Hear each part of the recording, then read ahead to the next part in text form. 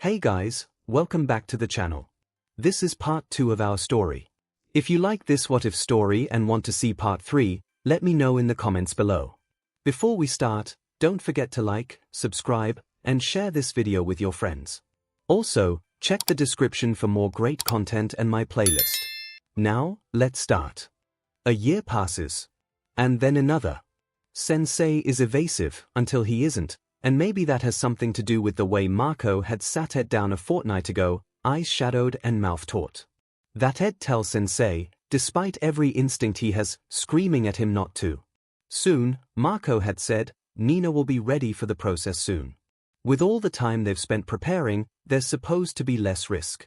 Less chance of something going wrong, but at the end of the day they're taking a little girl and turning every cell in her body inside out, ripping apart her DNA and stitching her back together as something else. Something different. She's innocent. She's seen so much and she's still innocent. Nina is only 7 after all, and that shows, in ways that hurt. Love is painful, after all. Ed twists the bracelet clasped around his wrist. They all have one, Nina, Nito and himself. Family bracelets, Nina had declared, when she'd presented them to the older boys.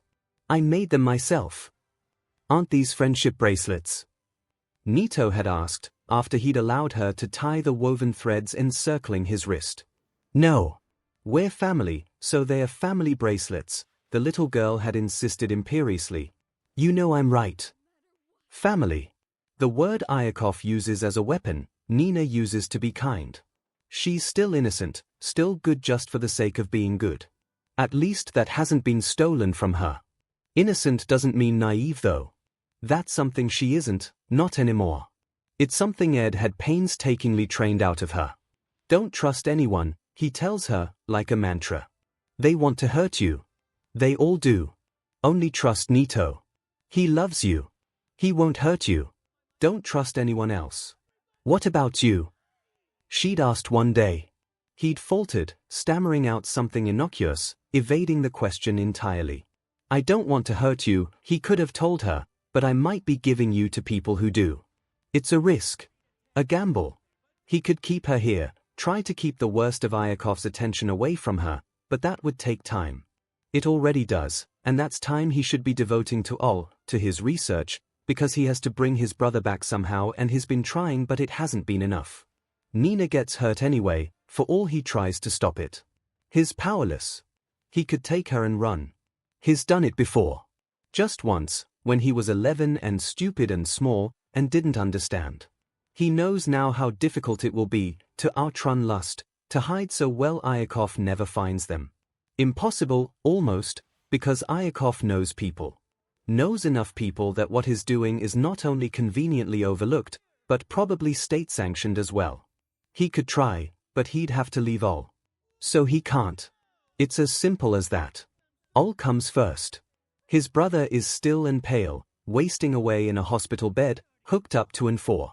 He's smaller than he used to be, skin paper thin, and every time Ed visits he can't help but feel another fragment of his hope wither away. After so long in a coma, his little brother looks a breath away from a corpse, and each day Ed steps into the small hospital room, with the cherry wood floor and cream walls, and feels as though he's doing so for the very first time. Today is no different. Ed's stomach twists as he pushes the door open. His breathing stutters, and for a moment it's as though he's had the wind knocked out of him. Ol isn't dead. He isn't. He makes his way stiffly to the bed, touching Ol's still hand gently. Hey Ol, he whispers, so softly that even if his brother were awake, he probably wouldn't hear him. Ed doesn't have a choice though, because the walls have ears. It doesn't matter really, either, because the only reply Ed ever gets is the sound of his brother's strained breathing. It sounds painful, and Ed's torn between hoping Ol is at least partially aware of his surroundings and hoping he can feel nothing at all. I think, Ed murmurs, his hands gripping the edge of the mattress painfully. I think I'm going to work with them. Are you sure, brother? Ol would ask, were he able to. His green-gold eyes would be bright with worry, his brow would be furrowed. Are you sure this is the right thing to do? I don't know, Ed's voice shakes slightly, before he seeks in a sharp breath and steadies himself. But I know she can't stay here, and at least with them she won't be sliced into pieces 3 days a week. Here, another tremble enters his voice, but this one is of anger. Ling had promised him that much. Ed tentatively trusts the older boy, man really, at this point, but more than then, he knows 𝐼𝐿. He knows Tucker. He knows that even after Nina's treatments have ended, even after she's been given her quirk, the pain won't stop. That the tests that leave her bloody and bleeding, until she's healed with Makoa's imperfect quirk, will likely continue. You could help her, 𝐼𝐿 had said to him that very morning, tone mild as he pressed a stifling palm to the top of Ed's head. What do you think, Edward? You could be the one to heal her wounds, one day. It was meant, Ed suspects, as encouragement. A reason to study harder, to learn more, for if Makoa's quirk can be considered imperfect, Ed's is downright faulty. Small scrapes are easy, paper cuts and abrasions. Ed can do that. It was the very first thing he'd learned as a small child, after rigid control, because there were people, other kids, who liked to cause all pain, and if Ed couldn't stop them, the least he could do was heal his brother. But Ed can't help Nina. Not in that way, because he isn't good enough yet. It's been years, and still he cannot heal major injuries. It requires too much intricate knowledge of an individual's physical structure, down to a cellular level. He doesn't know enough, he could hurt her, and he likely won't be good enough for years, or so Mako claims. Which means 𝐼𝐿 expects this to continue for at least that long. No reprieve, no way out. Nina is 7, and all she's ever been is an experiment, and if Ed doesn't do something, that's all she ever will be. He knows the feeling. He doesn't think about his own scars, or the operating table, or his uncle's unfettered curiosity regarding Ed's own quirk. He doesn't think about that, because he loses hours when he drifts, and he can't afford that. He doesn't have the time. In the hands of Sensei, Nina will have a better life. If only because there couldn't be one much worse than this, and, well, Ed made a deal. It's been a little more than a week since, but he can't help but replay the events over in his mind. Sensei spoke through a television screen, static blurring any visual Ed might have had of him. The scene wouldn't have been out of place in a horror movie, an abandoned bar in Camino Ward, walls decked with cobwebs and coated in enough dust that the air was thick with it. What had surprised him, more than anything, was the warp quirk user. Warp quirks are rare, and those who possess them make invaluable allies, especially in the criminal underworld. 𝐼𝐿 had mentioned once, offhandedly, how useful it would be to know someone with one. Now Ed does, but he certainly isn't telling. How can I know? Ed had asked, voice shaking. How can I know you won't do something worse? The static had buzzed, and he'd heard laughter, chilling of course, but tinged with what sounded like genuine amusement. You require proof of that. Sensei had murmured, words tinged with something cruelly mocking. Surely you know that is something I cannot provide you with. Ed did. But what he was looking for wasn't assurance, nor meaningless words. He'd been around 𝐼𝐿 long enough to know that helplessness wouldn't get him anywhere. Not in this world. I know, he'd told the man, brazenly, injecting as much false bravado into his tone as he could muster. In return for her safety, he stuttered, because what was he doing? It could probably be considered madness, but then, he'd never thought he was fully sane either. I'm willing to owe you a favor. Ling's grip on his shoulder tightened. The warp quirk user stared. Ed had ignored them both. A favor, Sensei had said thoughtfully. How interesting. 𝐼𝐿 has certainly made his mark on you, child. But what makes you think I won't simply order you to work for me? I assume that's what you're trying to avoid, or you wouldn't bother making such an offer in the first place. 𝐼𝐿. If Ed had any reservations about whether the two of them knew each other, they'd been obliterated with a single sentence. The favor would be willing, he'd told the man, quietly, I would do whatever you asked of me willingly. The implication being that if Sensei were to use blackmail, to threaten Nina's safety, her happiness, to use her against Ed in order to make him loyal, what he'd get would not be true loyalty. There would be no feeling of debt, just bitterness and resentment, and possibly, likely even, betrayal. But if Sensei were to care for Nina, keep her safe and happy, to give her more than what Ed is capable of giving her, for a single favor, Ed would readily carry out whatever task was asked of him. He'd stayed up countless nights, trying to figure something out that wouldn't get him killed or taken as some sort of hostage or something, and this was the best he could manage. He'd been expecting derision, or scorn, on some level. He'd hoped for success, and failing that a complete dismissal. What he got was none of those things. Sensei had laughed. "You are not so useful yet, boy," he'd said. "What could a 13-year-old child possibly hope to achieve that would benefit me?" Yet. The word choice hadn't been a mistake, Ed had known. A test, maybe, and his used to those. Used to the tilt of Iakov's head, and the small, pleased smile when Ed says the right thing. His powerless, right now, but, "I won't be 13 forever," Ed had replied. "Men many years older than you have proven themselves useless." "I won't be." "Oh." Sensei had chuckled. "Pity there's no proof, child. I will send someone to collect the girl, when the time is right. I'll have them bring you too. You'll work for me in exchange for her well-being." Ed stiffened. "No," he'd snapped, "because leaving Nina to the machinations of Sensei will be something he'll always regret. He knows he'll hate himself for it, and he'd known it then too, but abandoning all, such devotion to your brother," Sensei had said, and Ed couldn't help the sharp breath he drew, audible in the dusty quiet of the bar, because he wasn't supposed to know about all. "How unfortunate that you'll have to leave him." And that was when something inside of him, something already taut, stretched beyond measure, cracked, had snapped. "I'll never leave him," Ed snarled then, lunging forward a step, barely stopping himself from dusting what was nothing more than a television screen. "Never. I don't care who you are. I don't care what you want. I'll never leave him." Ed, Ling had dragged him swiftly back as he hissed, barely above a whisper. "Be careful." "I don't care," Ed repeated, jerking sharply away from the older boy. "I won't leave him. Not even for the girl. Don't you want her safe?" "You'll take her either way," he'd said steadily, ignoring the tightness in his chest, the heavy guilt in the pit of his stomach. "I won't abandon my brother. I can give a favor in exchange for Nina's safety, that's all. My life belongs to all. Because it does. It always has. Look after your brother, Edward," Dad had said 7 years ago, with a heavy hand on Ed's shoulder and grief in his golden eyes. "Promise me." "I promise," he'd whispered, and he hadn't understood what that meant back then. Now he does, though. Even back then, his father had known he wouldn't be enough. And Ed has to be, for all's sake. "Whoever is sent to retrieve her will have orders to bring you too," Sensei had finally said, after a silence that stretched just a little too long. There was a note of warning in his tone, but something else too. Something far too close to amusement for any sense of comfort on Ed's part. "You should know I have no need for favors from a servant of mine. I would, however, accept evading capture as evidence of your worth as an ally."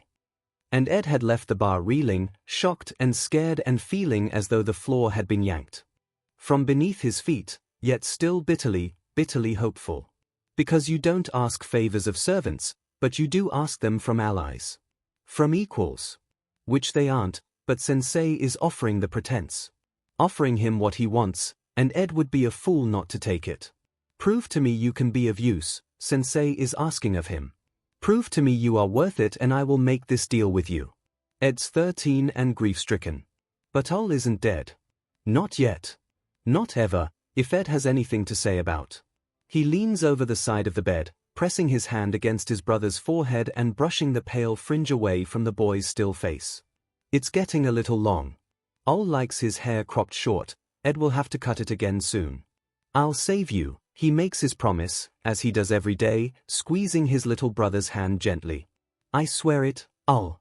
Even if I have to get stronger," he adds, because he will and quickly, if he wants to keep that promise. Ol would disagree, he knows, about all of this. He'd hate it. He'd probably hate Ed too, for putting him before Nina, for protecting someone with a foot and a half in the grave over a little girl. Had their positions been swayed, Ol would go with Nina to Sensei. That is the right thing to do, and Ol would do it because he's always been a hero. Something Ed isn't. "Am I being selfish?" he asks his brother. "I'm doing this for you, Ol." "I never asked you to," he thinks Ol would reply. "You're my brother," Ed whispers. "You're my brother." Ol would cry. Ed won't. I'm sorry, he says softly. But I have to. I'm so sorry, 𝐼. He seeks out 𝐒𝐽𝐽. Teach me how to fight. He grabs at their sleeve as they turn away. 𝐒𝐽𝐽, please. 𝐒𝐽𝐽 sneers, pulling free. Their eyes are a sharp, violent purple, and the look in them is nothing short of irate as they bite out, "Why should I?" And then a little more contemplatively, "And why do you even want to learn?" "I want to get stronger," Ed says honestly. There's suspicion in the teenager's gaze. "You've never cared about that before." Ed shrugs, turning his tired stare to the window. It's warm outside, the beginning of summer making itself known with blooming flowers and bursts of bright viridian. "𝐼𝐽𝐽 would like it," he says, which is true enough but not the reason he's asking. 𝐒𝐽𝐽, predictably, doesn't fall for this. "You've never cared about that before either," they say flatly. Ed presses his lips together. He's never cared what 𝐼𝐽𝐽 thinks of him any further than wanting to avoid the man's direct ire.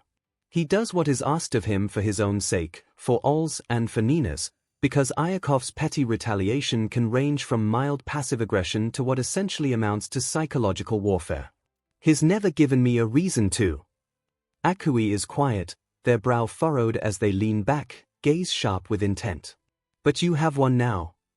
There's less annoyance in their tone now, replaced by something much closer to curiosity now the topic has swayed from Ed's insubordination to the merits of 𝐒𝐽𝐽's precious 𝐼𝐽𝐽-san. "Figures. No. You know, out of all of us I'd have thought you'd have the most reason to support what 𝐼𝐽𝐽-san is doing." Ed stiffens. "What's that supposed to mean?" "Your brother is quirkless." 𝐒𝐽𝐽's mouth tilts, as though they know something Ed doesn't, which they probably do, in all honesty. "When he wakes up, when he's moved back into society again, do you really think he'll side against the one man trying to change things?" The likelihood of that being 𝐒𝐽𝐽's own opinion, and not just parroted directly from one of 𝐼𝐽𝐽's lectures, is slim to none. Ed isn't worried, 𝐿's going to be a hero. The idea he'd work with someone so despicable as 𝐼𝐽𝐽 is laughable. That's not what catches his attention. When Ed closes the distance between them, latching onto 𝐒𝐽𝐽's arm again. "You said when he wakes up." "You?" He trails off, blood pounding in his veins, mouth suddenly dry. The air is stifling, and when he breathes it feels as though his lungs are clogged with something. Is lust. "You really do have a one-track mind," 𝐒𝐽𝐽 scoffs, but doesn't shake Ed off like last time, instead slipping a hand under each of Ed's arms, holding him steady. "No, she's not here. You're having a panic attack." A panic attack, Ed thinks faintly. He hasn't had one of those in a while. Something's going on. 𝐒𝐽𝐽 guides him to the floor, a hand pushing his head between his knees. "I should get 𝐼𝐽𝐽𝐽-san." "No," Ed spits, between rough gasps. "Don't." "I should," 𝐒𝐽𝐽 repeats coolly, "and I will. Unless you explain why you asked to learn how to fight before having a breakdown in the consecutive minute." Something's going on. What is it? Ed cringes. It's almost fair when they put it like that, but he can't tell the truth because that requires trust, and 𝐒𝐽𝐽 isn't trustworthy enough to even merit consideration. Ling would be the better choice to ask for something like this, except, well, the training he needs isn't something he could ever hide from 𝐼𝐽𝐽. Besides, 𝐒𝐽𝐽 is strong. They're tall, almost as tall as 𝐼𝐽𝐽 now, and Ed's seen the way they spar with lust. They never win, but who could, against someone like lust? Just holding your own is enough, with someone like her. "Would you like to try?" She'd asked Ed one day, after soundly beating 𝐒𝐽𝐽 into the ground. It would be a useful skill to have. "No, thank you," Ed had replied curtly, nose deep in a medical textbook. What use does a doctor have for brawling? At least, that was what he'd thought at the time. He was going to save all with science, after all, he didn't need brute force. He'd been stupid. The world just doesn't work like that. Soft power only goes so far and violence is always the answer, in the end. "Say something, kid," 𝐒𝐽𝐽 snaps, their grip turning painful as they stare down at him. "Why shouldn't I tell 𝐼𝐽𝐽𝐽-san?" Ed lets out a shaky breath. Just wait a moment," he swallows heavily, grimacing at the strangled sound his throat makes. You can tell him, but... Don't mention that I panicked," Ed pleads. He'll ask too many questions, and Too many questions, and I thought that maybe you could tell him the fighting thing was your idea. 𝐒𝐽's expression is nothing short of incredulous. Why would I agree to that? Their eyes are wide with horror-turned rage. And how do you know I won't tell him all about this too? Are you stupid? Not stupid, Ed disagrees. It'd be stupid of you not to agree. He'll think that you managed to convince me to fight. Lust couldn't even do that. 𝐒𝐽 scoffs derisively. You wouldn't have to explain yourself if it were my idea, they sound put out. You've thought this through. Yeah, Ed says softly. 𝐒𝐽's eyes close, their expression warring between exhaustion and something that might even be worry. I don't have a clue what you're doing, they mutter lowly. But I hope for your sake that you do. 𝐒𝐽 isn't kind and he won't be to you if you betray him. Ed's heart stutters in his chest. I don't know, 𝐒𝐽 continues severely. So I can't tell him anything.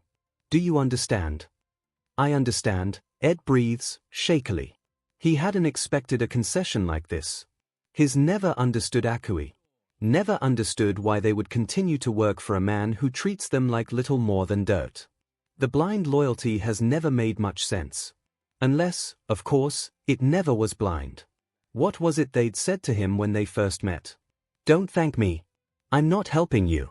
Just because someone is showing kindness, it doesn't mean they're trying to help you. Unless their loyalty was never really to 𝐒𝐽 in the first place. Not for the first time Ed wonders what it is that ties these people together. Why 𝐒𝐽? Why Lust? Why Tucker? Why 𝐒𝐽? What do any of them really want? Ed's never figured it out, and in a place where people value their secrets more than their own safety, he doesn't know if he ever will. 𝐒𝐽 hoists him to his feet, gaze heavy, and for a moment Ed can't help but feel like they know exactly what he's thinking. I'll talk to him now, they say, nails biting into Ed's arms. But I'm doing it alone. It'll be less suspicious that way, and as we've just established, you can't act for SHT. Or they just want to be able to tattle on Ed without him knowing about it. I'm going with you, he snaps, pulling away forcefully. You just want to snitch. 𝐒𝐽 holds firm. I won't, they say calmly. You're going to have to learn to trust me, you know, if you want me to teach you how to fight. There's just 3 years between the two of them, but Ed is only 13, barely on the cusp of puberty, still small. 𝐒𝐽 is 16 and strong. Almost a grown-up, just half a head below 𝐒𝐽 in height, and rapidly catching up. The point is, Ed doesn't stand a chance against them. If 𝐒𝐽 really wants to go alone, it's not like he'll be able to stop them. You have to promise, he insists, widening his eyes the way Nina does, holding up his pinky finger and feeling like an idiot. Promise you won't tell. 𝐒𝐽 blinks once, twice, before a smirk begins to tug at the corners of their mouth. It's not the worst expression Ed has seen on their face. They look almost amused. A pinky promise. Really? Just do it, Ed scowls, but quickly turns it into a pout when 𝐒𝐽's stare sharpens.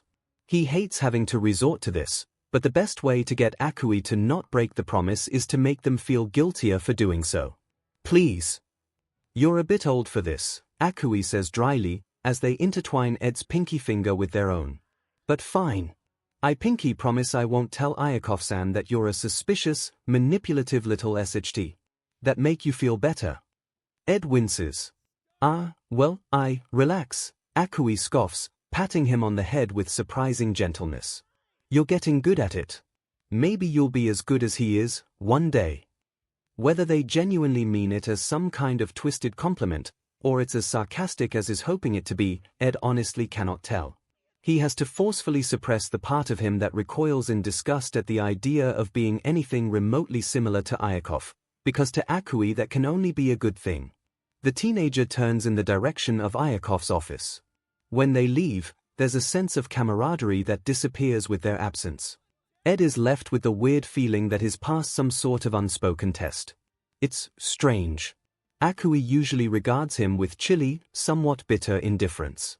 Something was different, just now, though Ed can't pinpoint what exactly happened to make it that way. It feels almost like before, the way things used to be, when Ed was still 11 and frightened and lonely, and 𝐒𝐽 still wanted to look after him. They haven't been this gentle with him in a long time. Ed closes his eyes, gasps raggedly and panics. The door to 𝐒𝐻𝐽𝐽's study is ajar, a faint beam of light angling across the shadowed hallway and walking up the adjacent wall. Occasionally, the beam will flicker, accompanied by the tap, tap, tap of footsteps on cherrywood floors. Someone is pacing.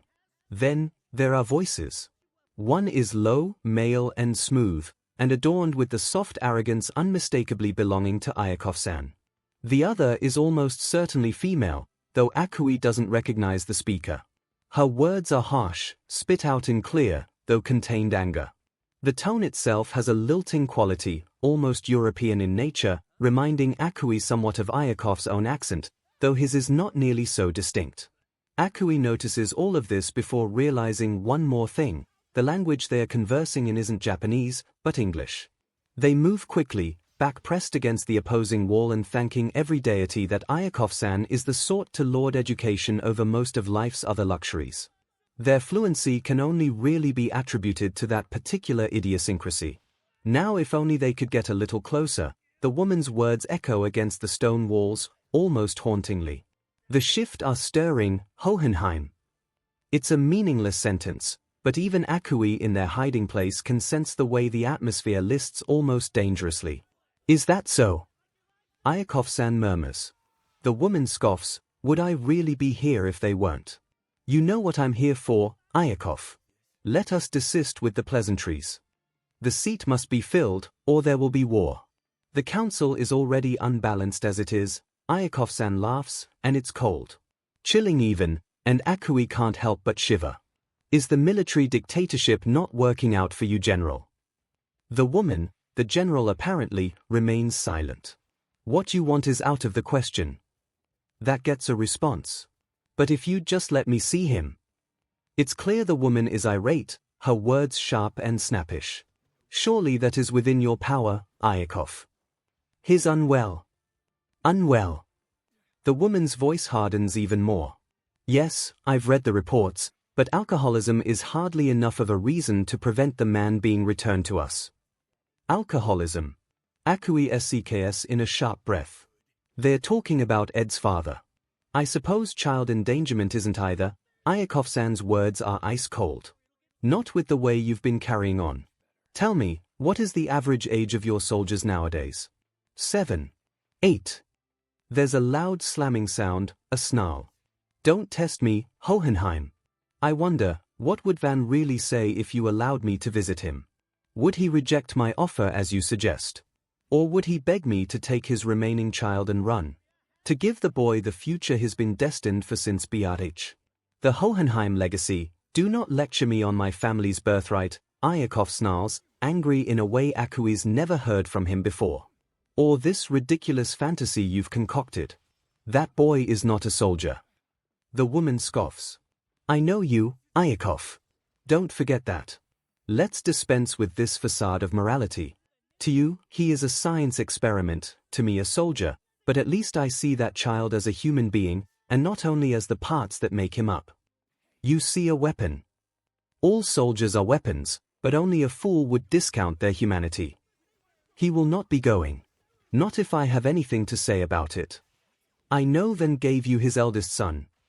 There's a strangled sound, and then, nothing.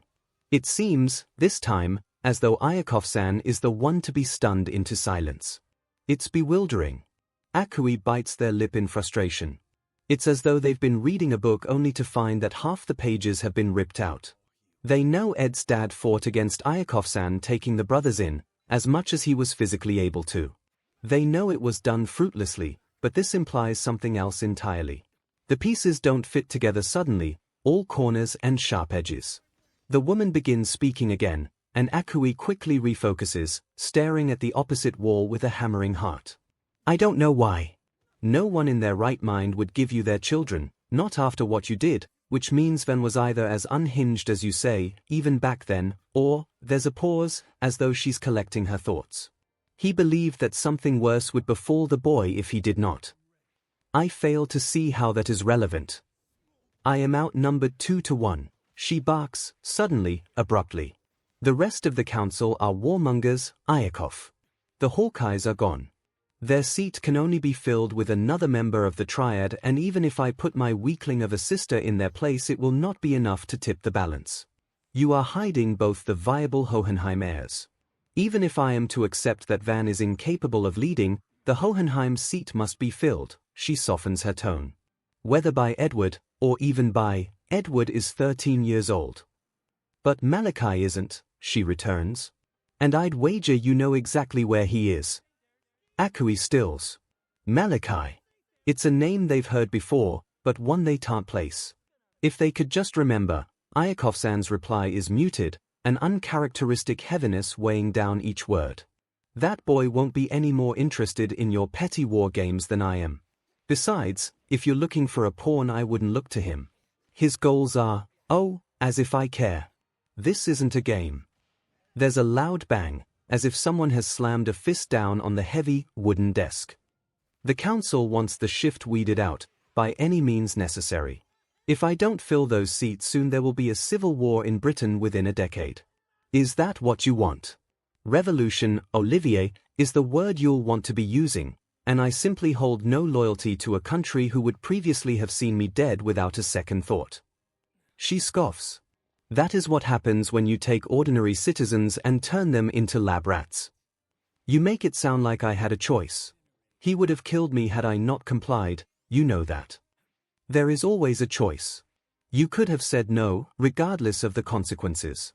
You left us with a mess. A mess we're still cleaning up. The monster you ran from, you and Van both, is he still a danger to my citizens? Right now? No. That particular problem has relocated. You mean it followed you? 𝐼𝐽𝐽 is silent. This secrecy will be the death of all of us. Her laugh is cold. God, you deserve each other. You're a pair of imbeciles. I'm surprised you made it this far, to be honest, with how careless you've been.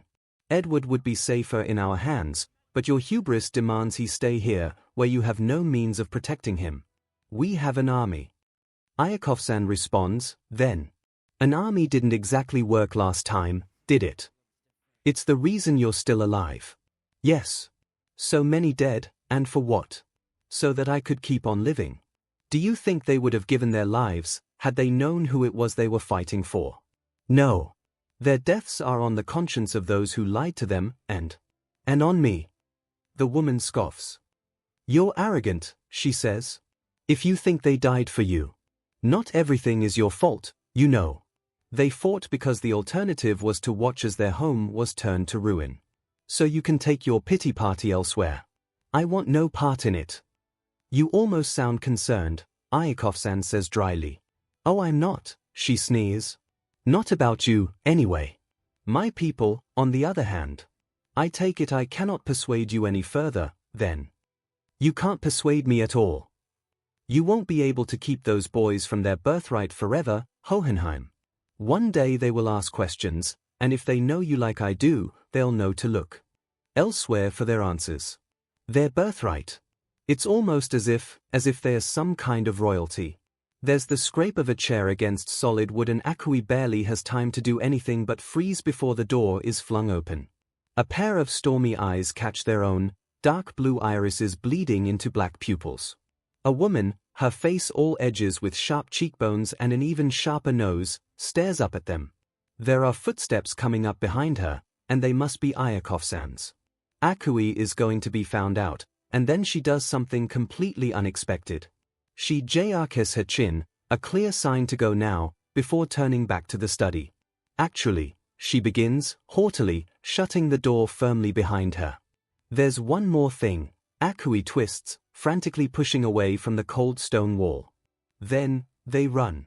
Talk to him yourself, 𝐒𝐽𝐽 had murmured, eyes low to the ground, avoiding Ed's gaze entirely. It would be better if you do it. What happened? Nothing. Nothing. Ed doesn't believe that for a second. They hadn't even been able to look him in the eye, head bowed and shoulders heavy. They'd been scared, for sure, but there was something else there too. Confusion, maybe. But not quite. Something more. Whatever did happen, he can't count on 𝐒𝐽𝐽 now. He presses his hands to his forehead and counts his breaths. In, out. In, out. He trails his fingertips over the rough walls, grounding himself. The door to 𝐒𝐿ric's study looms over him, foreboding just for what it represents, and he hovers a moment, daunted, before twisting the handle. The hinges creak as he pushes his way into the room. 𝐒𝐿ric's eyes meet his own. They are bright gold. The same shade he sees in the mirror every day stares back at him. We have the same eyes, Ed thinks numbly, we're the same. 𝐒𝐿ric is going to teach me how to fight, he tells the man. I want to be stronger. 𝐒𝐿ric stills. His brows raise and then furrow, his lips purse. Why? He asks, and it's as though he's staring into Ed's very soul. Why do you want that, Edward? You know I'll never let you come to any harm. This is a test. He wants Ed to learn how to defend himself. He has for years, and Ed has always refused. Partly out of spite, and partly because all comes first. Because time spent away from his research is wasting what little opportunity he has left to bring his brother back from the edge of death. One day, Ed says honestly, there will be people who want to hurt my brother for what he is. When I bring him back he'll be alive, but he won't be safe. And isn't that the truth? Maybe there's more to it. Ed's hand has been forced, after all, and right now he has no choice but to get stronger, but really, defending 𝐿 is all he's ever done. It's what he's lived for, breathed for. 𝐒𝐿ric tilts his head. So you agree, he says thoughtfully. There's something wrong with the world. Why are you so against fixing it then? You don't want to fix it, Ed replies immediately. You don't care about fixing things. You just think you know better than everyone else. When have I ever said that? 𝐒�ric asks mildly. There's an evil in the world that I have taken it upon myself to purge. He frowns slightly. Edward, have you considered that we do not, in fact, longing different things? You say that, Ed says shakily. But we do. You know I want Nina safe. All safe. This isn't safe. Not for them. 𝐒�ric's expression blanks. Let's say you do heal your brother, the man says after a moment. What then? Do you plan to carry him on your back for the rest of your life in this wretched society? You want the strength to do just that, but do you think he'll let you? And something snaps. What do you care? Ed barks, rising to his feet, sudden fury washing over him. I'll do whatever it takes to keep him safe. From everything. From you. You won't even tell me why you're hurting him. It's been years and you won't tell me. I am aware of how far you'll go. 𝐒�ric's tone is deceptively mild, his eyes narrowing to slits as his stare sharpens. I am a brother myself. That does it. Don't lie, Ed snarls, anger coursing through his veins. You've never cared about my father. Don't make assumptions, child. I'm not a child. I hate you. I hate. The slap echoes around the room. 𝐒�ric is on his feet, hand raised and eyes wide with horror. Ed holds a hand to his cheek. His eyes are smarting from the pain, tears pricking at the corners of his vision. You're the same, he whispers, a wide smile spreading across his face. He starts to laugh, mirth overtaking him as he falls back into his chair, body shaking uncontrollably. You're the same as him. There's a long, heavy silence, broken only by Ed's gasps. 𝐒�ric remains frozen, his hand hovering as he stares at Ed's heaving form. When he finally lowers it, there's a level of contriteness in the action. Like he's sorry. Like he hadn't meant to hit him, and it's funny because Daddy was exactly the same, in the end. Maybe Ed really does ask for it. Maybe he even invites it.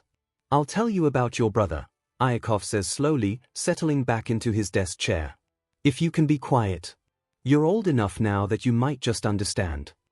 Understand, Ed repeats, when he's calm enough to speak. Understand what?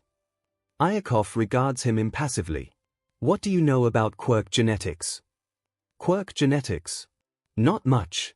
Quirks have nothing to do with 𝐿 after all, and beyond what his own power might do for his little brother, Ed has never been particularly interested in the workings of them. 𝐿 doesn't have one. 𝐿 doesn't need one. They're not important. What does this have to do with my brother? Ed asks impatiently. He's quirkless. 𝐒�ric folds his hands together. Everything, he says softly. Because he isn't. And the world grinds to a halt. A common misconception, 𝐼𝐺𝐽 tells him. Most assume that there's only one gene responsible for the manifestation of the quirk, but there are actually two. Here, he picks up an errant pencil, drawing a line down the center of the page and marking each segment as A and B respectively, a simplified concept, obviously, but I think for now. He trails off, and Ed can see his father, bent over a newspaper, pen in hand, intelligence clear behind his golden eyes, on the rare days he managed to stay sober. 𝐼𝐺𝐽 appraises Ed, his gaze considering as he says, "How much do you know about Mendelian genetics?" "Some," Ed admits, cautiously. "I've never actually been taught it, but I've read about it before." 𝐼𝐺𝐽 nods and begins sketching a table in the column marked with A. This represents the gene determining whether or not a person will be born quirked or quirkless, he says. The uppercase letter here, he taps the end of his pen on the letter in question, denotes the DMNT allele, and the lowercase letter denotes the recessive allele. This particular gene is what you might call the on SWCH for quirks, sometimes called the plus alpha effect, and of course, its proper name is the alpha gene. In essence, the DMNT allele allows use of the quirk factor, and the recessive allele blocks this use. B denotes the second gene, gene beta, which determines the characteristics of a quirk. In all my years as a geneticist, I have not yet met an individual born without gene beta. Their quirklessness is determined by their lack of the alpha gene. The physical dissimilarities between quirked and quirkless individuals, like the extra toe joint or the appendix, are thought to be the result of the absence or the inactive state of gene alpha. To that end, it is thought that something within the active state of the gene is responsible for the evolutionary changes of the body. Ed stares at the diagram. Something is wrong.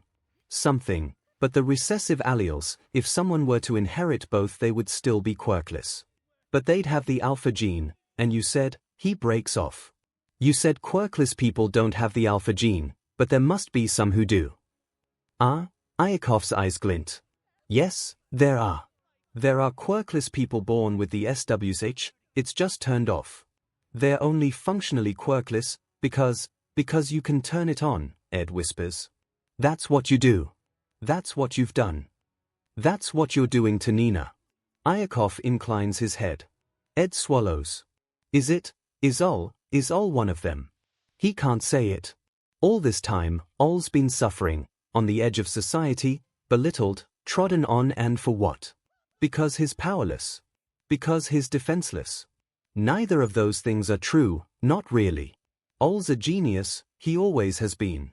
He doesn't need a quirk for that.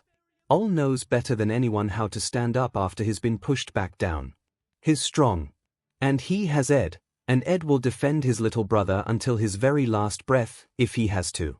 Your brother has gene alpha, 𝐼𝐺𝐽 confirms. He has a quirk, or the potential for one, anyway. It doesn't matter. It doesn't matter if 𝐻 is quirkless or just more or less quirkless. They'll hurt him just the same. Is that why you're cutting him open? Ed asks dully. To give him a quirk. His uncle's eyebrows furrow. You think so? He asks mildly. What use would I have for a comatose child, Edward, quirked or not? Then why? Ed's voice cracks and he clamps his mouth tightly shut. People like 𝐻 are rare, 𝐼𝐺𝐽 says softly. Very rare in fact, though they are becoming increasingly more common. It's an interesting phenomenon, you see. As those who are truly quirkless are dying out, children like Alphonse are being born at an accelerated rate. I do have a theory about why this is happening, but, perhaps a discussion for another time. In every case I've come across, these individuals, or should I say, their quirks have had the potential to be some of the most powerful I've ever seen, he sighs, tapping his fingers on the desk in a quiet drum. Originally, there never seemed to be a hereditary link. I never had any reason to believe there was, up until now at least. But, Ed whispers shakily. What's changed? As if he doesn't already know. Patterns began to emerge. Parent and child with gene alpha but no quirks to speak of. And then, I found out about your brother. These quirks. I've figured out how to unlock them, so to speak. I call them limitless quirks, because, well, they don't have limits. Not the way a regular quirk would, like yours, for example. Quirks like 𝐿 and lusts. Alphonse has this potential, and I did too. Did, but not anymore. Ed blinks, feeling as though he dare not ask. He raises his questioning gaze, meeting his uncle's own. 𝐒𝐽𝐽 smiles, and it's colder suddenly, as though the temperature of the room has dropped in the space of seconds. The quirk I unlocked, my quirk, it came with some unfortunate drawbacks. So I gave it away. But you said they were limitless. Ed whispers tremulously. They are, 𝐒𝐽𝐽 agrees softly. But there were still drawbacks. There was too much power and I couldn't. His expression sours. I couldn't control it. Ed thinks of gluttony. Him too, it would seem. Too much power without a limit. Gluttony is locked away because he's a danger to the others around him, but 𝐒𝐽𝐽 was the one who made him that way. Then why did you? Ed asks. Why did you give it to someone? I didn't want it. They did. It was that simple. But oh, Ed presses, the pieces slotting together in a nauseating way. What does all have to do with this? With any of this? Even if he has the potential for a quirk like that, he's comatose. He can't use it. But you're still hurting him, and I don't understand. Because, 𝐒𝐽𝐽 tells him. Alphonse has potential beyond anything I've ever seen. His quirk, he could do it. Destroy everything and rebuild it the right way, if he wanted. I want that. I want his quirk. To create a replica I have to study it in depth, the way his body works, every cell, every part of him. Surely you understand the importance of this process. If I succeed, I'll be able to achieve my goal. Make the world as it should be, instead of how it is. So for research. You're using him for research, you sick man. If all were here with him, Ed might have said that. He's never forgotten the way he feels with his brother at his side. He's just a little bit braver, a little more confident. They look after each other, all and him. Those were the days. He doesn't say it. He shuts up, digging his nails into his palms as he glares daggers at the man in front of him. Yelling won't help. He has to contain himself. But 𝐒𝐽𝐽 doesn't smirk. His self-satisfaction has faded, though the intensity is still there, still focused, still discomforting. Is that the part that upsets you? He asks, arching a brow. You seem far more concerned with my use of your brother than my reasons for doing so. Ed wants to cry. You can't see it, 𝐒𝐽𝐽's voice is regretful. Perhaps you are too young to understand this. There's no cost high enough for what I must achieve. Our pain, this is a sacrifice we must make for the good of everyone. Nothing is worth all's pain. Nothing. Think on what I've said, 𝐒𝐽𝐽 says quietly. I'll admit, I'm pleasantly surprised by your willingness to learn from 𝐒𝐽𝐽. I'm glad you two are getting along. Ed doesn't reply. There's nothing to say. He stands, making his way to the door and wrenching it open. You're wrong, he whispers, closing his eyes against the sheen of tears threatening to fall. You're wrong.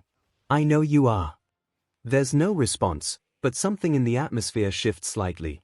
As though 𝐒𝐽𝐽 understands, as though he's heard him. Ed steps forward and the door swings shut. All isn't a sacrifice, he says, to the walls of the stone hallway. Never. Never.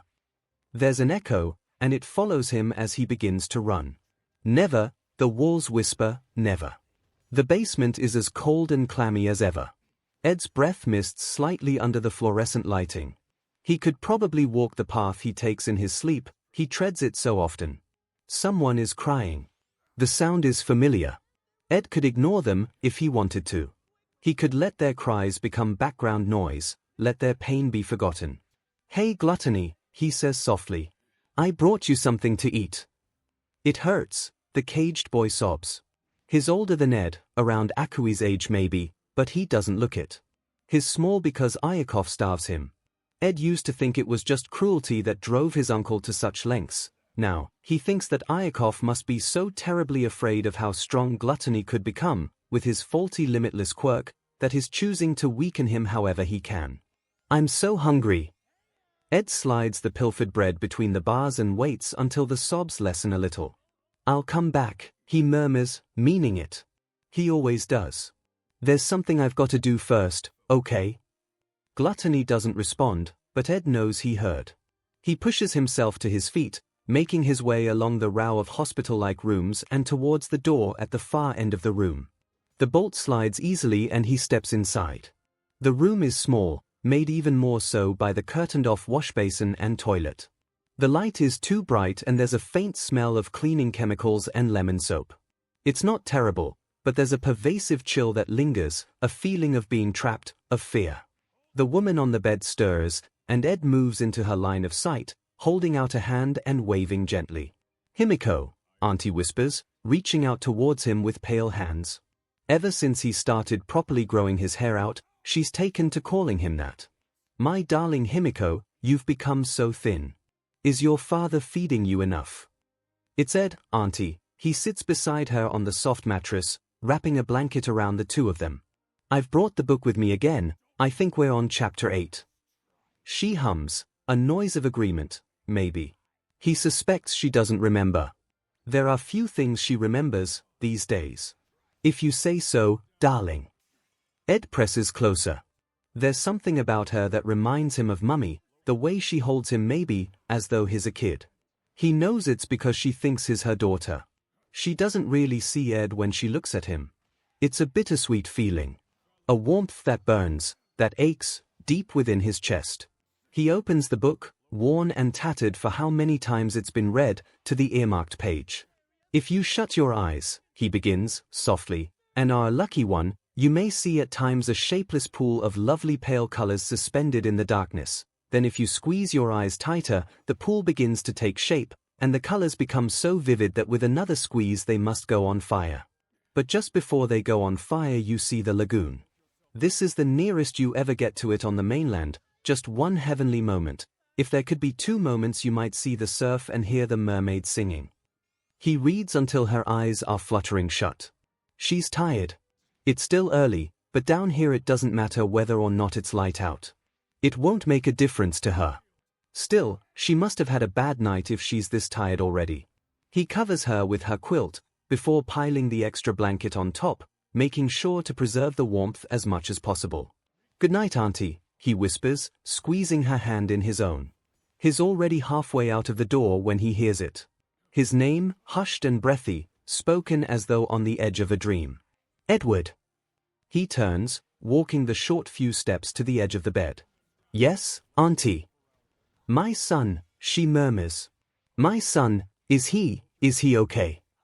Ed closes his eyes against the crushing wave of guilt. "He's okay," he whispers, quieter than before, because the walls have ears. "He's okay, I promise. I'm making sure. I won't let anything happen to him.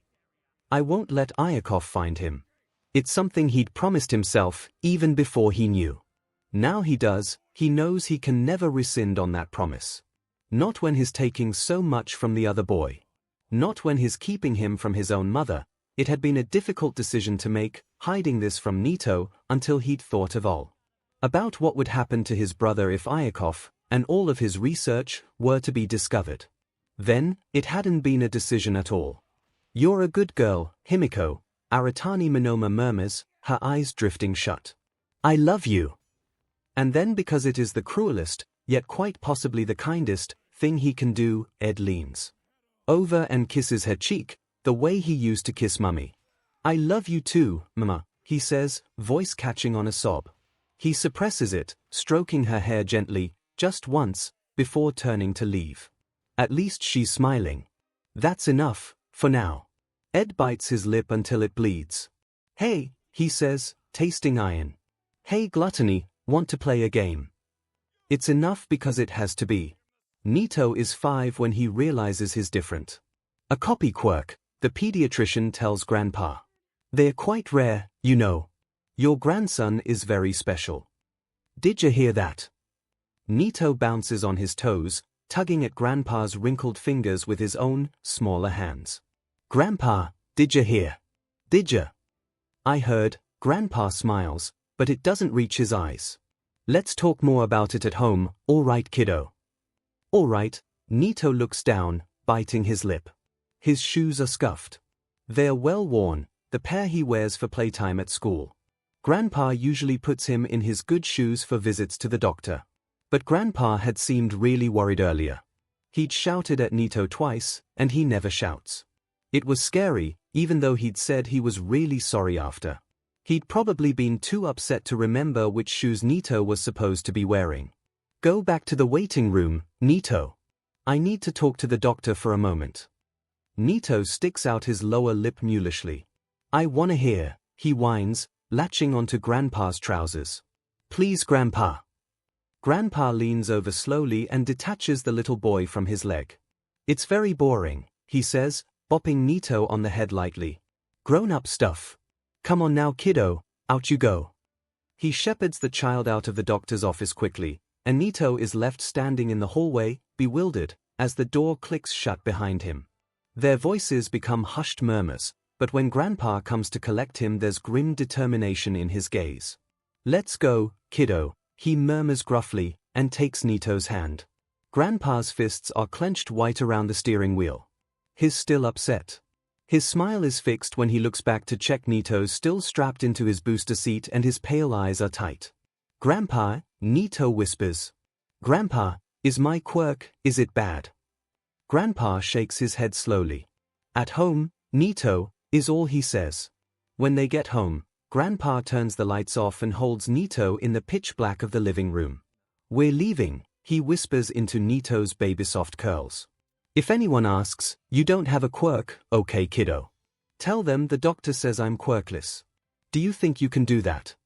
Being 5, 𝐿𝐼 doesn't understand what Grandpa is truly asking him to do. He doesn't understand yet, but he will eventually. He doesn't understand the tears in Grandpa's eyes or the deep-set lines in his forehead. Okay, he whispers, snuggling further into the thick wool of Grandpa's sweater. Don't cry, Grandpa, I won't tell. Promise. Grandpa's breath hitches.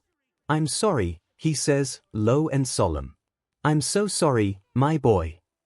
They pack up into the night. 𝐿𝐼 falls asleep on the worn couch and wakes to a house far too empty to be his. It looks the same, but something about it seems so different, so wrong. The moving van is old and tired-looking, and the driver rude and impatient. Grandpa's old. He struggles to pick up the boxes to load them into the van, but the driver doesn't help. 𝐿𝐼 tries to help, but is not much use really. The boxes are so heavy, and he can't keep his hands from slipping as he tries to drag them over the gravel drive. Still, Grandpa's eyes are soft as he takes 𝐿𝐼 away to sit in the back of the car. Thank you, little man, he says. His face creases even more when he smiles. This is grown-up work though, so why don't you rest a little before we go? It's a long drive. 𝐿𝐼 curls up on the worn fabric seats. He can hear the van driver's irate tone and his grandfather's own patient one. Their words are muffled through the car door and he closes his eyes, the rise and fall of their voices lulling him into something resembling sleep. When he wakes, the house is no longer in sight. 𝐿𝐼 Monoma becomes 𝐿𝐼 Takahashi. It's one of the most common family names in Japan. Like looking for a needle in a haystack, Grandpa says.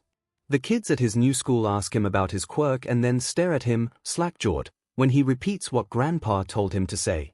You mean you don't have one? A little girl with yarn for hair whispers, reaching out to poke his arm with her stubby little finger. At all. Not just waiting for one. Really quirkless. That's weird, a boy says bluntly. He looks a little like the girl, but his hair is fluffy, like cotton wool. 𝐿𝐼 blinks in confusion. Some of the other kids still haven't manifested their quirks yet. He says this. It's like that, but forever, he tells them imperiously. It's not weird, he shoots a nasty look towards the boy who had said that. You're weird if you think it is, 'cause then you're wrong. I'm not weird. The boy shrieks, his fists clenching. You don't have a quirk so you are. Kato's right, another girl states. It's weird. She's the oldest in the class and the tallest too, and she can create light with her palms. My mama says it's okay to be weird, though. At this, Kato pauses, his head tilting to the side. I dunno, well, I like 𝐿𝐼, the girl who poked him reaches out and latches onto his side. He thinks her name might be Tamako. She glances around, lowering her voice. Do you really have an All Might book bag? He does, and it's limited edition. Grandpa says that means it's really cool. 𝐻𝐻, nods emphatically. You wanna see? I wanna see. 𝐭𝐞𝐲 demands immediately, and his grin is bright as he meets 𝐻𝐻's eyes. And I don't think you're weird. Course, 𝐻𝐻 scoffs. 'Cause I'm not. Let's go. I wanna play tag. It doesn't last. Not forever. 𝐻𝐻 is 9 when 𝐭𝐞𝐲 turns on him. It isn't long before he loses Tamako too. They don't hurt him. They just stop talking to him, one day. They stop playing with him at break time, stop eating lunch with him. At first, it's just 𝐭𝐞𝐲, and when he tries to get his sister to follow, she sticks her tongue out and tells him to get lost, but then, one day, he sees the twins' mother shoot him a dark look when she comes to collect her children from the school playground. The next morning, Tamako won't even look him in the eye. They don't hurt him. He doesn't know if it's because there's some lingering feelings of friendship there, or if it's just not in their nature. They don't hurt him, they just ignore him. It still hurts though. It burns, hot and heavy in his stomach, and his eyes fill with angry tears. They don't hurt him, but 𝐻𝐻 is alone.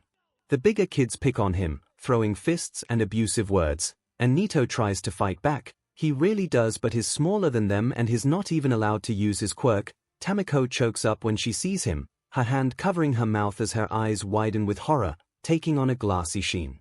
Her lips tremble and her tiny hands clench into fists and she opens her mouth, but she doesn't say anything. She doesn't say anything. He stumbles home.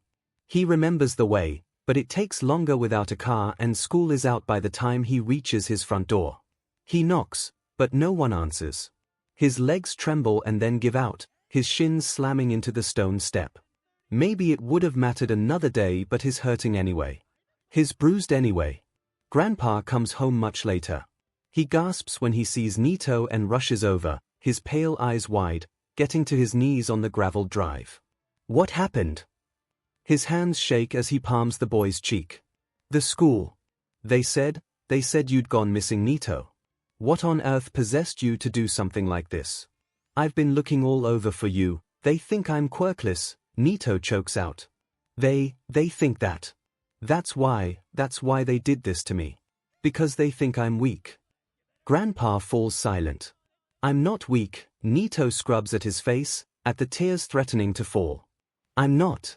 Even if I was quirkless, I wouldn't be. They look just as bad as me, you know. I did that without a quirk, Grandpa. Can you imagine what I could do if I could just use it? Kid, Grandpa's voice is hoarse, with sorrow and with something else. There are things you don't understand. You could be in danger. Your quirk, it's so special, but, he trails off and his eyes close.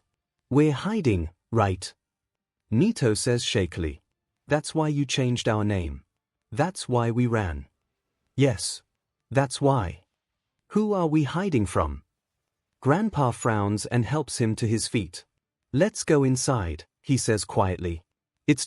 We're too exposed out here. Come on, kiddo.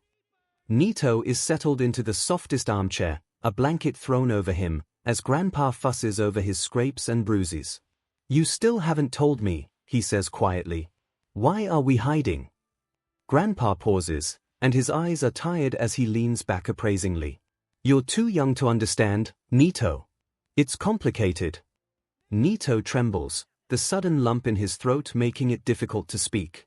You're making me lie, he chokes out, angrily. I deserve to know. You're only 9, I won't do it anymore, 𝐻𝐻 whispers, clutching the blanket with white-knuckled fists. I won't lie anymore. I'll show them my quirk, Grandpa. Grandpa stares, and there's horror in his expression, and anger, and then, regret. I'm so sorry, he whispers, the corners of his wrinkled mouth turning down. I'm so sorry, my boy. And it's almost the same. Grandpa sounds the way he did when 𝐻𝐻 was 5, when he'd held the boy and just cried. It was your mother, Grandpa says, and 𝐻𝐻 stills. Because Grandpa never talks about her. When you were a tiny baby, Grandpa murmurs. Weeks old, she came to my house and she left you with me. She thought you wouldn't be safe with her and your father. My father? 𝐼𝐻 whispers. Grandpa never talks about him either. I only met the man once, Grandpa says. You look a lot like him, you know. Except, your eyes. You have your mother's eyes. 𝐼𝐻 presses a fist against his chest. It's aching. He hadn't known. What happened? He asks shakily. Why only once? I don't know, Grandpa says roughly. Your mother, my little Aratani, she stopped talking to me. They moved, I think, though I don't know where. It was 2 years later when she finally came back to me, and she was scared, 𝐻𝐻. She begged me to take you, to hide you, to lie if you ever developed a quirk like hers. She signed away guardianship that night. There are tears in his eyes. I asked her to stay, told her I'd hide you both, but she said he'd find her, that he'd come looking, that you were safer apart. I had no choice but to believe her. She was so distraught, so frightened. Was it my father? 𝐻𝐻 whispers. Did he? I can't be sure, Grandpa says grimly. But who else could it have been? 𝐻𝐻 swallows. Where is she now? He asks, because in all this not once has Grandpa mentioned anything about that, and 𝐻𝐻 had always assumed that. Dead. She's dead, child, Grandpa says softly. Your mother is dead. 𝐻𝐻 closes his eyes. I don't want to hide anymore. It isn't safe, we can't hide forever, Grandpa, 𝐻𝐻 replies, pushing the blanket away and watching it spill onto the living room carpet. You know, I think I know what I want to do when I grow up. Grandpa lets out a gusty breath. 𝐻𝐻, I'm gonna be a hero, 𝐻𝐻 tells him. I'm gonna be a hero and everyone is going to know who I am. I'm gonna be strong, Grandpa. Let him come. He won't be able to take me, I promise. I'll protect you and I'll make him tell me what he did to Mum. He stands, staring down at his grandfather's lined, withered old face. Let me show them, he whispers. Let me show them my quirk, Grandpa. Let me show them how it feels. And Grandpa just stares. Stares at his scratched arms and legs, and the pattern of black and blue coloring his limbs, at his swollen jaw and bruised cheekbone. All right, he says tiredly. If that's what you want. 𝐻𝐻 holds his bully's firecracker quirk aloft in his hand and laughs. When he turns 11 they move again, and when they do 𝐻𝐻 takes back his name. They move back to their old house, and he'd forgotten just how much it feels like home. Grandpa looks wary. He looks scared. 𝐻𝐻 understands. He really does, but he doesn't want to be scared. He doesn't want to be afraid of a nameless bogeyman, and Grandpa wouldn't tell him his father's name, no matter how much he asked. Perhaps he's afraid that 𝐻𝐻 might go looking for the man if he knew. 𝐻𝐻 isn't entirely sure he wouldn't. Grandpa hadn't wanted to give up their anonymity, but he'd acquiesced in the end. I can't go to UA with a fake name, 𝐻𝐻 had argued. What if they find out? I'd look like a villain. You're right, his grandfather had whispered. Of course you're right. So now, 𝐻𝐻 has his mother's eyes and her name too. He's told he looks like his father, and he has to force himself to look in the mirror at times, for he finds that he hates. He hates and he wonders. Does his father have the same nose? Does his jaw slant in the same way? Are his cheekbones just as pronounced? Does his hair also part a little to the left? He wonders. If his father's eyes aren't blue, what color are they? He never asks Grandpa, because he's learned to hate the flinty look in the old man's eyes at the mention of that man. It's funny. 𝐻𝐻 is still bullied at his new school. He's still isolated, but it's nowhere near as bad as it had been when the kids at school thought he was quirkless. He feels a deep sense of empathy towards those who truly don't have a quirk, because he knows what it's like. He's lived it. But he also knows he can't ever understand completely, because when it all got too much he was able to stop pretending, but they can never stop living in a world that sees them as lesser. People are afraid of 𝐻𝐻 for his villainous quirk, his quirk that takes and steals from those with the truly heroic quirks, but at least they don't see him as subhuman. It's a cold comfort. Because for all of his bluster, he's still apprehensive, sometimes. Sometimes, other kids like to hurt him. Because they are heroes, and to them, 𝐻𝐻 is a villain.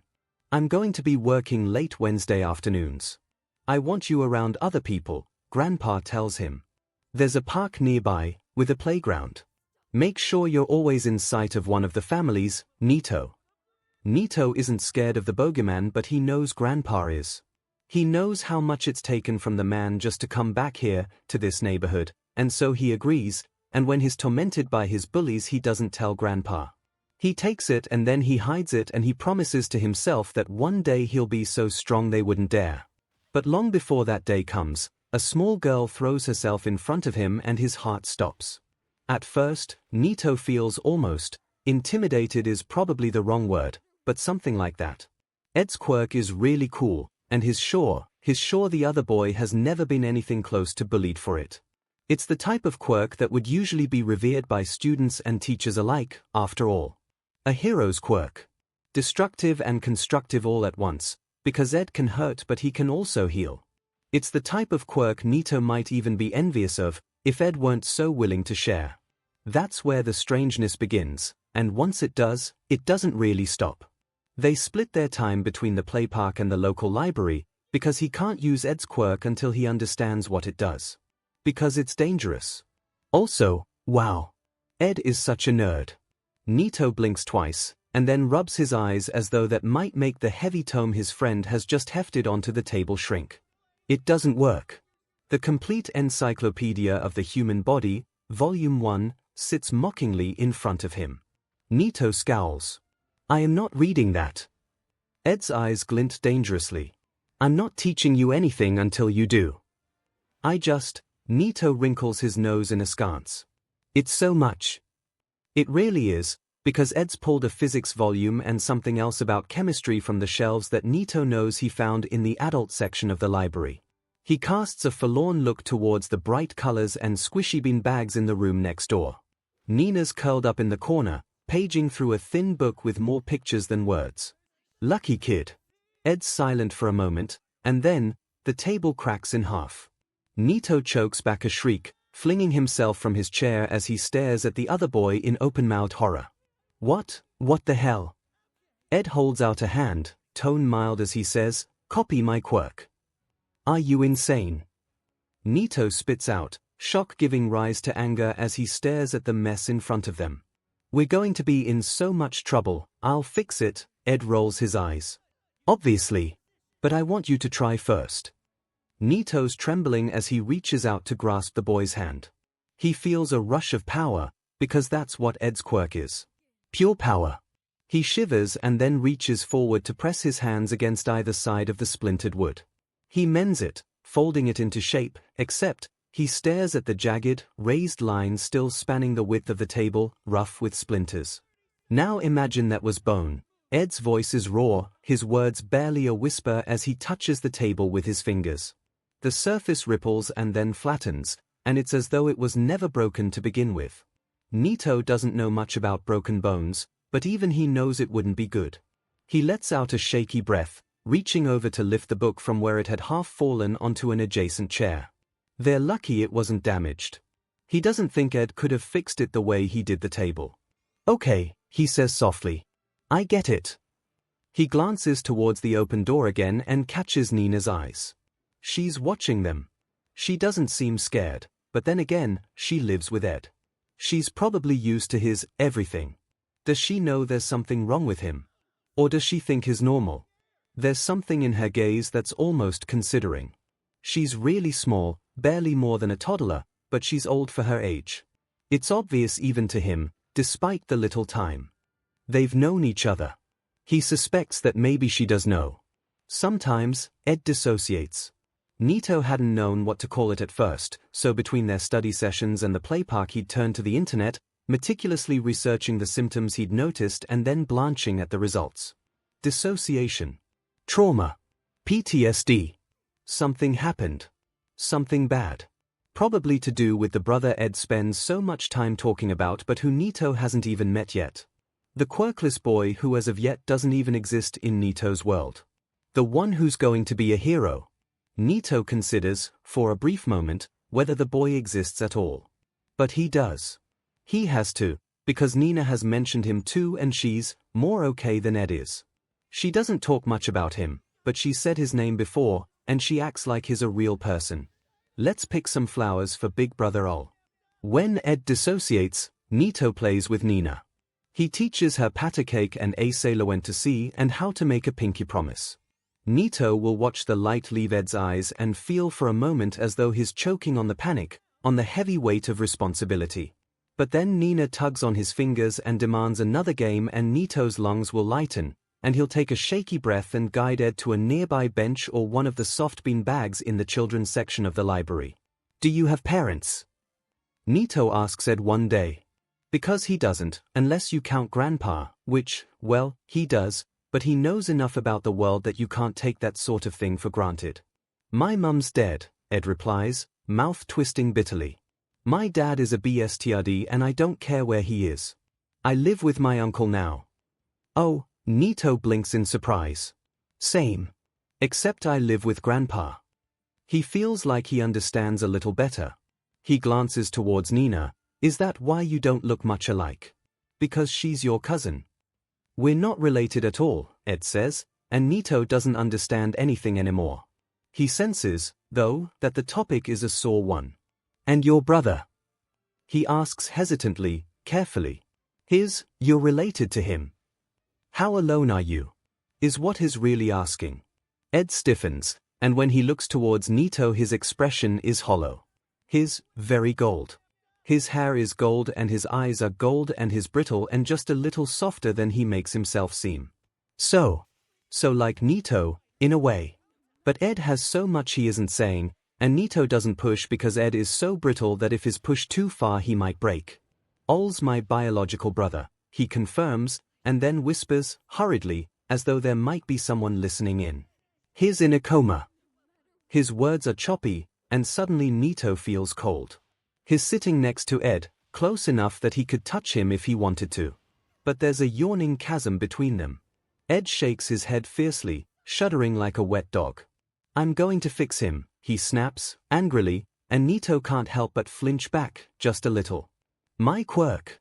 I can do it, you know. I will.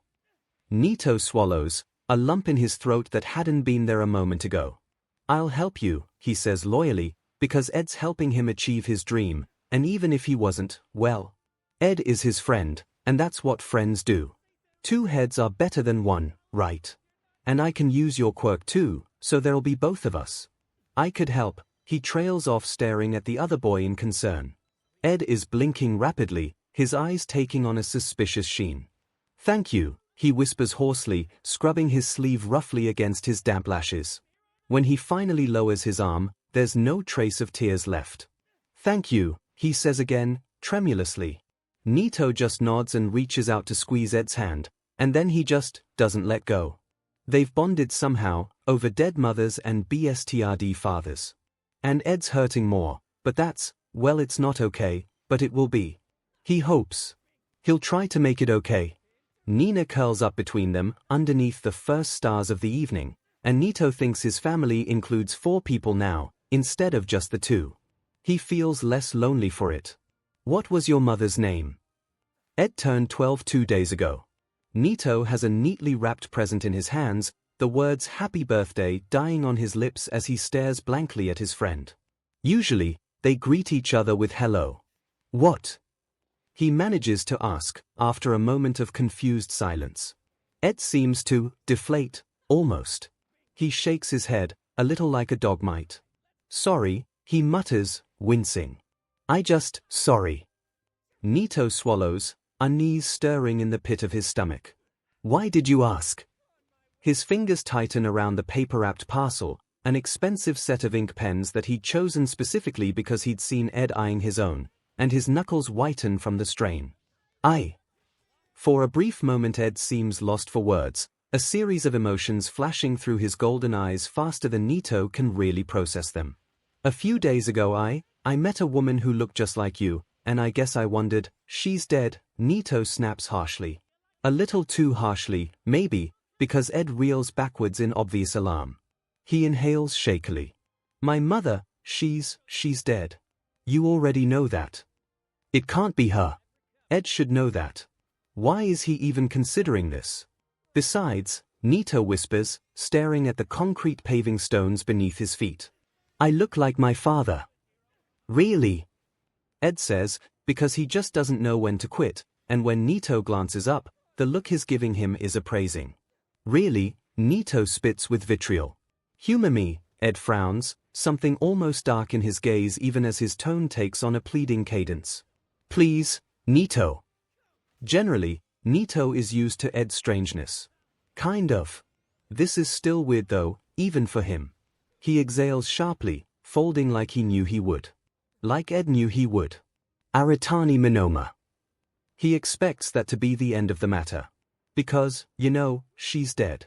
But the younger boy's expression shudders, but not before 𝐻𝐻𝐿 catches a glimpse of the horror swirling in his wide eyes. What do you know? He whispers. There's fear coursing through his veins, and sick hope. He snatches hold of Ed's shoulder, pulling him closer. Confusion masters anger as he spits out, "What's going on, Ed?" Nothing. Ed throws himself back, sheer panic in his eyes. 𝐻𝐻𝐿 lets go on reflex, nausea rising up in his throat as the boy shudders, choking out a desperate, "Don't hurt me," is what 𝐻𝐻𝐿 thinks he's trying to say. "I wouldn't," 𝐻𝐻𝐿 says, shocked. He scrambles forward, falling to his knees as Ed folds in on himself. "I wouldn't. I won't, I promise." Ed doesn't flinch as 𝐻𝐻𝐿 pulls him into a desperate hug.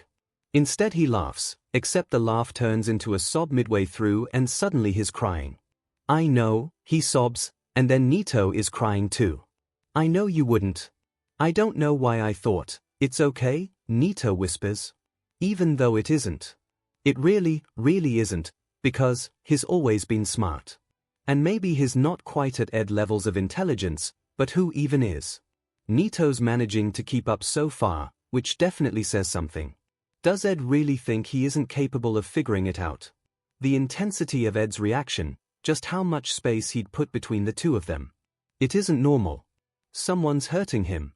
"You can't tell," Ed says. "You can't, 𝐻𝐻𝐿." 𝐻𝐻𝐿 doesn't say anything. "It'll make it worse. I swear, I wouldn't put Nina in danger like this if I didn't know that. I'd tell in a heartbeat. Please, you have to believe me." "Nina too." 𝐻𝐻𝐿 chokes out, half disbelieving. Are they hurting her too?" I try to stop them. Ed is so strong. How is this happening? Who is it?" 𝐻𝐻𝐿 whispers. Ed shakes his head fiercely against his shoulder. "I can't tell you." "Wait, is it Haru? I thought he was leaving us alone after what Nina did to him. That 6-year-old has a mean little bite. Speaking of which, where is she?" Ed's laugh is half hysterical. It isn't Haru, 𝐻𝐻𝐿. "But then who? Just drop it. Please. They're hurting Nina, Ed." 𝐻𝐻𝐿 snaps, pulling away to glare at the younger boy.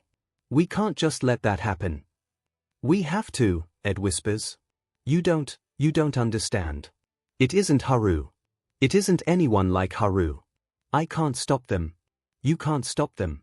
I don't think anyone can, and if you tell then my brother's going to be in danger too, so you can't. You can't." "His brother. Ol's in a coma," 𝐻𝐻𝐿 says, uncertainly. Who even knows about him?" Ed grimaces, staring hard at the ground. 𝐻𝐻𝐿's stomach drops. "It's a grown-up," he whispers, horrified. "My uncle," Ed says, which is an admittance all on its own, that he's now specifying who. "Has a lot of power. He knows a lot of people. If you tell," he hesitates, mouth twisting, expression visibly upset. "Nobody will do anything and it'll make it worse." "But we could tell the heroes." 𝐻𝐻𝐿 asks, confused. "They'll definitely help you."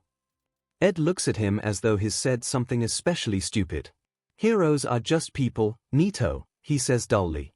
Sometimes they are just as helpless as everyone else. My uncle works with the HSPC. He left papers on his desk, on purpose. He wanted me to find them." He sounds almost irritated. "But anyway, nobody is going to do anything, and it's too dangerous to tell anyway, because even if I do," he swallows loudly. By the time anyone does something it might be too late, 𝐻𝐻 whispers in horror. Ed, do you get it? 𝐻𝐻's mouth is dry. He doesn't know. He's angry. He's scared, for Ed and for Nina. This isn't right.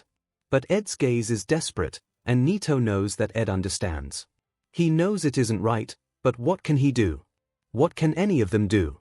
I get it, he says, voice trembling with resentment. I won't tell. Ed nods jerkily. Okay, he exhales slowly. Is that for me? His hand is pointing to the present, discarded beside them. 𝐻𝐻 manages a wobbly grin. Happy birthday, Ed. Ed's smile is blinding. It's almost enough to make 𝐻𝐻 forget what started the whole mess. Almost. You never said, he begins hesitantly. That woman, was she my mother? He wants to ask, because there had been something in Ed's eyes that spoke of recognition, but after everything that's happened, he isn't sure. So he can't help but be cautiously hopeful. The light in Ed's eyes dims, just a little. No, he says softly. I'm sorry, 𝐻𝐻. That wasn't her name. I got carried away. It hurts, but it's not totally Ed's fault. Besides, it was his birthday just a few days ago. That's his birthday present. 𝐻𝐻 should try and be forgiving. Ed tackles him in a hug when he sets his eyes on the pen set. How did you know? He asks gleefully. 𝐻𝐻 shrugs, feeling rather smug. I just know you, I guess. If Nina were here right now, she'd be worming her way between them and demanding her own hugs. How come Nina's not here today? 𝐻𝐻 asked, because there's a Nina-shaped hole beside them, and though it isn't that noticeable, it's still there. It's always been the three of them together. Ed's face darkens rapidly. She's sick. Sick, 𝐻𝐻 repeats, dread coloring his tone. Not hurt. Ed's head snaps up, eyes wide. No, he says after a moment. She's safe, 𝐻𝐻. I'm just not allowed to see her right now. My uncle doesn't want me sick as well. Something about that rubs 𝐻𝐻 the wrong way. It should be understandable. But Ed he's the only one 𝐻𝐻 can trust not to hurt her. 𝐻𝐻 forces a grin on his face. Do you want to do something, then? Ed doesn't even bother smiling back. Can we just stay here? 𝐻𝐻 nods, lying back against the paving stones and closing his eyes. In the circle of the stone garden, there's a sense of safety. It's false, he's sure, but right now there's a wall between them and the world, and 𝐻𝐻 can't help but wish that they could stay there forever. With Nina too, of course.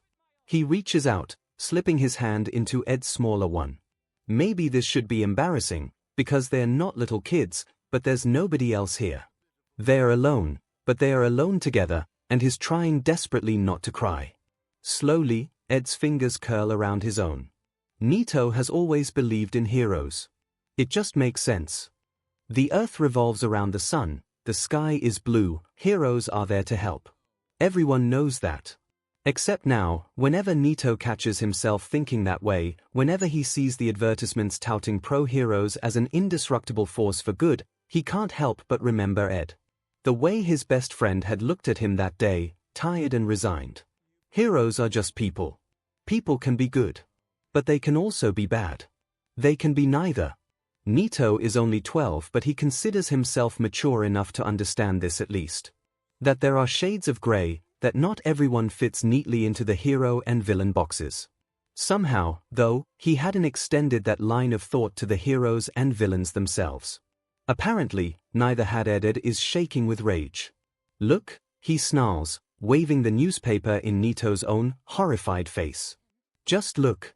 How could he? Endeavor is supposed to be a hero.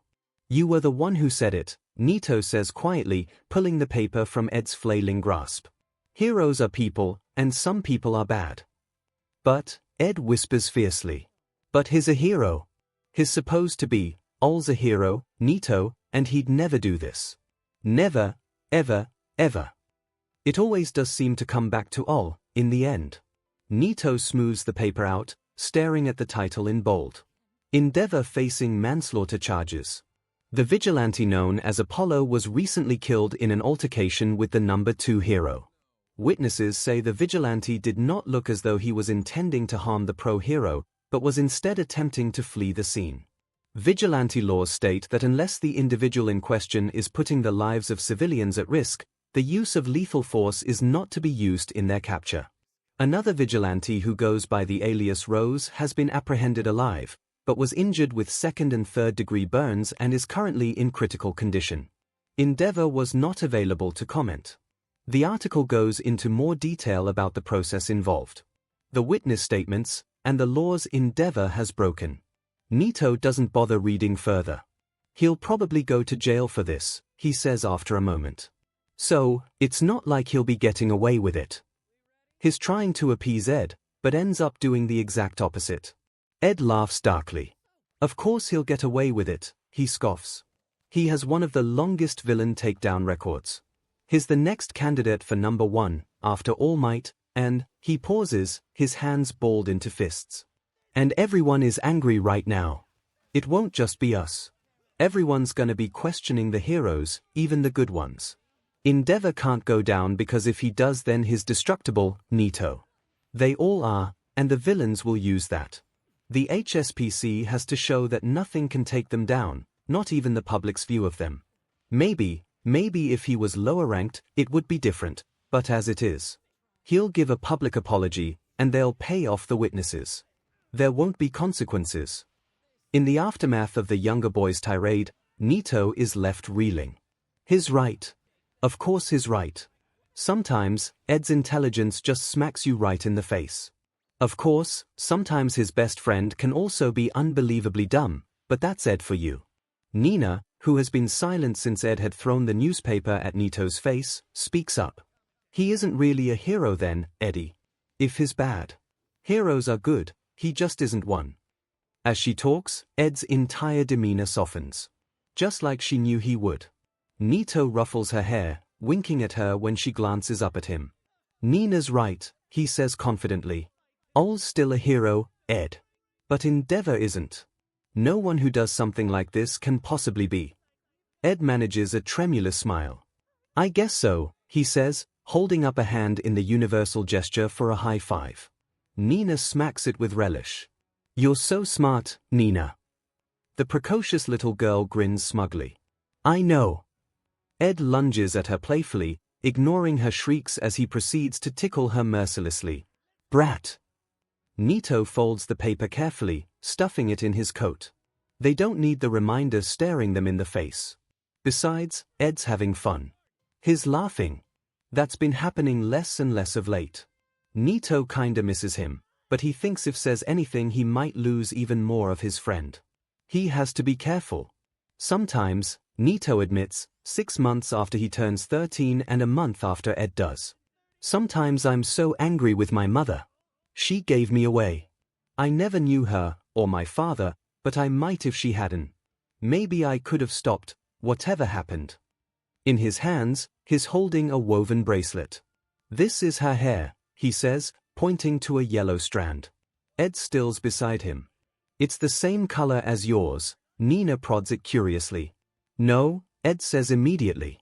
𝐿𝐼's is much lighter. His dad probably had light hair. Oh, Nina looks as though she's mulling this over. You mean like, lots of people have blonde hair, Ed cuts in quickly. But yes. Like uncles. Nina nods solemnly. 𝐿𝐼, who has never met their uncle, simply has to take his word for it. You should be grateful to your mother, Ed tells him. Your grandpa, he's kind to you. And you don't know if your father would have been. You have no idea what she might have spared you from. 𝐿𝐼 doesn't know how to feel about that. But the next week, Nina's presenting them with bracelets, each woven with a lock of her own hair. She calls them family. They've been family for a while, to 𝐿𝐼, but to hear her say it brings tears to his eyes. You'll be back next week? He asks Nina, tremulously. She frowns in confusion. I'll always come back, man. She doesn't know it, but she's lying. After 3 consecutive weeks, 𝐿𝐼 is almost ready to give up. Anger burns in his stomach, in his lungs. He should have known. He should have known they'd give up on him, because everyone does. Who would want a kid with a villain's quirk? But But that's not really fair, is it? After everything they've done for him. So maybe some of the anger is fear. Is concern. Is worry, because Nito knows that someone hurts them, and what if, maybe he should tell someone.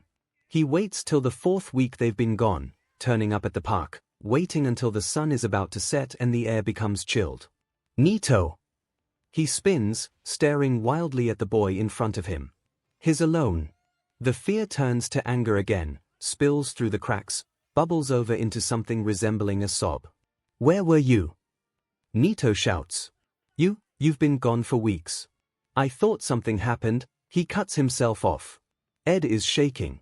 He's trembling, hands clenched at his sides, breath coming in tiny, desperate gasps. Something did. Nito takes a halting step forward. Ed. Where is Nina? His friend won't even look at him.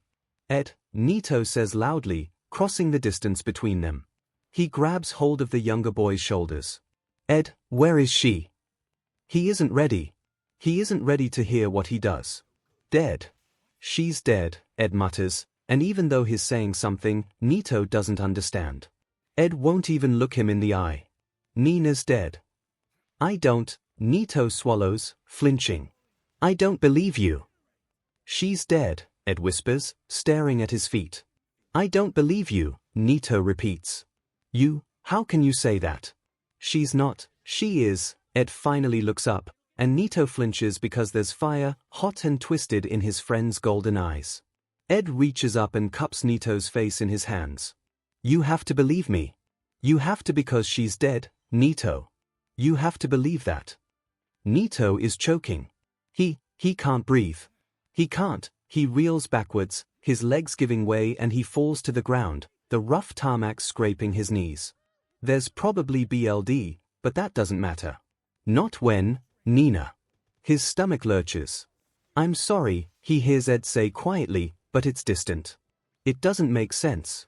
I'm sorry, Nito. Nito heaves into the gutter. Ed falls beside him, wincing as he comes down heavily on his left knee. The thud is too loud. Too heavy.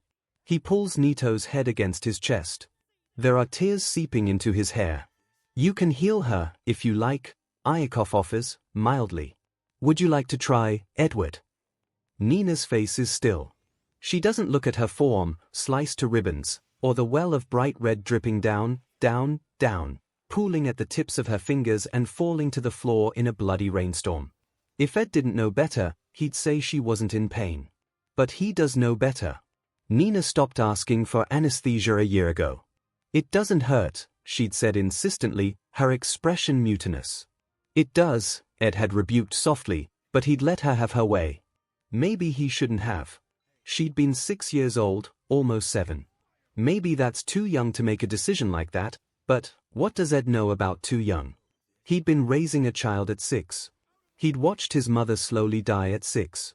But none of that compares to what Nina has been through. Had been through, even before they'd met. Ed doesn't have the right to put his foot down on this. He doesn't have the right to tell her how to cope. So he lets her have her quiet rebellion. No, Ed says. I'm not ready. Marco swoops in, clean cloths pressing to the wounds etched into the 7-year-old skin. Her face twitches. Ed knows the feeling of skin stretching, stitching itself together with an invisible needle, and he knows what she's feeling right now. Marco's quirk, stitch, hurts. With Ed's quirk, she would be in less pain. Or dead. He could F up, and then she'd be dead. Each slice of her skin, marked an inch apart, is necessary. It's necessary, if 𝐒𝐿rc's plan comes to fruition. His uncle doesn't want Nina to die, and Ed, right now, cannot be certain of anything. For all that is trying, he can't be sure that when the time comes he'll be able to stop this train wreck. The treatments, and wow, it's been a while since he's called them anything quite so innocuous, are necessary. Because Ed doesn't want her to die either. At least no one calls them treatments anymore. Not even that bastard Tucker. They're all aware of what's happening here, even the 7-year-old. We're all experiments here, 𝐒𝐿rc had sneered, after one training session that left Ed blooded and covered head to toe in bruises. At least this pain is your own decision. Ed knows that 𝐼𝐿 doesn't want Nina to die because if she does his experiment will have failed. Sure, maybe there's some affection there. Certainly, even. The dichotomy was startling at first, and then horrifying, and then, well, unsurprising, really. 𝐼𝐿 feels. He feels more than most. He feels guilt, shame, anger, love. Towards Ed mostly. Towards Nina. But it hardly matters really. 𝐼𝐿 would cast that aside in an instant for the sake of his research. His uncle's frown is critical.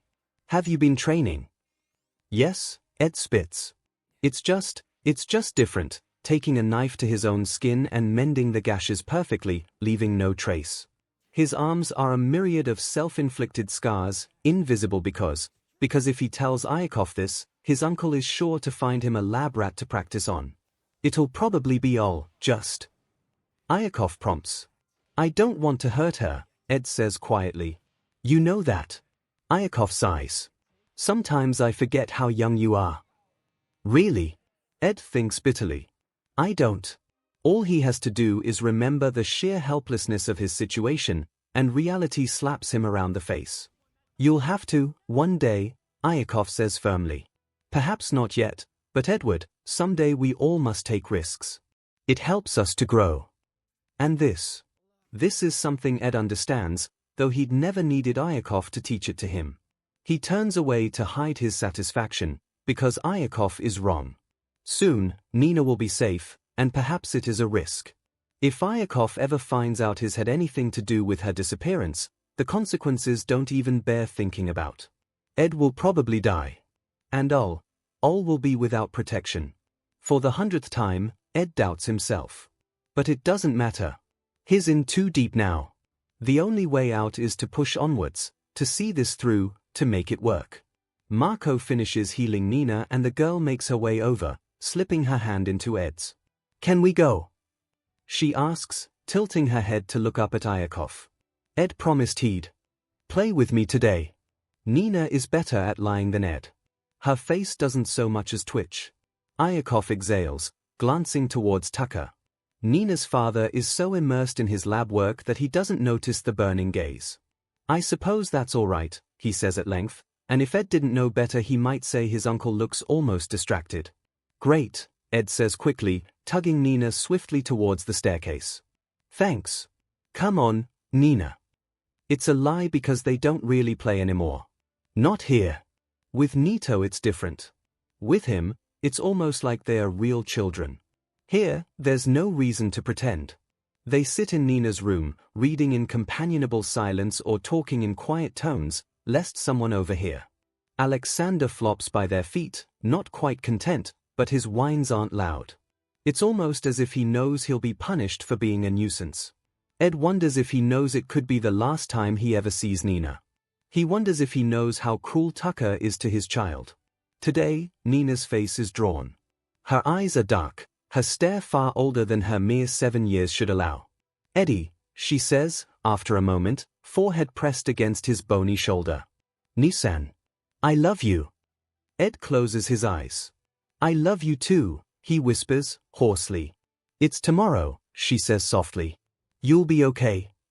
I might not be. You will, Ed whispers fiercely, ignoring the way she startles at the sudden change of tone. I'll make sure of it, Nina. You can't, Nina is calm. Don't pretend. It's okay, Nissan. I'm okay with it. Ed can read between the lines. Nausea turns his stomach, and tears prick at the corners of his eyes. I'm okay with dying. Tell Nito I love him, she whispers. He pulls her into his lap. She's heavier than she used to be. Nina has grown so much, her skinny limbs lengthening, her chubby toddler cheeks hollowed out and She's still tiny, but something had to give.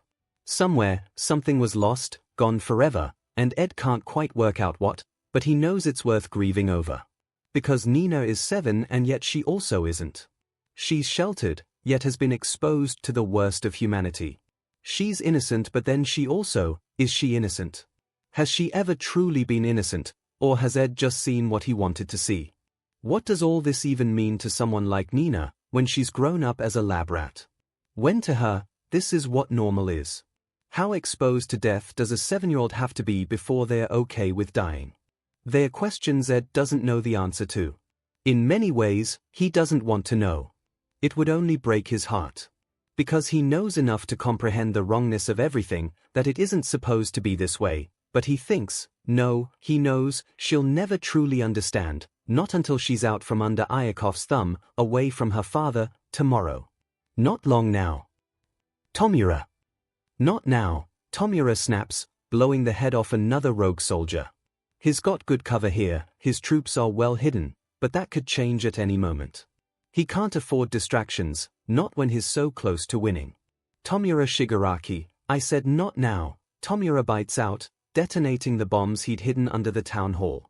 The building erupts into a blast of fire and falling debris, taking out the squad hiding directly behind it. Take that! He crows, smacking Ling over the head with his controller. You lose, there's a rumbling noise, and then it's his soldiers falling, the land beneath their feet exploding in a shower of sparks and body parts, and game over. Player 2 wins. You sure about that? Ling smirks. Landmines. Tomura reaches up to scratch at the back of his neck. You cheater, he mutters. You cheater. I won, Ling says, surely. And I didn't have to cheat to do it, unlike you. I didn't cheat, Tomura hisses. This time maybe, but you did last time, remember? You used that code and you thought I just wouldn't notice. Himiko giggles from where she's draped herself over the bar. Or Shiggy, I'm sure you'll do better next time. The sarcasm rankles.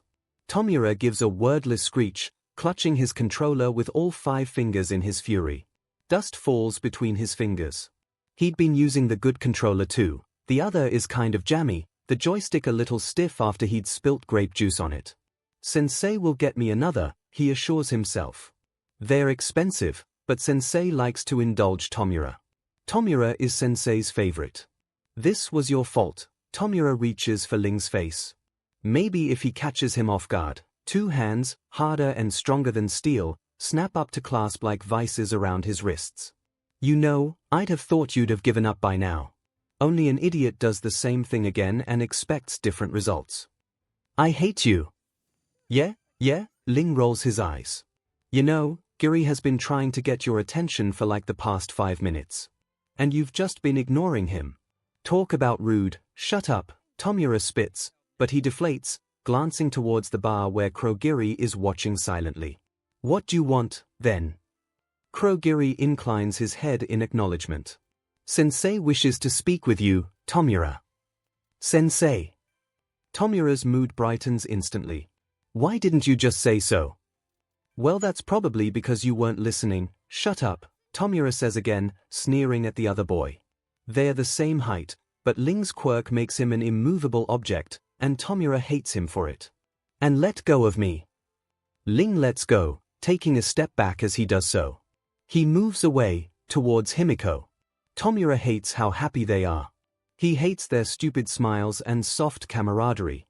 He hates and hates and hates. There's a flash of pain, and he grimaces. His forearms are already bruised from where Ling had gripped them, a ring of slowly purpling red around each wrist. I hate you, he snarls as his eyes prick with moisture. Tomura, Kurogiri interjects, gesturing towards the swirling black portal beside Tomura. I'm sure Sensei doesn't want to be kept waiting. Ling stays silent as Tomura turns to leave. He keeps his gaze on the other boy though, his own red eyes meeting black before he steps through the warp gate. It's been 4 years, but Tomura doesn't think he'll ever get used to the way Sensei is now. The tubes, the wiring, the rasping breaths that prove life yet show the fragility of such a condition. As far as Tomura knows, Sensei is stable. His quirks keep him alive, and he has a good doctor. Sensei says not to worry, because he'll be just fine. But Tomura worries anyway. And it's All Might's fault. All Might. Tomura has to fight the urge to vomit. He doesn't know if he's ever hated anyone as much as he hates All Might. The #1 hero. What a joke. All Might has only ever caused Tomura pain. He hates All Might even more than Ling. Tomura, Sensei greets him warmly. It's good to see you, my child. Sensei, Tomura breathes, falling to his knees before his teacher. It's good to see you too. It's better than just good. Tomura feels lighter than air. Sensei chuckles, and then there is a hand laid gently on the top of his head. It stays there a moment, before the pressure disappears. Tomura mourns the loss. I watched your game, Sensei says. You did well, Tomura. You're employing a lot more strategy than you used to. I'm proud of you. Tomura feels a swell of pride that sours abruptly as he realizes that if Sensei was watching, it means that Sensei saw how Tomura lost. Ling still won, Tomura says bitterly. He rigged the game, he must have. Now, Sensei soothes. Ling did well too, but has always displayed more of a natural talent than you for subterfuge. You exceeded my expectations of you, Tomura. Tomura's mouth drops open, hurt bleeding into his words as he chokes out, are you saying he's better than me? He has a different skill set to you. Sensei taps a finger under Tomura's chin, tilting his head up. Tomura gazes at the mess of wire and scar tissue that makes up Sensei's face. But you have something he doesn't have. Something that, I think, you and I share. You know what that is, don't you? There's a part of Tomura that aches, like a bruise on his brain that's never healed and has always been there. It's an itch he can't scratch, no matter how much he tries, and it only ever alleviates when, destruction, Tomura breathes. It's all I want. And he has to be so careful all the time. He has to make an effort not to destroy, not to break things, because people are resources and it's hard, isn't it? Sensei murmurs, sympathy bleeding into his tone. But someday, Tomura, you will have what you want. You simply have to be patient for a little while longer. Do you think you can do that? Tomura's lips twist. Yes, Sensei, he whispers unhappily. All he ever does is wait. Someday, you'll be able to do as you please, Tomura, Sensei's voice is soft. But for now, I have a task for you. It may take the edge off things, so to speak. A task. For Sensei. Tomura feels the faint stirrings of excitement in his gut as he listens with rapt attention. An extraction mission, Sensei continues. 2 children, a 13-year-old boy and a young girl. Kurogiri will be providing the transportation, but the elder of the two may put up a fight. You should be able to take the girl without much hassle, but if you are to run into any difficulty in doing so, you may use whatever tools at your disposal to complete the mission. Sensei is trusting him with a mission. He can't screw this up, he can't let Sensei down. If the boy resists, Sensei can't really smile, messed up as he is, but Tomura gets the sense that he would right now, if he could. You may subdue him using any means necessary. It takes a second to sink in, but when it does, Tomura's face stretches painfully into a wide grin. Yes, Sensei. The window of time is narrow. The procedure is set to be done late afternoon, and they need to get her out before it begins. Ed sends a message to Sensei with trembling fingers. It's simple, just a time, nothing more. 4 p.m. 𝐼𝐭𝐼𝐿 hadn't ever been sure exactly when Nina would be ready. Yesterday's test results had yielded something, this time, though what exactly, Ed doesn't know. All he really knows is that 2 days ago, Nina wasn't ready, but today she is. He thought he'd have more time. More time to plan.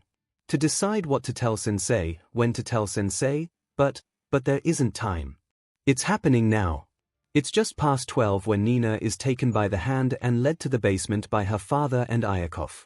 Ed follows sickly, shivering only partly from the chill. He watches as they take her vitals. She trembles when the icy stethoscope presses against her ribcage, but doesn't so much as flinch when they draw BLD. He keeps his gaze trained on her own, doesn't break eye contact even once because the least he can do is make sure she knows that she isn't alone. Her blue eyes are clouded and darker than usual. There's none of the usual brightness, just a dullness that leans dangerously close to something like apathy. He doesn't think she's even scared. It's a look reflected in his own eyes. He's afraid for her, but he's always known this was how it was going to go, and so has she. It's 1 o'clock. Nina isn't allowed to eat so close to the procedure, so Ed doesn't either. It would be cruel to do so in front of her, and it's not as though he's going to leave her. She looks smaller than normal, in her white hospital gown and carefully braided back hair. It's plaited close to her head, pinned up and out of the way. Her tiny hands curl around the bedsheets, tugging them out of place as she fidgets. The linen is scratchy and starched, and it's just one more thing really, one more cruelty, because they could have given her softer sheets. They should have. It could be her last, no. Ed swallows back his tears and smiles, though it probably doesn't show behind the blue surgical mask he's wearing. He takes the child's hands into his own gloved ones and squeezes gently. "You'll be all right," he says softly. "It's okay." Nina doesn't rebuke him, this time. She just looks at him with wide eyes, and he thinks that maybe, just maybe, what's about to happen is truly sinking in for her. He wishes he could tell her about the plan. It's not like he doesn't trust her, but she's still 7. It would be too big a secret for a 7-year-old. It wouldn't be fair. Not that anything about this is fair. But beyond that, Ed doesn't want to get her hopes up. Hope is dangerous, it just causes more pain, in the end. More heartbreak. Hope in the face of the unknown is foolish, and really, everything is a variable right now, isn't it? When it reaches 2 o'clock, Ed begins to read to Nina. It's a silly, childish book with more pictures than words, something far beneath either of their levels really. But Ed does voices like a pro, he has all to thank for that, and soon they are both snickering, and the oppressive vice around his heart loosens its grip, and for a moment he almost forgets. Forgets where they are, what's about to happen, what 𝐒𝐿i𝐺 and Tucker are about to do, almost. He doesn't forget, but he pretends. For Nina's sake, and maybe a little for himself too. He has to hold it together, because if he breaks now he'll lose it completely, and Nina needs him. She needs him to stay strong for her, because she has no one else. He is all she has. This is his responsibility. His getting her out, because for her, staying here would mean death, endless torture, incessant experimentation, and she'd be fine with it because she doesn't even know it's wrong.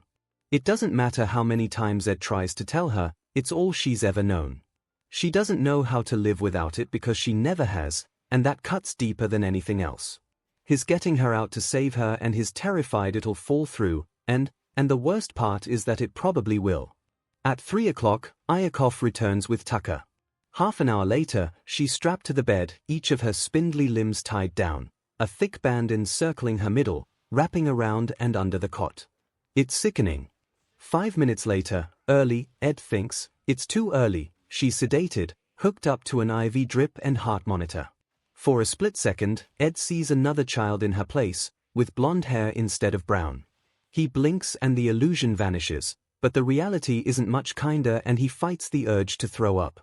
3 minutes after that, 𝐒𝐿i𝐺 tells Ed to stay back as he administers the serum. He slides the needle into the base of her neck, as close to the central nervous system as he can safely manage to get, and then in one swift movement it's done. He steps back cautiously, standing closer than Ed is allowed to be, but still at least 1.5 meters away from the little girl. Half a minute later, Nina screams. It isn't like any scream he's heard before. It isn't fearful or born from shock, it's gut-wrenching, filled with pure pain, something so animalistic that Ed has trouble believing a sound like that could even come from such a small child, but it does. She's supposed to be sedated. He watched them administer the anesthetic, helped measure out the dosage, and for something like that to fail, he can't even begin to comprehend the amount of pain she must be in. She's thrashing violently and he suddenly understands the need for restraints, because she'd have fallen from the bed by now for sure, ripped out the IV and the heart monitor, cracked her head on the concrete floor. He sobs, squeezing his eyes shut as he doubles over and heaves, vomiting water and bile. There's a chair nearby and he staggers over to it, limbs fuzzy and numb, ears burning from the screams. For once, 𝐒𝐿i𝐺 ignores him. It's a cold comfort. Nina sounds like she's dying. Maybe she is.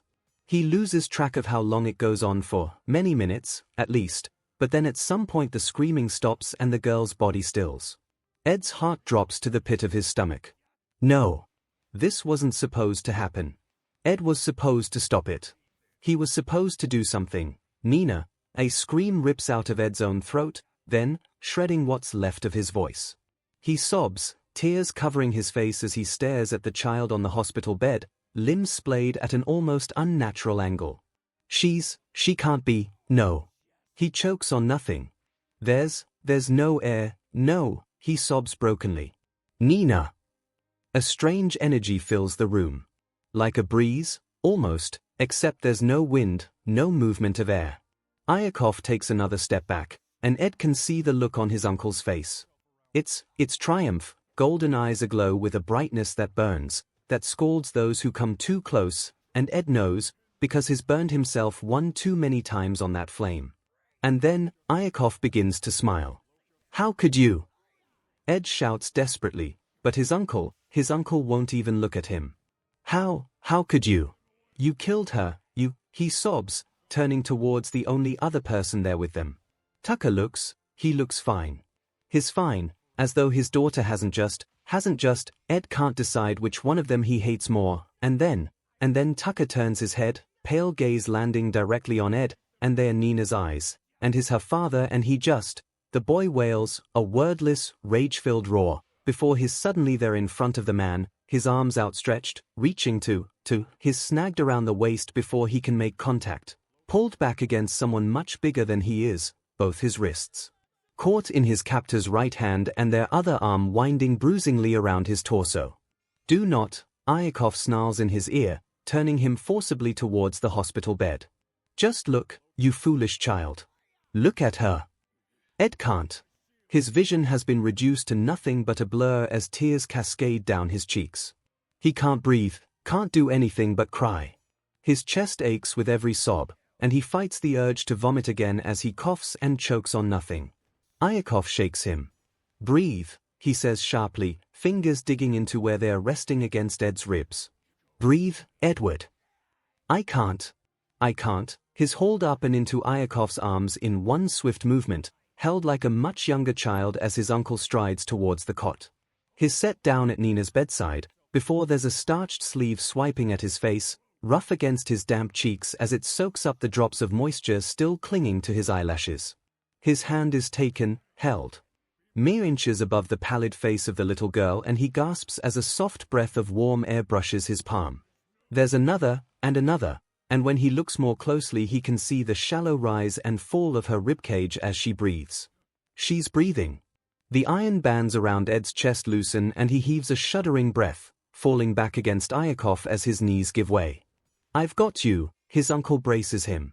It's all right, Edward. The procedure was a success. She's alive, child.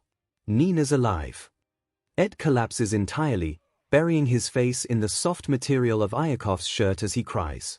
Nina is taken to a room in the hospital above ground. Ed stays with her, watching her breathe, afraid that if he looks away for even a second those soft little gasps will cease, that her pulse, a gentle thrumming under his thumb, will falter, will stop entirely. He'd been so scared. So afraid he was going to lose her too. 𝐒𝐽𝐽 is still down in the basement, but Tucker is here with them, leaning against the wall passively. Ed tries his best not to notice him. Sensei hasn't come for them yet and Nina survived. Ed doesn't know what that means for them, for her, for Sensei. But maybe, just maybe, Sensei never planned on rescuing her before the procedure was completed. Maybe he's seen what 𝐒𝐽𝐽 sees in her, sees in them both. A tool to be used, a weapon to be molded. Sensei is a villain. What will she become? Ed swallows. Even if that's true, it can't be worse than what will happen to her if she stays, a perpetual nightmare of BLD and pain and torture under the guise of love.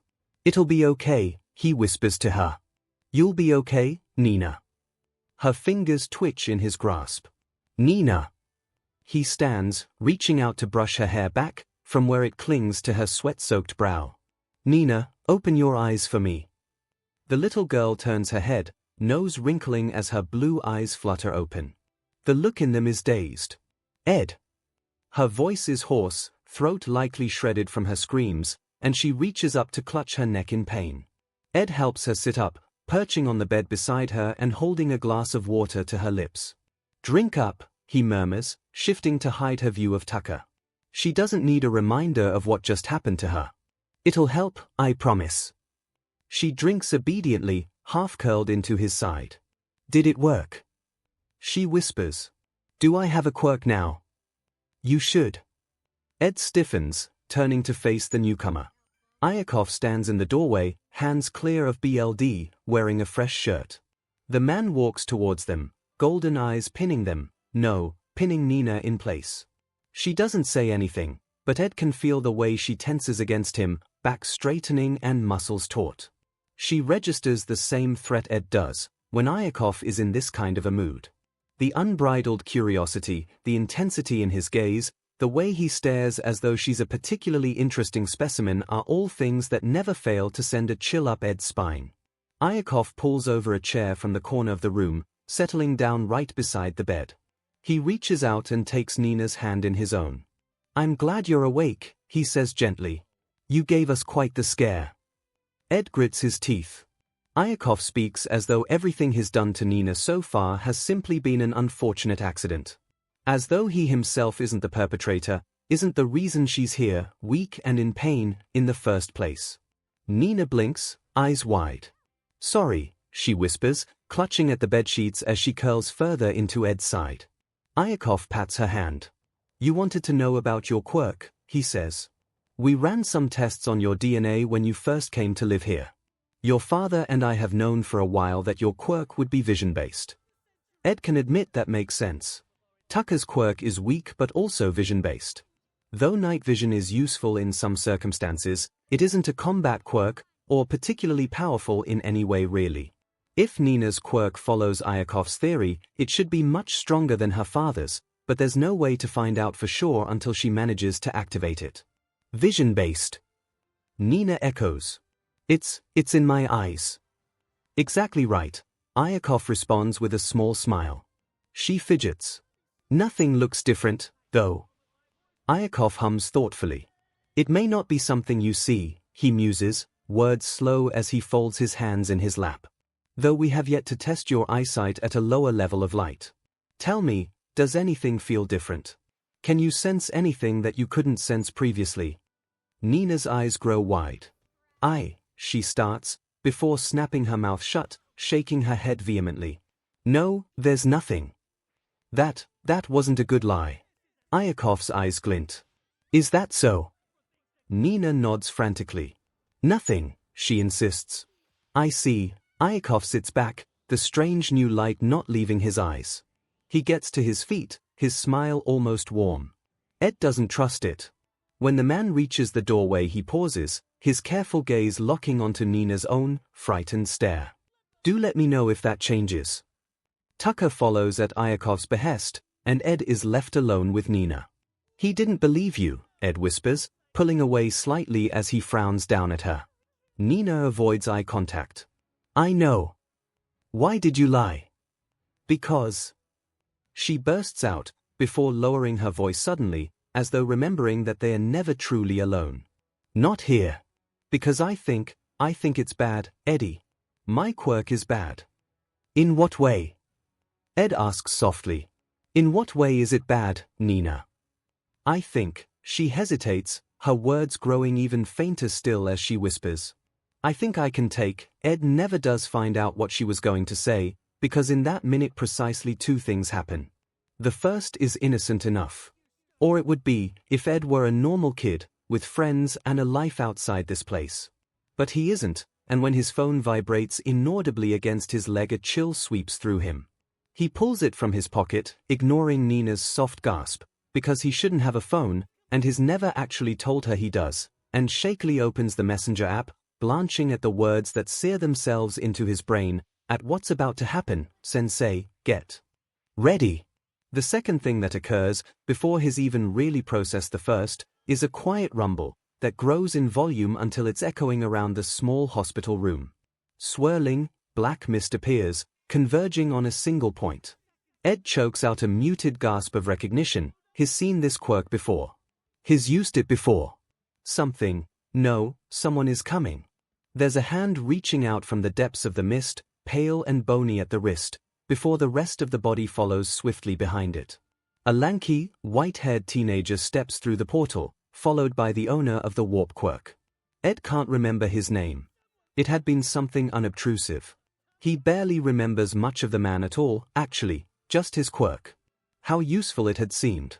The teenager looks a couple of years older than 𝐒𝐭𝐼.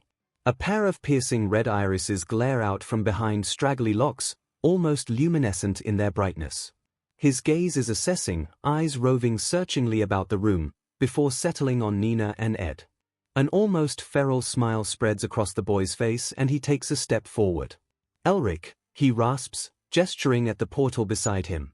"Bring us the girl." Nina is still. Her fingers don't so much as twitch as her eyes flicker between Ed and the strangers in front of them.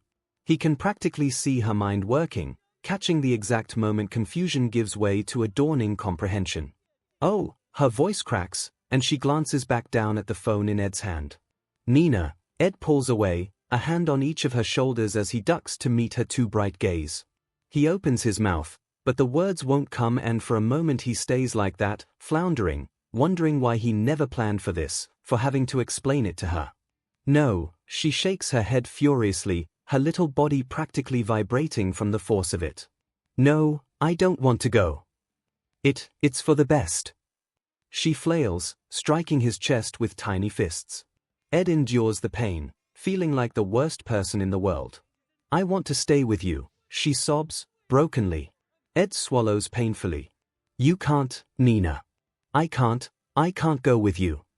There's movement in his peripheral vision, and he glances over to see the white-haired boy bristling. There's a nasty glint in his eyes, and Ed remembers, this is a test. The boy likely has orders from Sensei. Sensei doesn't only want Nina, he wants Ed too. "Because of all," Nina says dully. "I have to look out for both of you," Ed tries, but the words fall flat. "Please," he whispers shakily. "Ling's there, Ling will look after her. Please, Nina. Please don't make me force you."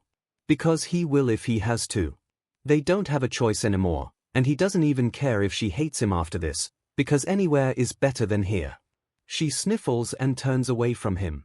"You don't want me." She's only 7. Ed reminds himself. She doesn't understand. She's never known how things are supposed to be. Although, "Nina," Ed whispers, softly. "You know the way." He hesitates, not wanting to say Nito's name in front of villains. "The way our brother looks after you." She glances his way for a moment, before curling in on herself. That's how parents should be," he says quickly. "Sort of. They're not supposed to hurt you. Just play and, give you food and hugs. What your dad and 𝐼𝐺 are doing is wrong. It's why you have to go with these people. To Sensei. It'll be better there for you." Nina rocks a little, arms looped around her knees.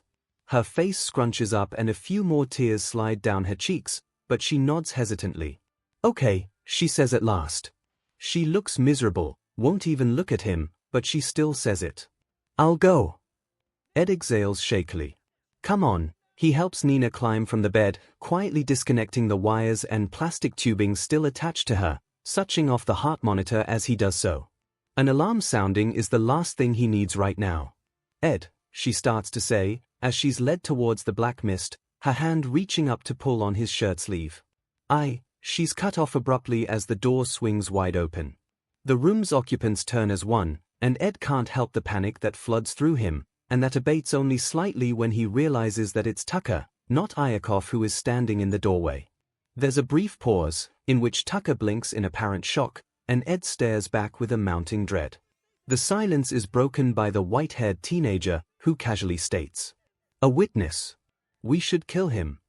Tucker stumbles backwards, betrayal clear in his watery blue eyes as he looks at his child, and Ed realizes 3 things. 1. If Tucker finds his way to 𝐼𝐺 and tells, Ed is dead. 2. If Ed dies, there will be no one left to protect 𝐼𝐺. No one to act as insurance for Nina's safety. And 3. The villain is right. The only way Ed is walking out of this alive is if Tucker doesn't. Ed lunges forwards, adrenaline pulsing through his veins as he reaches for the man. The man who looks like he's about to flee. The man who deserves this, perhaps more than anyone else Ed has met. Even more than 𝐼𝐺. To experiment on his own daughter like this is a special kind of evil. It's sick. Tucker's sick, Daddy. Ed skids to a stop, turning to stare at Nina. Her hands are held in front of her, twisting into odd contortions as though she's playing with the strings of a puppet. Her eyes are glowing, silver edged around the blue. Alarm bells begin to ring in the back of his mind as he realizes, with a dawning comprehension, that this must be her quirk. Vision-based. Holding onto something, there's a gurgling sound behind him, and Ed twists again, staring wildly as the little girl's father falls to his knees, the light leaving his eyes in an instant. He collapses into a boneless heap, and then there's nothing. No groaning, no frantic gasps. No anything. He looks. He's dead. The older teen, the villain, sounds impressed. Well done, kid. He was going to tell, Nina says softly. Ed's knees grow weak and he leans heavily against the door frame, fingers scrabbling against chalky paint as he digs his nails into the plaster. She killed someone. She killed her dad. He'd been ready to, or at least he'd thought so, but looking at the crumpled body on the floor he's suddenly certain that he would have failed had Nina not stepped in. He'd never have been able to do it, and Tucker would have gotten away. Baby knows best, here. The villain croons. Kid's got metal. Tucker's dead. And Nina murdered him. Ed shivers and thinks with a sudden, blinding clarity that he has absolutely no idea what he's doing. He doesn't know if he made the right decision, asking Sensei for help. He doesn't know what will happen, not really, and though it seems like it might be better for her, that's only by Ling's assurance. Ed trusts Ling, sure, but does he trust him with Nina? With Ul? He doesn't know. Either way, she definitely can't stay here. There's no way. Not after this. Not after she killed one of Iyakov's most trusted allies. He pushes himself upright and crosses the short distance between them, lowering himself to the ground and pulling her into a crushing hug. You have to go, he whispers in her ear, his eyes trained on the villains behind her. He suspects they're not making a move because there's the risk of Nina getting caught in the crossfire. Especially after witnessing the power she holds. It rankles that she'll be viewed as a commodity, as a weapon, but it's also reassuring. Most people see those who are quirkless as useless. Unless Sensei also has a way of awakening quirks in people, something Ed seriously doubts, she would likely have been very little use to him. A useless tool can be disposed of if it becomes too much of a burden. But Nina isn't quirkless, not anymore. Even if Ed messes this up, maybe she'll be considered valuable enough to keep around anyway. Nina clutches him tightly. I love you, she whispers, and then, hesitantly, thank you. Ed holds her, feeling a sense of deep, deep loss. I love you too, he says, trying desperately not to cry. Run when I tell you, okay. Towards the mist man. Okay, she says tearfully. Okay, Ed. One day, Ed lowers his voice until it's barely a whisper, until he's certain only Nina can hear him. One day, I will come back for you. I promise. Nina nods against his shoulder, and her voice is a little stronger as she says quietly, okay. Okay, Ed pulls back, rising to his feet and turning her by the shoulders until she's no longer facing him. I want you to run now, Nina. Don't look back, no matter what you hear. Just run. He lets go of her shoulders and she moves, the pitter-patter of her feet audible as she skitters towards the warp quirk user. The man moves the swirling mist closer to the floor, so it's easier for her to step through. Ed keeps his eyes on the white-haired villain. I think, the older boy leans forward. I'm going to ask nicely first. Are you going to come quietly, or am I going to have to use force? He grins maniacally. It's all too clear which option he's hoping Ed will choose. Ed is silent. He knows this is a test. If it weren't, the warp quirk user would just open up a portal beneath him, and that would be that. Remember what Sensei said, Tomura Shigaraki. The warp quirk user says, levelly. He wants the boy alive. I can do alive, the villain, Shigaraki, sneers. He doesn't need all his limbs to live. Ed takes a trembling step back. Ed! Nina shouts. Don't let him take you, Ed. She hasn't gone through yet. She's still standing there.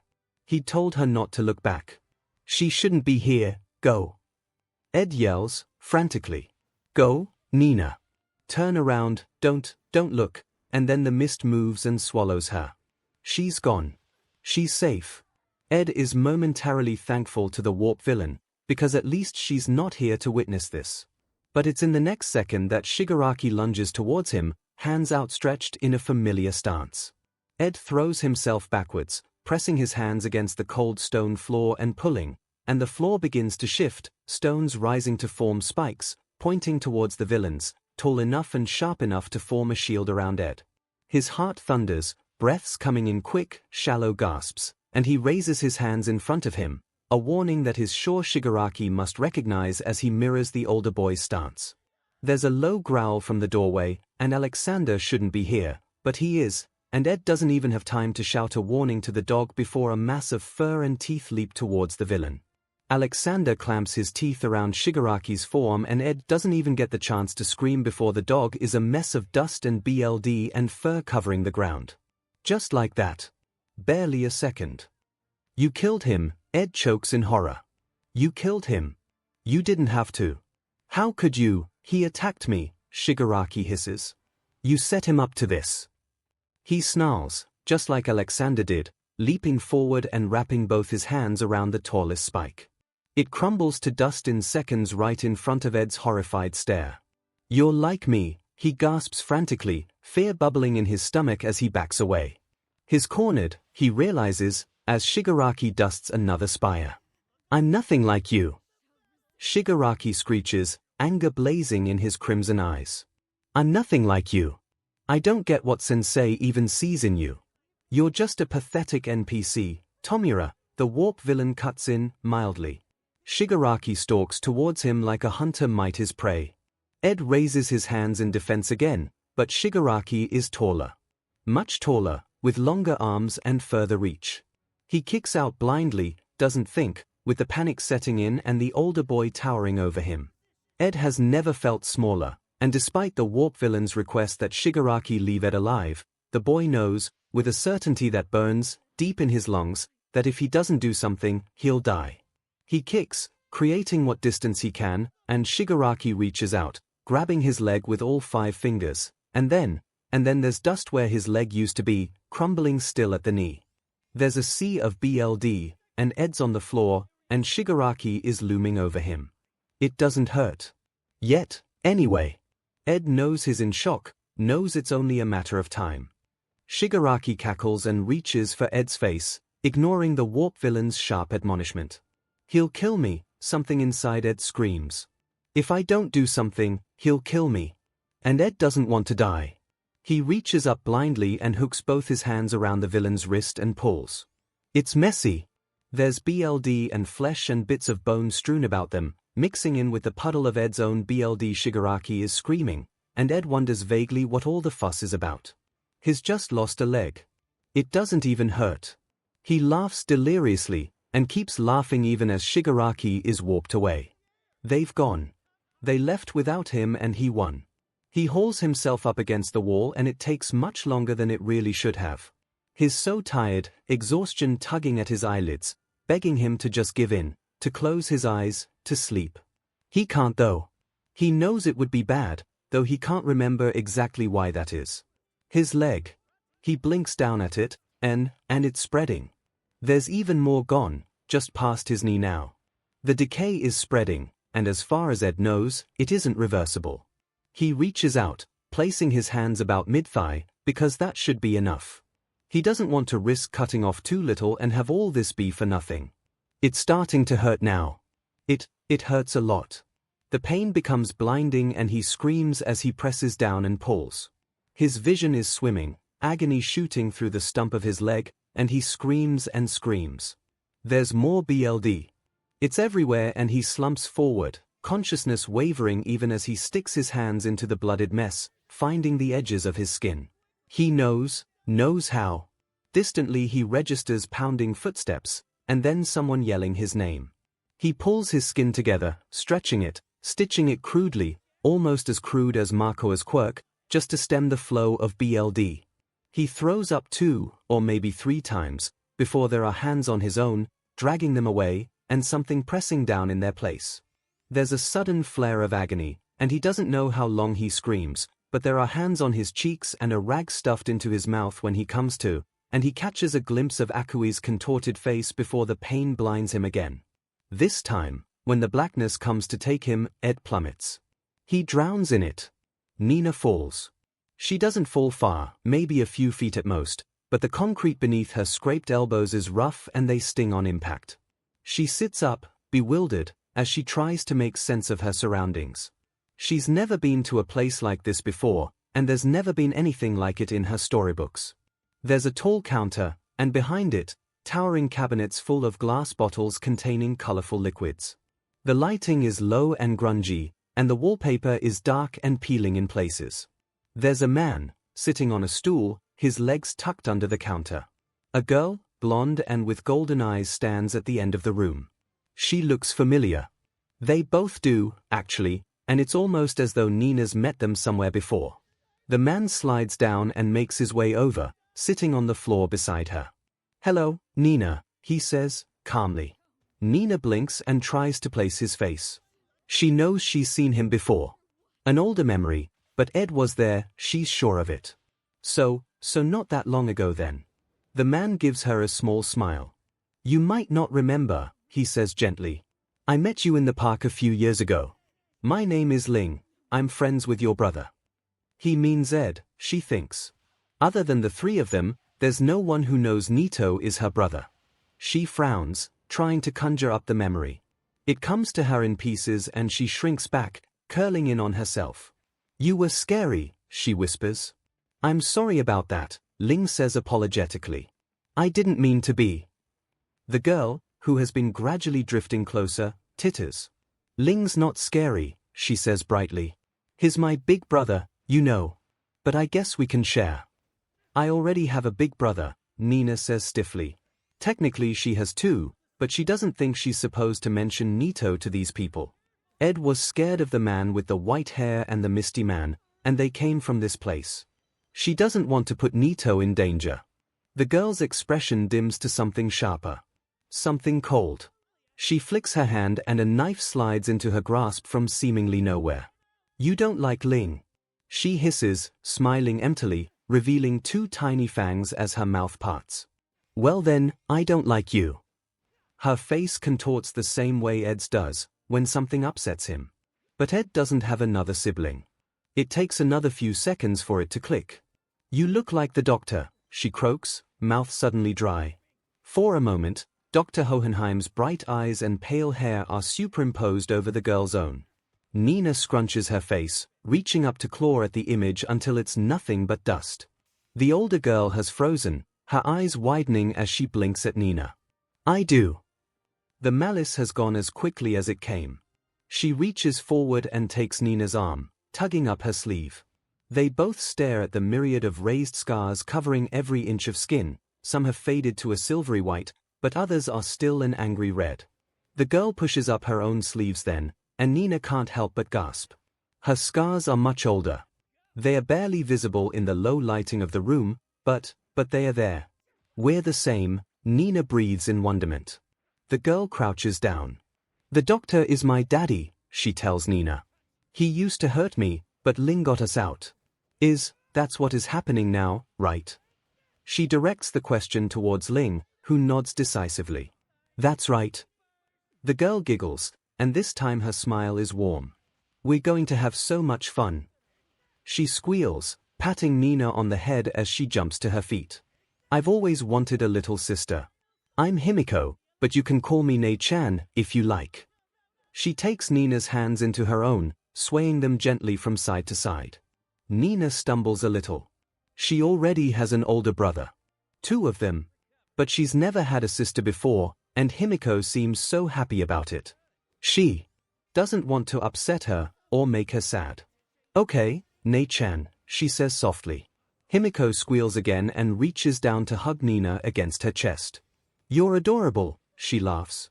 Nina reaches out and hugs back, and Himiko lets go to start dancing. Ling watches them both with obvious amusement. It's fun. Nina giggles, and thinks that maybe, just maybe, Ed was right. That this is better, that she'll be happy here. And that is when it happens. A portal opens up right above their heads, and Himiko only just has time to snatch Nina away before there's a shower of BLD splashing against the stone floor, bright red and glinting as it catches the light. A body tumbles to the floor, soaked in BLD and screaming. Nina recognizes him, recognizes his hair, once white but now drenched in red. She looks to the ceiling, just in time for the second villain to come through, and though he lands on his feet, he looks as though his world has just been wrenched off kilter. The Mist Man. "I must inform Sensei of this," is all he says, before there's another portal opening up. He steps through and vanishes. The villain on the floor screeches, "I'll kill you." He wails, the words garbled and only half-formed. Nina glances towards him, eyes zeroing in on his hands.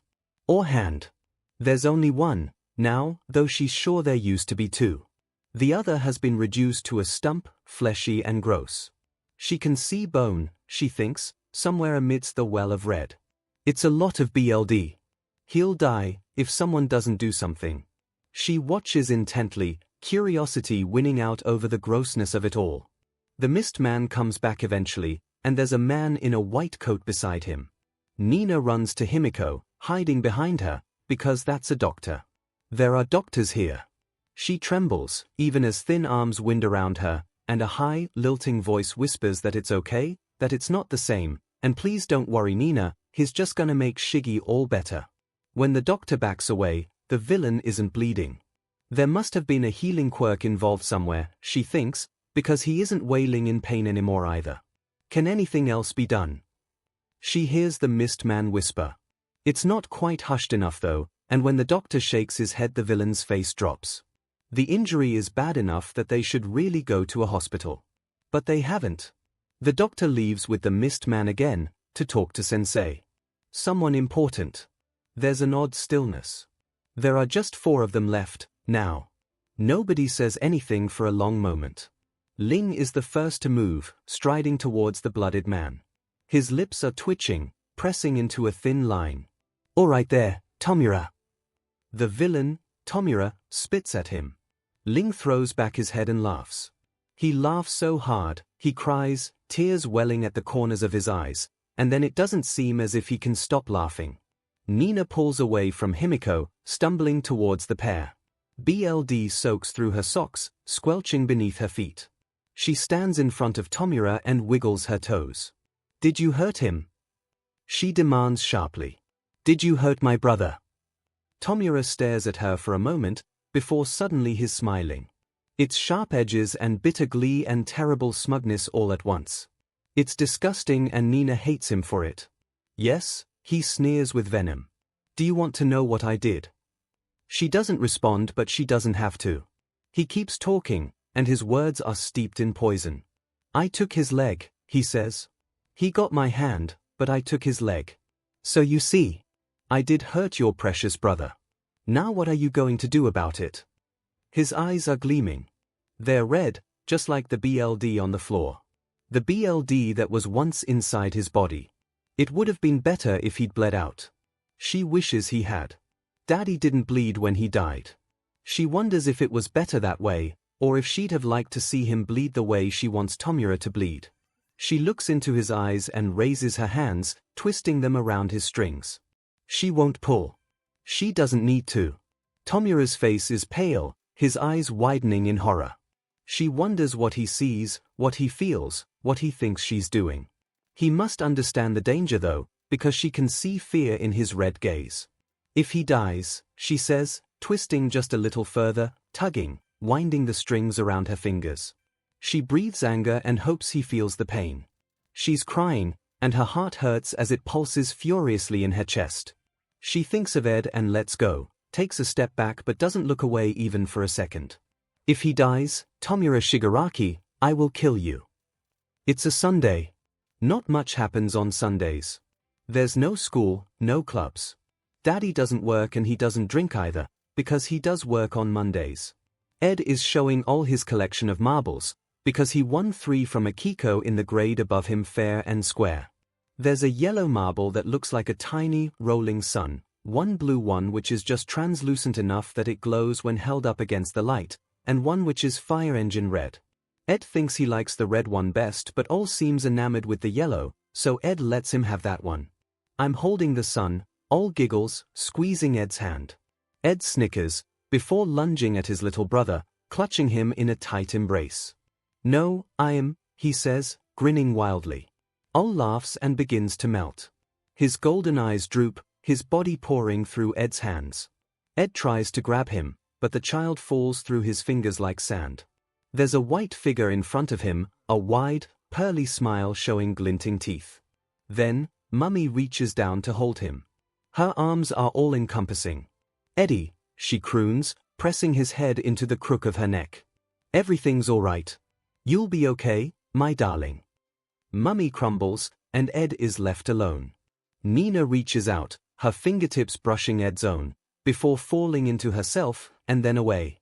The world darkens, fragmenting, dust blowing through his memories, and he sinks, limbs stiff and uncooperative, as though submerged in quicksand.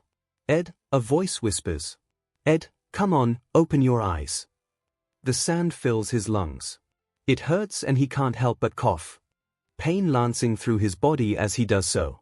He feels as though he's been sliced into 100 pieces, a well of pain thrumming through him with each thud of his heart. "Please," the voice says. "Please, Ed, please." There's light. White floods his vision, and he's blinded by the sudden assault. "Hey," there are hands cupping his face. "Hey, Ed, look at me. Come on. You can do it." "What?" He croaks, his voice barely more than whisper. It hurts to speak. Everything hurts. "Keep your eyes open," the words are more insistent this time. "Keep them open for me." Ed does, though he can't see anything but a blur of colors. They fade in and out of existence, a patchwork world, and then, he blinks and he's awake, he blinks, and then he's not. "The procedure, you're sure it'll work?" "I'm not a doctor, old man. My father is dead." "When?" "3 days ago."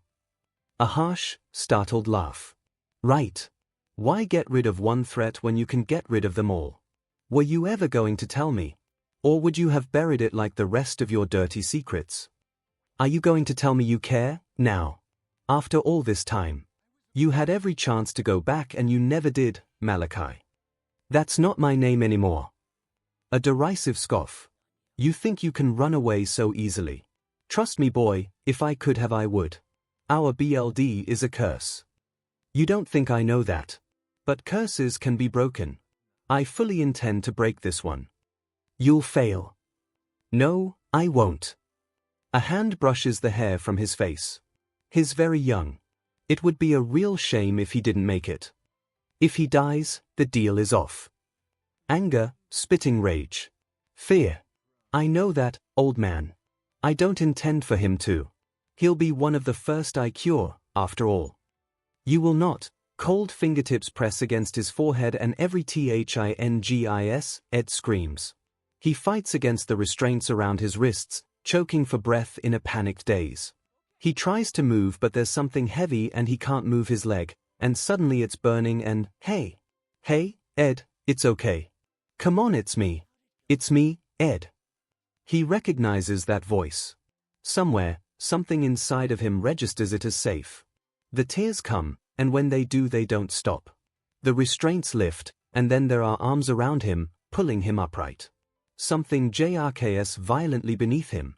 Ed chokes from the jolt of pain this sends through him, but when he's laid down against the pillows he's upright, the mattress raised at an angle. He can see who the voice belongs to now, dark eyes set in a pale face. Long, spiky dark hair. "Akui." Ed whispers tearfully. "I'm sorry," Akui says, voice shaking imperceptibly. "You were hurting yourself, I had to hold you down." "I don't," Ed swallows, throat like sandpaper. "What's going on, Akui? Why am I here? Why does it hurt?" Akui's mouth twists unhappily, eyes shadowed as they reach up, dabbing at Ed's damp face with a white cloth. "What do you remember, BLD?" Ed remembers BLD. He remembers the way it spilled out onto the floor, coating his hands. He remembers. Nina. She left before it happened, she never saw Alexander. His heart pangs, his eyes stinging painfully. Thank God, she didn't see that. And then, his leg. Ed chokes on nothing. Breathe. He has the presence of mind to gulp frantic breaths, as his vision begins to waver. My leg, he gasps. Oh God. Iyakov-san had a port fitted. Ed stares blankly, mind reeling. A port. For automail. A type of advanced prosthetic. He knows a guy, I think. You won't have to wait long. 𝐼𝐼𝐼𝐿 doesn't like his tools incapacitated. Wow. 𝐒𝐽𝐽 sounds bitter. Things are all backwards, Ed realizes with a start. 𝐒𝐽𝐽 shouldn't be so generous with their affection. They shouldn't be mad at 𝐼𝐼𝐼𝐼 of all people. 𝐼𝐼𝐼𝐼 didn't even do this. The one time his uncle isn't at fault is the one time 𝐒𝐽𝐽 decides to blame him. The irony is almost funny. Almost. Except, well, Ed only has 3 limbs. I must be on an insane amount of painkillers, he thinks hysterically. Something cold presses against his palm and he starts, another jolt of pain shooting through his leg, his stump. Ed glances quickly down. He doesn't want to dwell on it. He doesn't want to think about it right now. Never would be better, actually. If anything, 𝐒𝐽𝐽 is good at distracting people. Ed's illicit phone lies tauntingly in his grasp, and he looks up, slowly meeting 𝐒𝐽𝐽's knowing gaze. He doesn't know that exists, 𝐒𝐽𝐽 enunciates, not looking away for even a second. Ed exhales, stark relief swelling within him. And you? Neither do I. Well, that answers that question. 𝐒𝐽𝐽 isn't getting involved. Doesn't want to be. Maybe that's better. You're mad at him, Ed says carefully. He's about to tuck the phone under his pillow, but 𝐒𝐽𝐽 shakes their head quickly, reaching out to take it back. He'll find it there, the 16-year-old warns, pulling it swiftly from Ed's hesitant fingers. I'll hang on to it until you can move more freely. Until you can hide it, is what goes unsaid. Which is all well and good, but... Don't answer any calls, Ed says, before realizing a second too late that it's probably more deeming for his shady double life than the phone's existence in the first place. 𝐒𝐽𝐽 stares at him like it's their first time seeing him, before raising their gaze heavenward. I don't want to know, they chant, in a dead sort of way. I don't want to know. I don't want to know. It kinda sounds like you want to know, Ed observes. It sounds like you're a moody little brat. And just like that, 𝐒𝐽𝐽 is back to normal. You're mad at him, Ed repeats, suddenly recalling his earlier question. 𝐒𝐽𝐽 isn't usually so good at controlling the conversation like this. Either they've suddenly become much better, very quickly, or Ed has been out for a lot longer than he originally thought, or, how long was I out? He demands, suddenly frantic. 𝐒𝐽𝐽, tell me. 𝐒𝐽𝐽 eyes him warily, but obliges. Just over a week, they reply softly. I doubt you'd remember any of it though. Honestly, it's probably best if you don't. There are bits and pieces, vague memories that Ed can't quite recall. Still, 𝐒𝐽𝐽's right, it's probably best. If he doesn't try to remember. Regardless, a week isn't long enough for 𝐒𝐽𝐽 to undergo a personality transplant. So it must be Ed. In fact, with the way he feels a little like he's wading through treacle, head too heavy to keep track of any particular thought, just how drugged am I? Ed marvels, eyes wide. 𝐒𝐽𝐽 snorts. To the gills, they confirm. You'd probably pass out from the pain again if you weren't. Again. But then, Ed shouldn't be surprised. He remembers the horror, and the pain that followed. All he really remembers is pain. I should probably be more upset, he observes. The lower half of his body is still under the covers, but there's a distinct lacking in the shape beneath the sheets. Something isn't there that should be. Maybe he should consider it the lower third instead, that would probably be more accurate.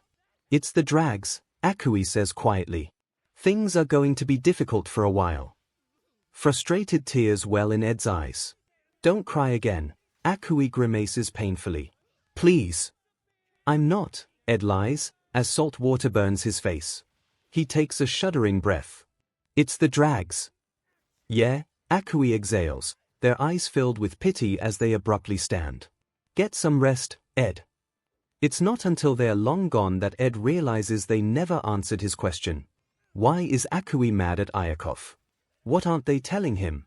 Over the next few days, Hannah brings 3 different doctors with healing quirks to see him, and with each visit the pain lessens.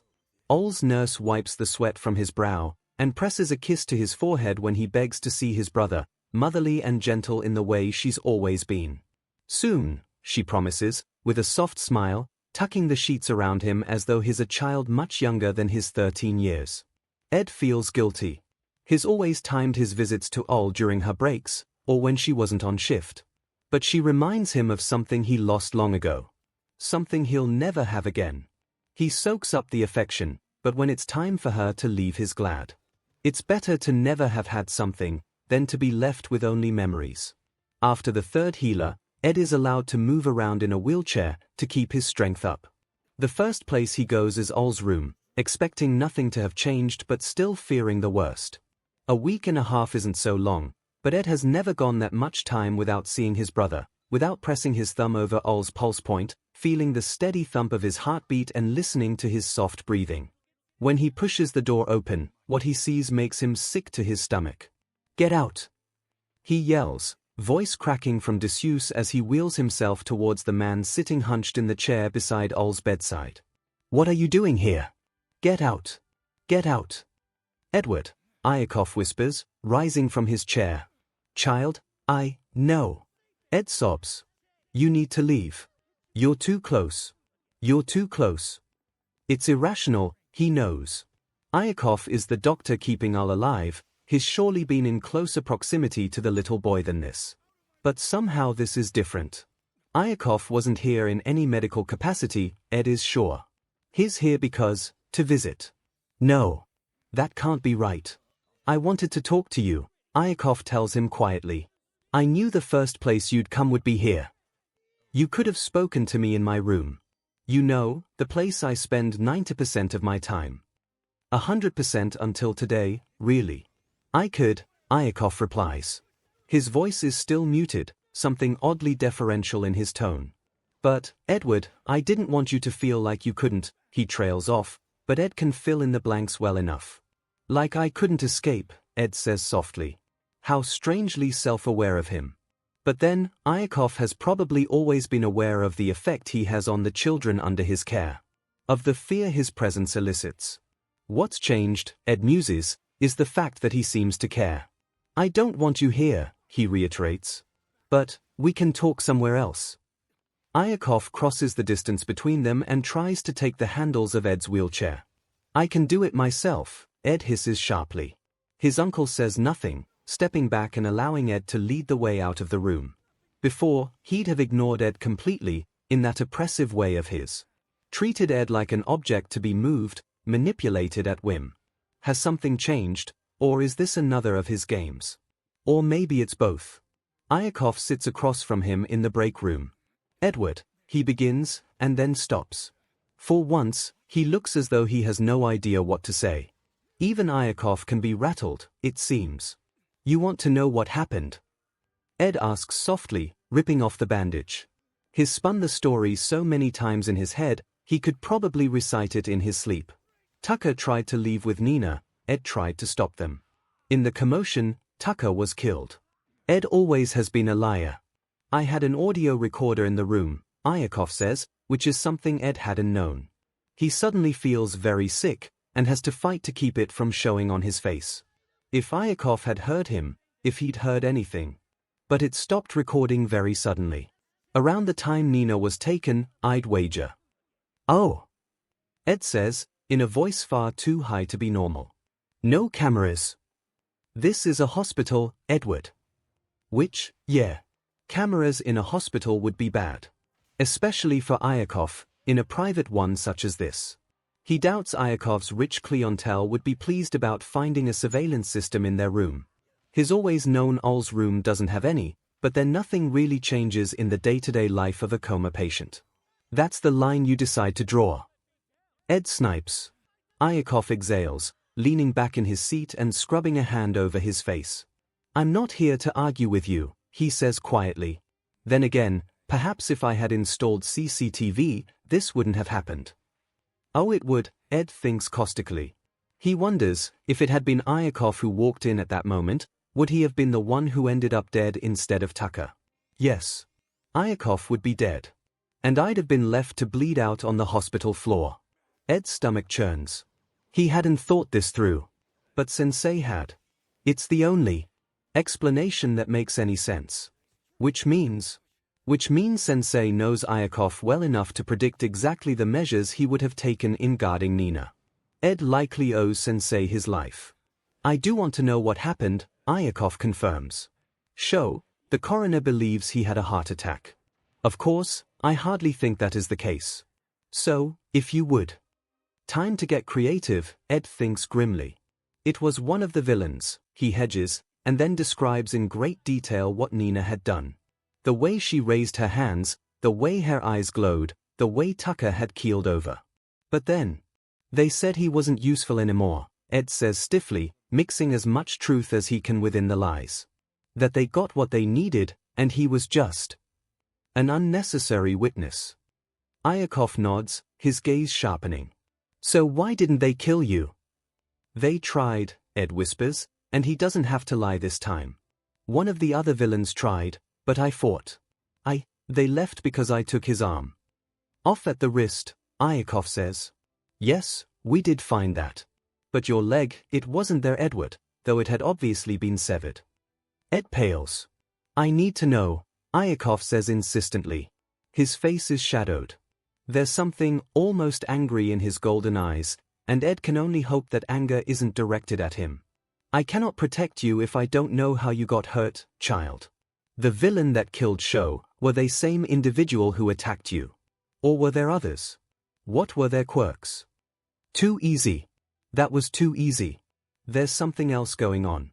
Either 𝐒𝐺 is also pretending, wearing a mask as well crafted as Ed's own, just waiting for Ed to slip up, or there's something else going on. Both are possible. 𝐒𝐺 was the one who taught Ed to keep his secrets.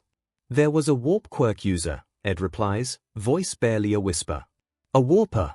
Did they warp away your leg after cutting it off? No, Ed shakes his head quickly. That was another villain. A disintegration quirk. That's how, he can't finish, trembling so much that he can barely speak. Disintegration. 𝐒𝐺 asks softly. Or was it perhaps decay? It was, Ed feels sick. How? I know that quirk. You? Ed swallows heavily. You do? Yes, 𝐒𝐺 doesn't elaborate. I know its drawbacks too. Your leg. You must have cut it yourself, after the attack took place. Ed flinches. Edward, the reason I'm asking you this is because there was another attack. 𝐒𝐺 reaches across the table, taking Ed's hands in his own much larger ones. They are cold as ice. I wholly believe that the villains behind it are the same ones who kidnapped Nina, and who attacked you and 𝐂. Our family has been targeted twice now, and if there's anything else you can remember about the villains, our family. Ed pulls away, mouth suddenly dry, heart thudding unevenly in his ribcage. What do you mean, our family? Is it 𝐿? Have they? It wasn't 𝐿. Then who? Your father. My? Ed stares blankly. What about my father? They attacked him. Is he okay? Because what? This wasn't part of the plan. But then, a lot of things have happened that weren't part of the plan. 𝐒𝐺 closes his eyes. There are stress lines marring his brow. He looks old. Ed's aware that the age difference between his father and his uncle is fairly large, but right now it's as though it isn't there at all. Edward, his uncle says gruffly, voice coarse, tone heavy, words brittle. Your father is dead. Dead. Again. It's happening again. This always happens. People die. They leave. They die. This always happens. What? Ed whispers, because a part of him still doesn't believe. 𝐒𝐺 meets his gaze, gold on gold. Van is dead, Edward. And what's left of Ed's composure shatters.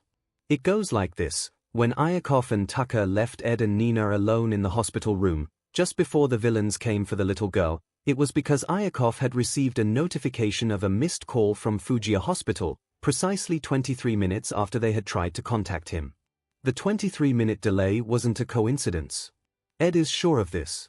If Sensei had the resources to interfere with the bug in Nina's room from afar, he'd have had the capability to do the same to 𝐒𝐺's cell phone. Tucker's unfortunate appearance at exactly the wrong time had actually been a direct result of this. 𝐒𝐺, after learning the reason for the call, had sent for Ed at once. It had been of the utmost importance that he bring the boy to 𝐼𝐿, for the man had just received word that the child's father had been murdered in his hospital bed. Ed is the only one who knows how very close his uncle came to death. If he'd come to look for Ed himself, Nina would have killed him, the same way she killed her father. He still doesn't understand why. It must have been Sensei. It must, but it doesn't make sense. There's no rhyme, no reason to any of this. Or perhaps Ed just can't see it yet. One thing is for sure though. Ed and 𝐿 are officially orphans. No mother, no father to speak of. There's no one. They're alone. 𝐼𝐿 doesn't say anything as he watches Ed gasp for breath. His mouth presses into a thin line, and his eyes look regretful, but he doesn't move to comfort Ed. It's better this way. Ed isn't sure what he'd do if he was comforted by the man who locked his father away until the day of his death. When is the funeral? He asks softly, scrubbing at his face with clammy hands. There won't be one. Ed blinks. Mummy had a funeral. He remembers it, remembers crying. He remembers the way his father sobbed, how 𝐿 had screamed, remembers throwing flowers into her grave. Why? His voice cracks, and he clenches his fists, digging his nails into his palms and wincing as they split the skin. You've taken everything else from him, you're going to deny him this too. Funerals are for the living, 𝐼𝐿 says quietly. Having one now would put all attending in an immense state of vulnerability, Edward. We're being targeted. A ceremony like that is out of the question. They have a warper, Ed snaps. It doesn't matter where we are. If they want to find us they will. You think it's going to hurt any less if we don't have one? Haven't you ever heard of closure? I cannot afford to, so it's about you, you selfish, and then 𝐼𝐿 is on his feet. You will watch your mouth, he snarls, utter fury dripping from every syllable as he leans across the table wedged between them. Ed cringes, eyes wide with terror. His uncle moves back, rising to his full height, and the 13-year-old curls into himself shakily. I didn't mean, this isn't about me, 𝐼𝐿 snaps, anger alight in his molten gaze. It's about you, you stupid boy. I wonder, do you even understand the situation? You just got your leg disintegrated on my watch. A little girl was taken by villains from right under my nose. I cannot be emotionally compromised right now, for your sake. For the sake of Alphonse. You think you can defend yourself? You, a 13-year-old amputee with a comatose, brain-dead little brother. There won't be a funeral because I cannot stand to watch as my only brother is buried, because I have no choice but to hold myself together. I am doing this for you, to keep you safe, but I cannot if you fight me at every turn. This is difficult for me too. He was my only brother. Our parents are both dead. He was my only. He breaks off suddenly, pressing his hands against his face. This is not about me, Edward, he says quietly, into his hands. It is about you. 𝐿 isn't brain dead, Ed whispers tremulously. He's not. 𝐼𝐿 is silent as he fixes Ed with a burning stare. Do you understand? He asks after a short moment. Ed looks away. What will happen to him? Your father will be cremated. I'll allow you to visit the grave once the remains have been buried. The remains. Ed sniffles, silent tears pooling at the corners of his eyes. 𝐼𝐿 rounds the table to kneel at Ed's side. Nina is far from the first child I have lost, he murmurs, holding the armrests of the wheelchair in a tight grip. But I will not allow myself to lose any more. Neither you, nor 𝐒𝐿. Do you understand me, Edward? That's the first time he's called 𝐒𝐿 anything but envy. Ed pitches forward and his uncle moves to meet him, long arms pressing Ed gently against his shoulder.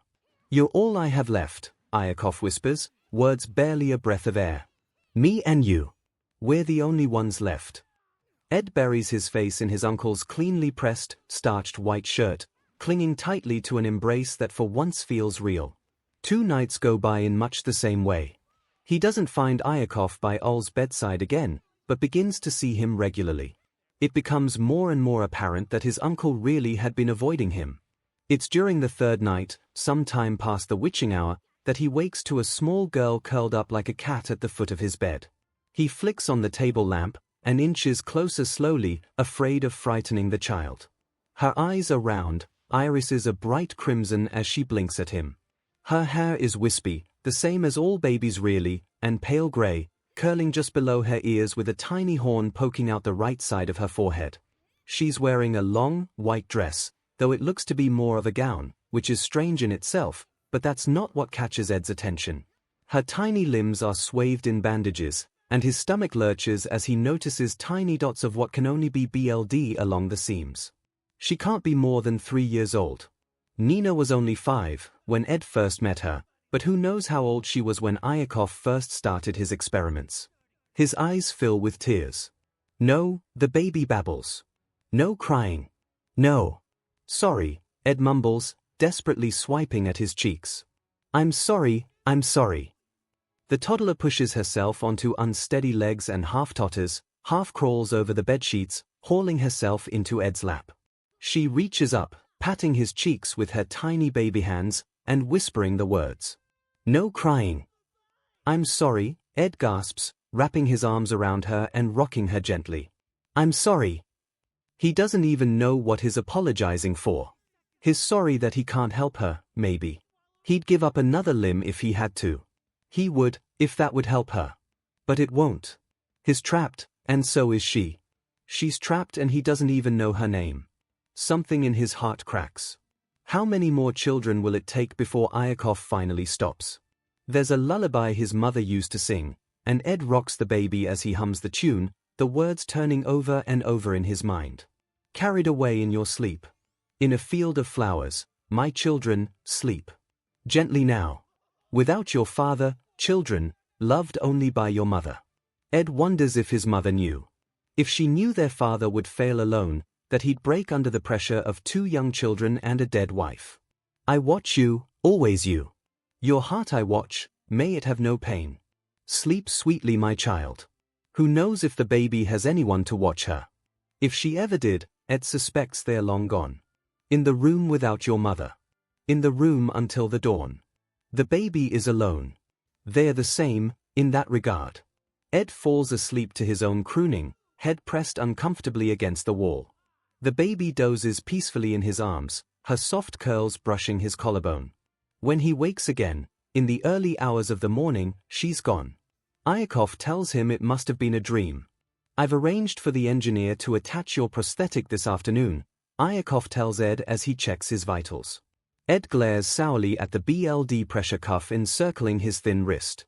They've finally finished the design according to the measurements I sent them. The port is connected to the nerves, so once the 𝐒𝐼c is attached you should be able to move it like a fully functioning limb.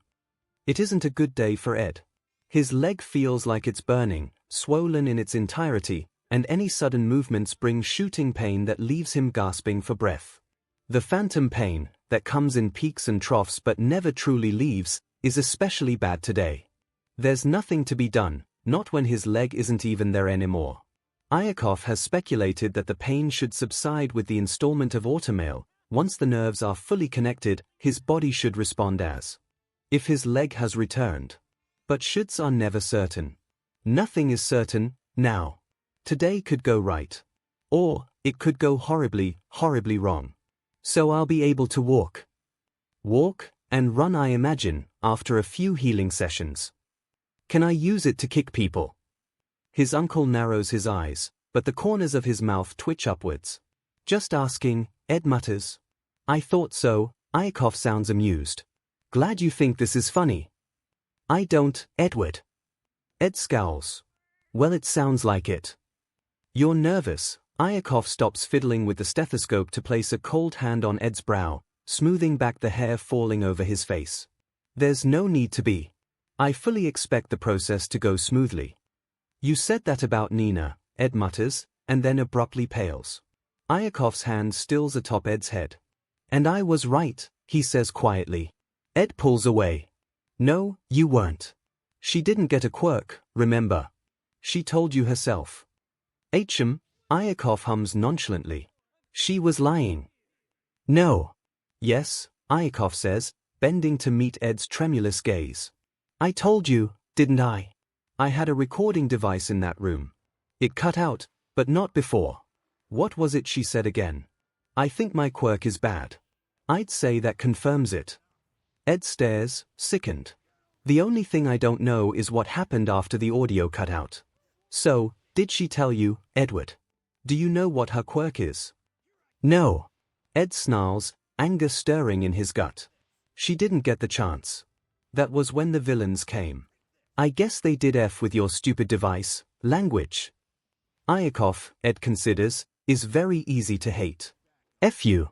This is all your fault. If you hadn't experimented on a 7-year-old girl, none of this would have happened. 𝐼𝐬𝐽 shakes his head dismissively. Maybe on another day, Ed would have been snapped at. Or pulled into a crushing hug. Neither happens, though. 𝐼𝐬𝐽 just looks coldly on and presses the stethoscope against Ed's chest. You've been through an ordeal, he replies calmly. So I'll overlook your rudeness this time. But Edward, at this he moves away and allows Ed to button his shirt again. Don't forget your place in all this. You and your brothers. Tell a hero, Edward, and I'll slit your brother's throat myself. No, Ed hasn't forgotten. Ed is at 𝐼𝐬𝐽's mercy, and so is 𝐼𝐬𝐽. The 13-year-old bows his head and whispers meekly, I'm sorry. 𝐼𝐬𝐽's smile turns sad. Ed doesn't understand why. You're forgiven. For the rest of the morning, nothing more is said. When Winry's mother appears in the room behind 𝐼𝐬𝐽, Ed panics audibly. He immediately clamps his hands over his mouth, his quick mind racing as he turns to look at his uncle. 𝐼𝐬𝐽's eyes are narrowed. He noticed, and maybe it says a lot, that his first thought isn't joy at seeing the woman he used to call auntie, but genuine fear for her safety and a mounting dread. Because she's a connection to his old life. 𝐼𝐬𝐽 did his best to lock the last of them away, and now Ed's father is dead. This world is too steeped in darkness, too bloody for just anyone to survive it. The Rockbells are good, kind people, and they wouldn't survive. He knows this down to his very bones. Ed hopes he hasn't just signed their death warrants. Sarah Rockbell drops her large bag, and there's a cacophonous crash as it tumbles to the floor. Edward! She whispers, and her face is painted with shock and wonder. But then it falls. Maybe she's taking in the sight of him in a hospital bed. Surely she knows by now who the automail was commissioned for. Oh, my darling. Auntie, he rasps, just barely resisting the urge to lift his arms up like a toddler demanding to be held. He doesn't have to. She rushes forward and envelops him in a soft embrace that smells of cherry blossoms and vanilla. He closes his eyes, something aching deep within his chest, and he doesn't realize he's sobbing until she begins to pet his hair, murmuring sweet nothings. Edward, he hears 𝐼𝐬𝐽's voice from beside him, feels the too heavy, too tight grip of his uncle's hand on his bony shoulder. Do you know this woman? Mrs. Rockbell stiffens, before gently detaching herself. She stands, one of her hands resting lightly on Ed's other shoulder, and he can feel the dichotomy. The pain and the gentleness on opposing sides. I was friends with his mother, she says frostily, and Ed almost can't believe that such an icy tone is being directed at 𝐼𝐬𝐽. I recognize you, though. You're Van's brother, aren't you? I must ask, why is Edward here with you, and not with his father? And where is Alphonse? No one told them. No one told the Rockbells what happened that night. Do they even know about the fire? Surely they must. It was all over the news. But his father was taken away, held for questioning, and then 𝐼𝐬𝐽 locked him up. All became comatose, and Ed isolated. Their names won't have appeared on the list of those who died that night. It must have seemed to Granny, and to Mr. and Mrs. Rockbell as though they'd just disappeared altogether. You weren't informed, 𝐼𝐬𝐽 says lowly, words almost soothing in tone. I apologize for that. I didn't know who my brother's close contacts were, and it was a stressful time.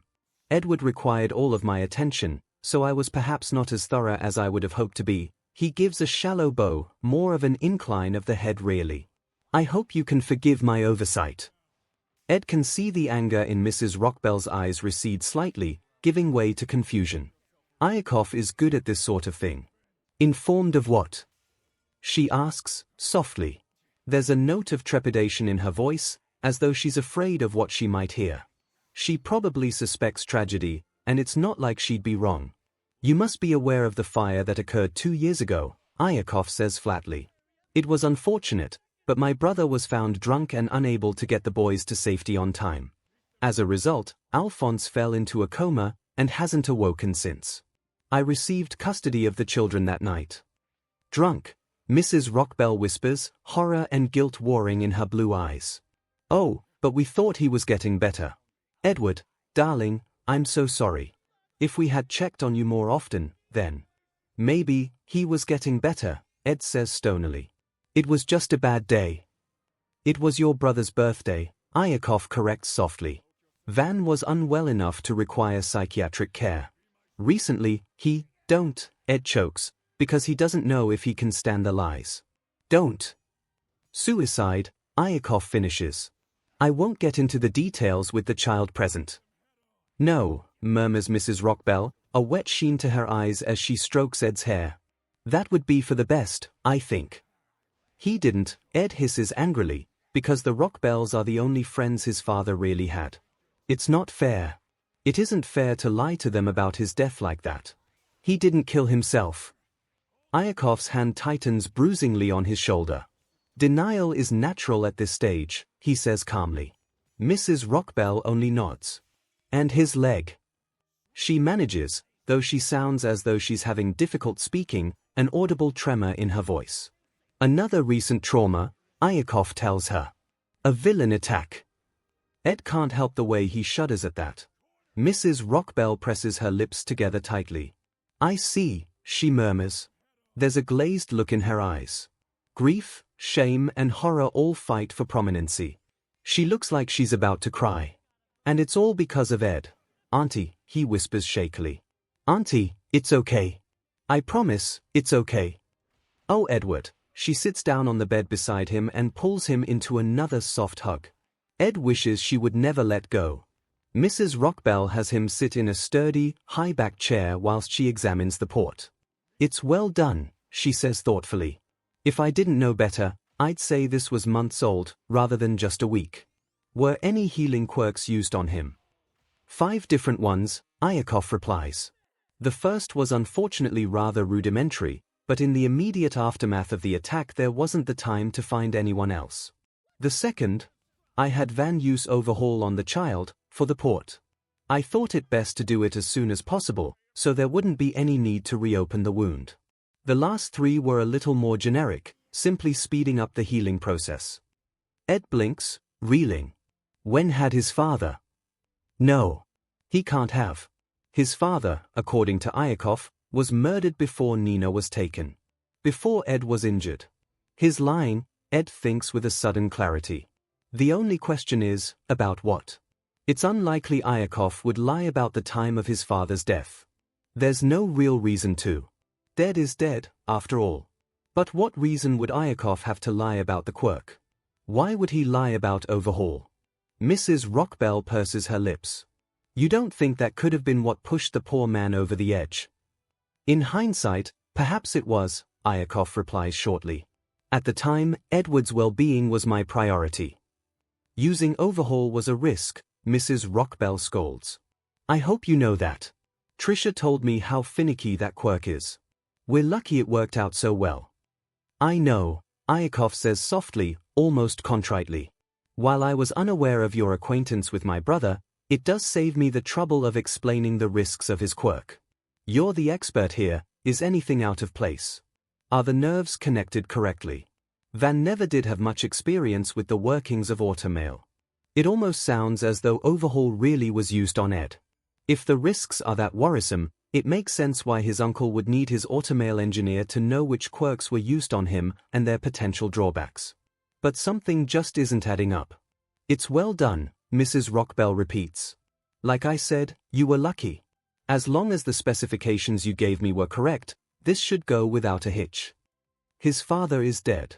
His quirk, overhaul, was somehow used on Ed post-mortem. It shouldn't have been possible. It isn't possible. He's lifted by 𝐼𝐭𝐻 and set down in the bed again, only for his uncle to begin tying each of his remaining limbs to the bed frame with thick Velcro straps. It's gonna hurt that bad. He whispers shakily. Just for a moment, Mrs. Rockbell murmurs, patting his hand gently. She seems a little disturbed by the measures 𝐼𝐭𝐻 is using, but doesn't dispute them, which means that on some level they must be necessary. Is there a rag for him to bite down on? Soft cloth is pressed gently between Ed's teeth. A weight shifts on the bed, and he hears metal being slotted together. It's an uncomfortable screeching sound that numbs his hands and makes his face feel fuzzy. Mrs. Rockbell leans over Ed, patting his cheek before moving out of his line of sight. I'm going to connect the nerves in 3, 2, an electric jolt of pain floods through him. His vision whites out, and he can hear someone screaming. It only takes a split second to figure out that it's him, and by then the worst is over. His left shivering and coated in a cold sweat. Everything feels bruised, and his head is swimming, but he still manages to raise it weakly, blinking away tears that have sprung to his eyes. Someone tugs at the restraints, tearing at the Velcro until he's freed. He's guided into a sitting position by 2 pairs of hands. When his vision finally clears, it's to Mrs. Rockbell pressing a damp cloth to his forehead as 𝐼𝐿 wrenches the head of the bed to incline at an angle. He's lowered back against the mattress, but is upright enough that when he looks down he can see the gleaming silver prosthetic attached mid-thigh. He reaches out, careful not to move too suddenly, and brushes his fingers against the plating, tugging them back almost immediately at the icy touch. Well, 𝐼𝐿 is talking, but the words don't entirely make sense. Can you move it, Edward? Give the boy a minute, Mrs. Rockbell says sharply, before softening her tone abruptly as she turns to Ed. Just breathe, dear. The pain should subside soon. Ed asks in a few quick breaths, hands twisting in his sheets as the intense throbbing slowly diminishes into something a little more bearable. He swallows, grimacing at how almost painfully dry his throat feels. Water! He croaks, chugging desperately when a glass of the sweet liquid is pressed against his lips. Better!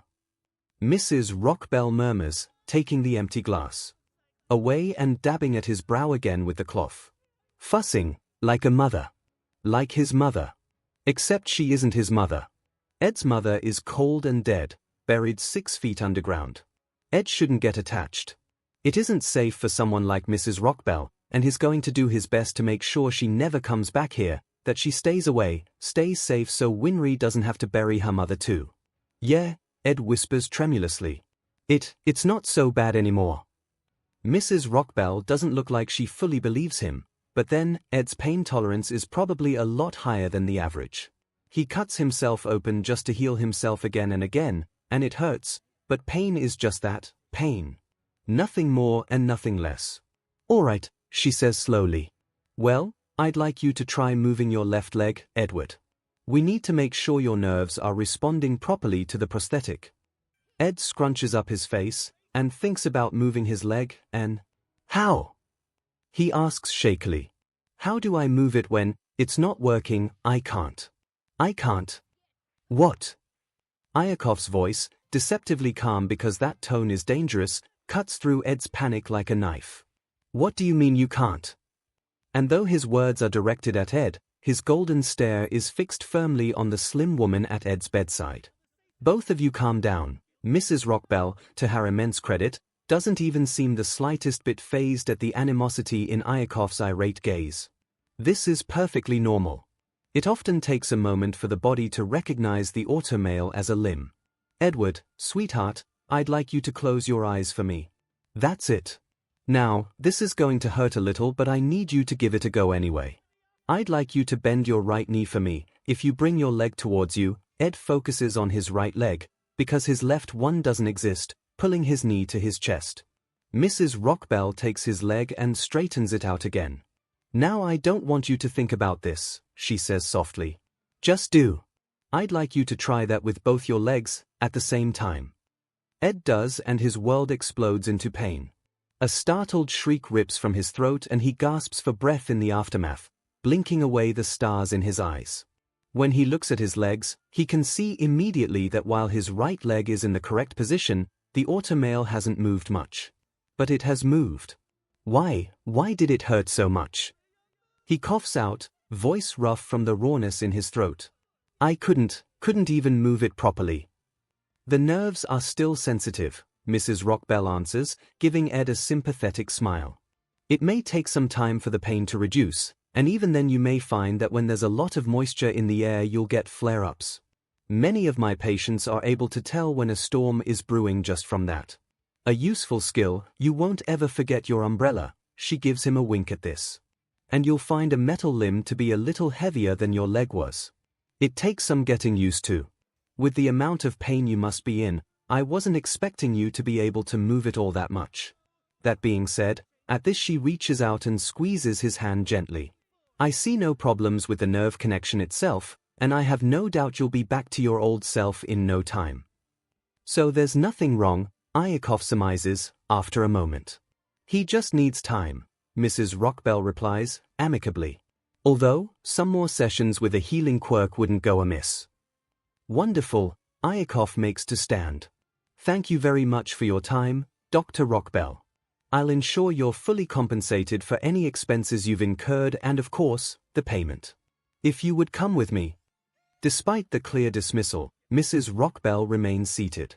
There's something hesitant about her expression, and when she finally speaks it becomes apparent why.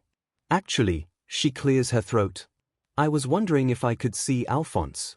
For a personal visit, that is. I knew that child when he was still in diapers. I even changed a few of them myself, you know.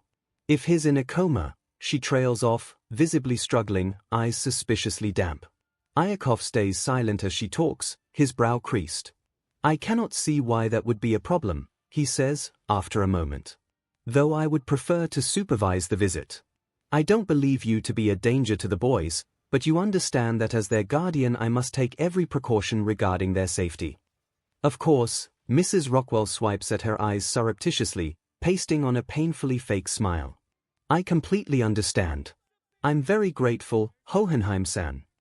It's clear she doesn't want him there, but she can't very well refuse his presence. It would seem suspicious. It would risk 𝐒𝐿ric disallowing the visit entirely. I can supervise, Ed interjects quickly. I wanted to go see him anyway, uncle. You don't have to. 𝐒𝐿ric arches an eyebrow. You're a child yourself, Edward, and you're not well at that. I hardly think you could act in your brother's defense, what with the state you're in. But she's not a danger, Ed whines plaintively. Uncle 𝐒𝐿ric, please. She knew my parents, and I just wanted to spend some time with her. He widens his eyes, and with the pain his in it doesn't take much to make them water. He makes his lower lip tremble as he sniffles, tears beginning to slide slowly down his cheeks. Oh my, Mrs. 𝐒𝐿ric gasps, reaching for Ed and patting his face with the corner of her sleeve. Sweetie, it's okay. Your uncle is just doing what he thinks is best. Despite her words, Ed can see the way she purses her lips, a disapproving frown etching itself onto her face as she glances towards 𝐒�ric. And if Ed can see it, then 𝐒𝐿ric can too. 𝐒𝐿ric stares at Ed, impassive except for the slight narrowing of his eyes. It's a look that says, as clear as the summer sky, I know exactly what you're doing.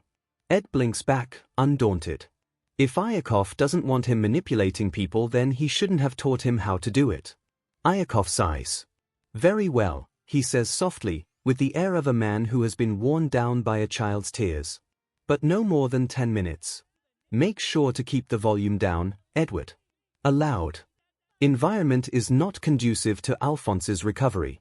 Which loosely translates as tell her anything incriminating and I'll gut you and then her. Or that's what Ed hears, anyway. I'll make sure to keep my voice down, he promises. I won't say anything. He has no doubt that 𝐒�ric will bug the room anyway. Nothing has ever stopped him before. His uncle lifts him into the wheelchair, because he isn't up to walking yet. May not be for some time, and even when he is, it will still pain him. Mrs. 𝐒𝐿ric takes the handles, pushing him as 𝐒�ric guides them through the hospital. He'd hated it when 𝐒�ric had done that, but he doesn't mind so much now.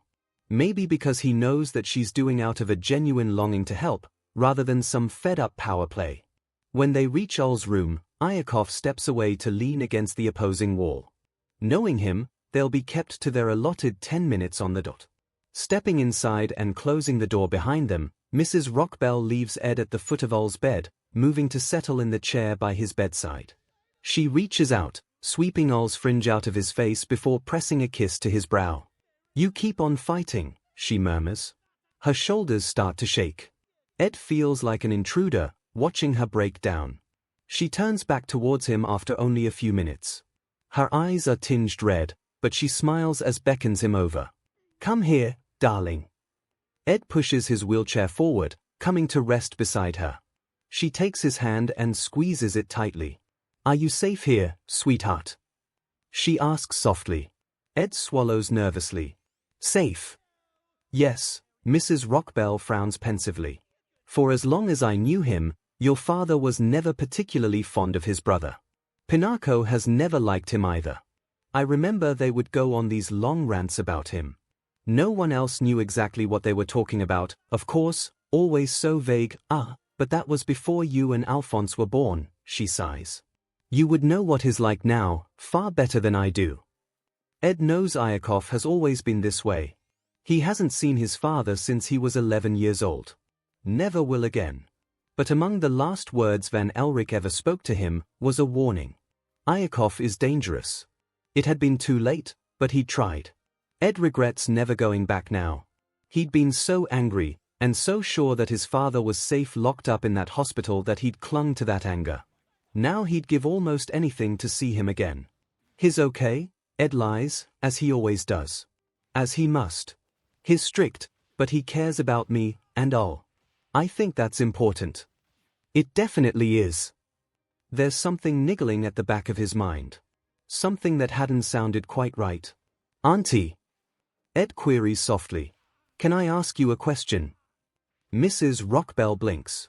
Of course, she says, bemusedly. There's no need to ask, Edward. Okay, Ed takes a steadying breath. Did you live in England with my mum and dad? Before they moved here, I mean. Yes, Mrs. Rockbell says thoughtfully. We did. So you came here with them? No, we arrived a little later actually.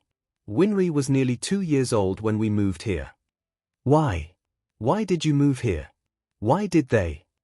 Mrs. Rockbell's expression hardens a little. It looks strange on her. If your uncle hasn't spoken to you about it, I'm not sure I should, she says quietly. Ed blinks. So something happened? I can't say, she says emphatically. Edward, you're so young, it wouldn't be fair to burden you with something like that. Try not to think about it. It's nothing for you to worry about. But, sweetie, she frowns at him. Let's talk about something else, all right? How would you like Winry to visit? I know she misses you. All the thoughts flying through his mind come to an abrupt halt. He stares at the woman beside him in abject horror. No. Mrs. Rockbell actually startles. Edward, she begins, sounding unsure. No, she can't come here. She can't. Sweetheart, no, Ed's heart is pounding. He's trembling, breaths rushing out of him in frantic gasps. He's afraid, because if Winry comes here, if 𝐼𝐼𝐽𝐼 lays eyes on her. No. It can't happen. It can't. Don't tell her, Ed chokes out, desperately. Please, don't tell her I'm here. Don't tell her about my leg. About any of it. Winry can't get mixed up in Ed's time bomb of a life. You were such good friends when you were little, Mrs. Rockbell wrings her hands. Did something happen between you two? Oh, but it was so long ago, surely. No, Ed shakes his head quickly. He doesn't want to see Winry's mother upset, not over this. We were friends. His mind is blank, scrabbling for any reason why he wouldn't want to see his childhood friend. I don't want her to see me like this, he finishes, lamely, and, well, it's not untrue. He doesn't want her to see him beaten down. He doesn't want her to look at him and see how broken he's become. He doesn't want her to cry. And Ed feels so broken. He's sure she'd cry if she knew. She wouldn't think any less of you, Mrs. Rockbell says gently. I know, and Ed does. He does know. But it doesn't change anything. I'm sorry. I can't. Please don't tell her. You're my patient, Edward, Mrs. Rockbell says softly. I won't disclose anything about you to anyone if you don't want me to. I asked as Winry's mother, and as your aunt. But I am still your doctor. I have a duty to keep your secrets if you ask that of me. Thank you, Ed breathes. He studies 𝐒𝐿's face. He could easily be sleeping, to an outsider. All of this. Everything that's happened so far, it's all been for 𝐿. That's what he has to remind himself, every time something hurts more than he can bear. It's for 𝐿. Always for 𝐿, and one day when he finally has his little brother back, it will all be worth it. After Mrs. Rockbell leaves, 𝐼𝐿 takes Ed aside. "You're afraid," he says gently. "You shouldn't be. I won't harm her if I don't see the need for it, and I won't need to, will I, Edward?" "No," Ed replies, staring blankly ahead. "You won't." It takes another week before Ed is able to walk. He's moved back into the manor house, because the stairs provide enough physical therapy. It's empty, without Nina. Ed feels like a ghost, moving from room to room but never staying for long. It's as though he's searching for something intangible. His dreams are of loss and burning. He dreams of the fire. He dreams of the world in ashes, of a figure standing atop the pyre of bodies, among destruction and dust. He dreams of their laughter, hysterical, maniacal and desperately, desperately unhappy. He wonders who the figure is. In his dreams, he watches as 𝐿's face melts, seared by flames and scalded by the heat, by the ashes in the air. 𝐿 stops breathing, and then he falls to the floor. Daddy is furious. "You did this. You did this to my son." And then he grabs onto Ed's shoulders and shakes and shakes. "You did this to me." One day, Ed wakes screaming. 𝐼𝐿 is holding on to him, shaking him just like Daddy. His fingers dig into the flesh of Ed's upper arms like talons. His eyes are hollow golden pits. "Come with me," he says, when he's sure Ed is awake. He tosses a sweater onto the bed, before leaving Ed to scramble after him in a daze. Every step sends a throb of pain where the metal joins to his leg, but he grits his teeth as he follows 𝐼𝐿 through the winding corridors, stumbling over himself to match his uncle's lengthy gait. 𝐼𝐿 leads him into his study, turning the computer monitor so that it faces Ed at an angle. "I want you to watch this," he says flatly. "And then I want you to tell me what you see." It's a video feed of his father's hospital room. His father sits on the bed, sobbing. That's not unusual, at least from what Ed remembers of his father, of those years in that tiny flat. That doesn't mean he's unaffected though. He never was truly numb to it. His heart breaks and his stomach turns. Sadness and shame. Empathy and revulsion. Two sides of the same fed-up coin. There are several minutes of this, and for a moment Ed thinks it's all 𝐼𝐿 wanted to show him. It's cruel enough that it would be just like him. But then the warp gate appears. Black, swirling mist that converges on one point. Through the gate walks a man, as nondescript as can be, pale with brown hair and brown eyes, an average face. Then, there's a gun in his hands. Ed hadn't seen him pull it out, but he must have done. His father backs away. There's fear on his face and he reaches out, pressing his hands against the wall behind him. At first, Ed doesn't understand why, but then he realizes he must be trying to use his quirk. But the hospital stuffs its patients full of quirk suppressants. He's defenseless. The gun goes off, 1, 2, 3 times. 3 bullets to the head. The gunman leaves, the warp gate disappearing with him, and Daddy is left lying on the floor in a pool of his own blood, his eyes open and unseeing. 𝐼𝐿 plays the video on loop. Ed watches again and again as 1, 2, 3 and Daddy falls down dead. "It's the same warp quirk," Ed says blankly. He feels like he's floating. Time flows in 2-second snapshots, each blink the shutter of a camera, like he's only getting half the story, a quarter of the time. "If this hadn't happened, I would have thought you were the one who betrayed me, Edward." Ed pales. "I didn't," he says, feeling as though his entire body has been dipped in ice. "I wouldn't." "I think you would, under the right circumstances." 𝐼𝐿's expression is unreadable. "Nevertheless, I don't believe you're the culprit. And if you're not, then I should believe what you told me about Tucker, shouldn't I? That he betrayed us, and died because he was betrayed in turn. It all ties together rather conveniently, don't you think?" "You don't think it was him," Ed surmises, sickly.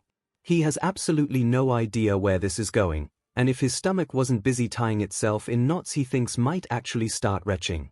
"I didn't say that." 𝐼𝐿's voice is flat. "Though there is one other person I considered.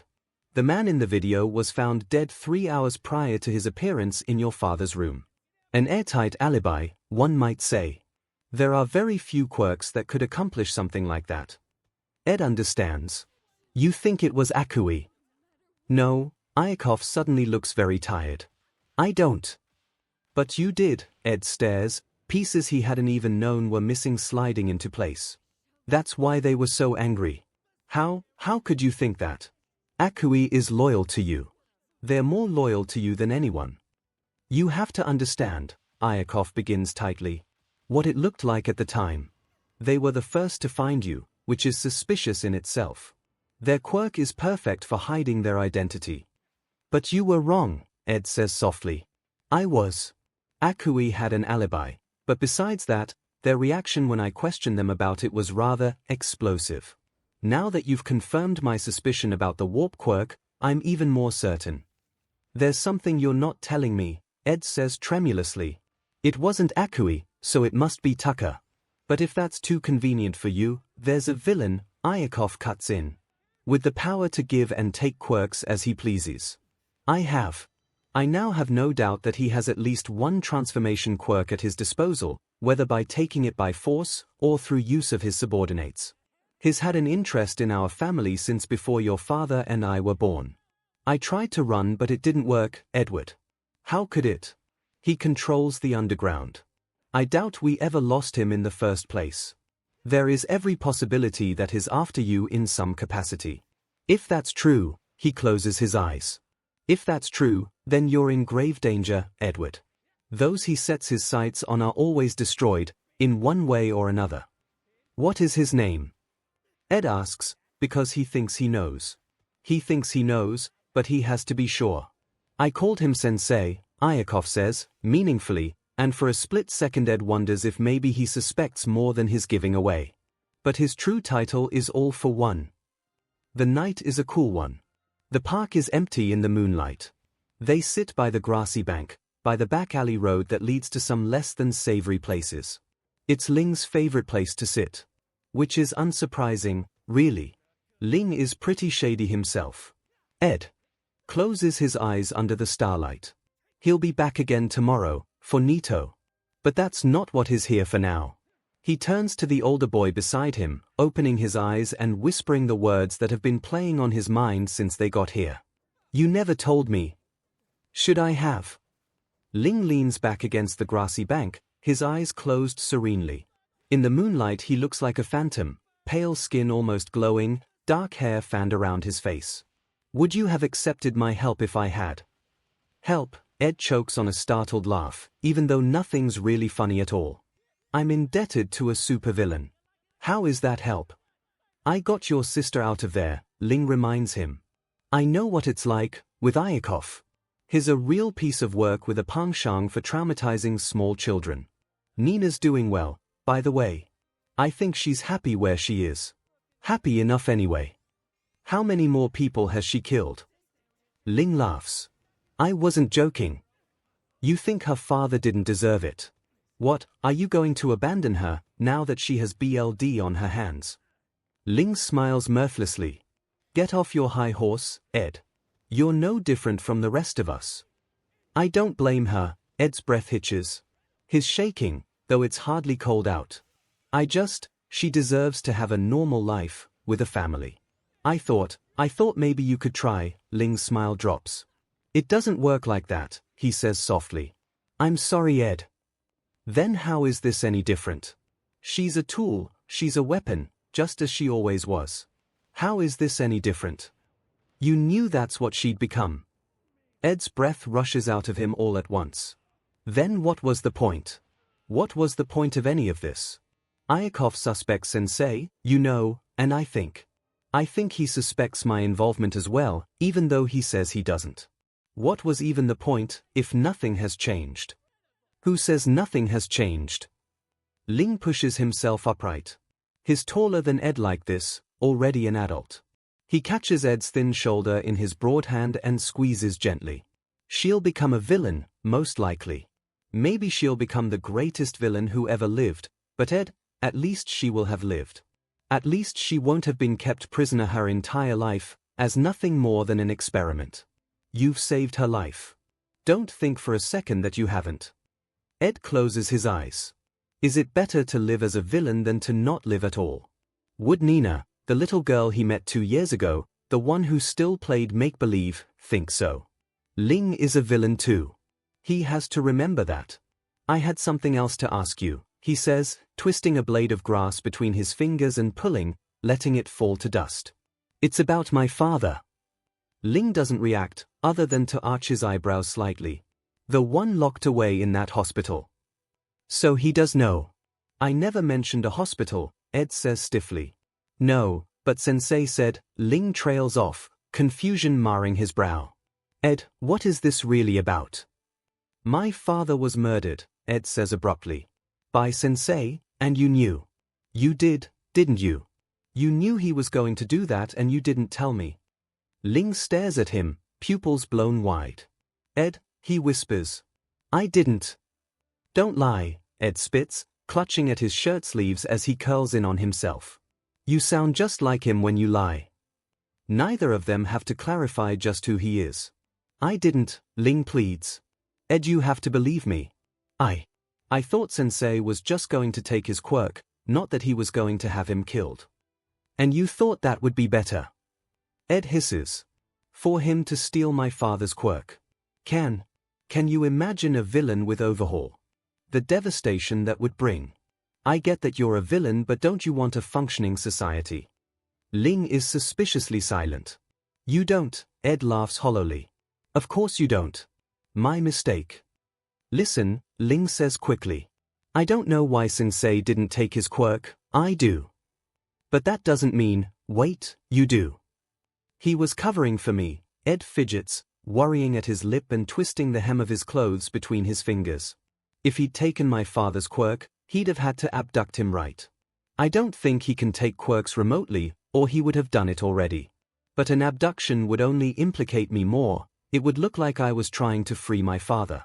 So Sensei had to kill him. If he'd wanted the quirk, he'd have had to go in person. How do you know he didn't?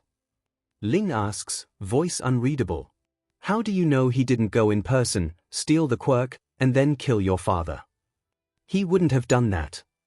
Ling makes an odd noise in his throat. What makes you say that? He wasn't there. At the bar, I mean. Usually if you're gonna manipulate someone, it's better to do it in person. But he didn't. It was over audio, there wasn't even a video link. I don't know if he's hiding his identity, or if he's, like, really hideous or something. But there's obviously a reason behind his absence. Why would he then choose to be caught on camera using a quirk that is probably really distinctive? If I were Sensei, I wouldn't risk it.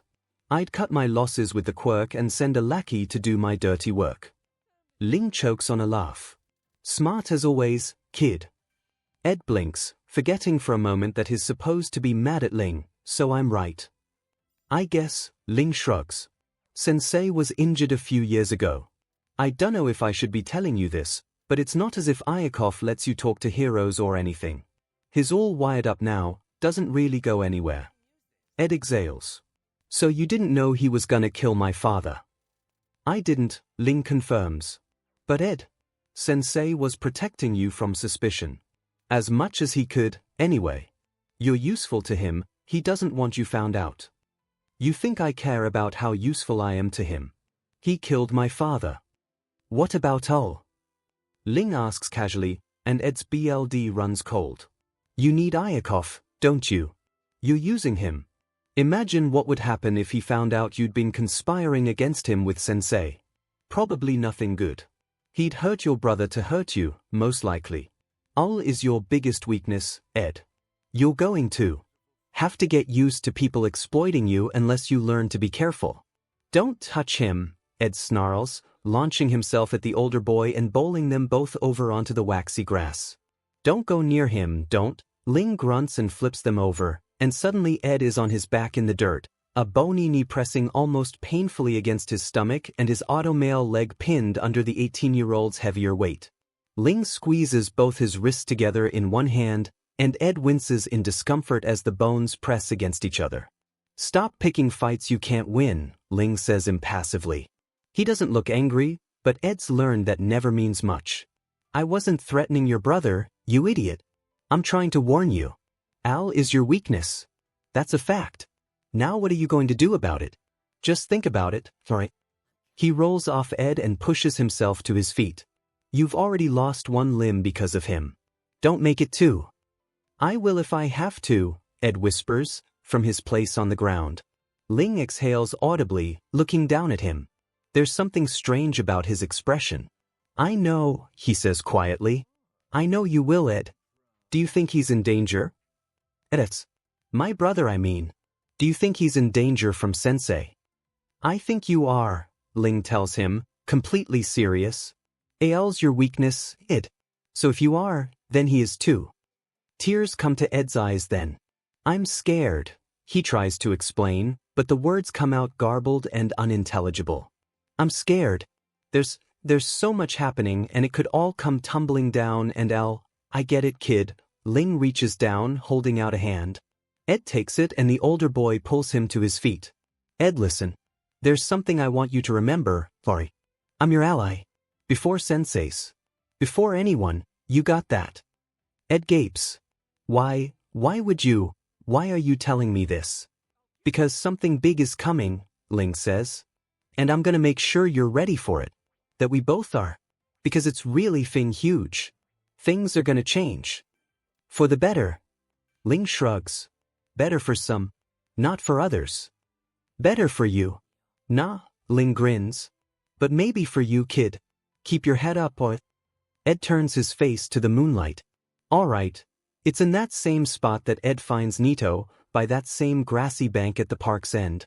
His presence is like an open wound that's been allowed to fester. There's just the two of them now. Ed's a liar. He always has been.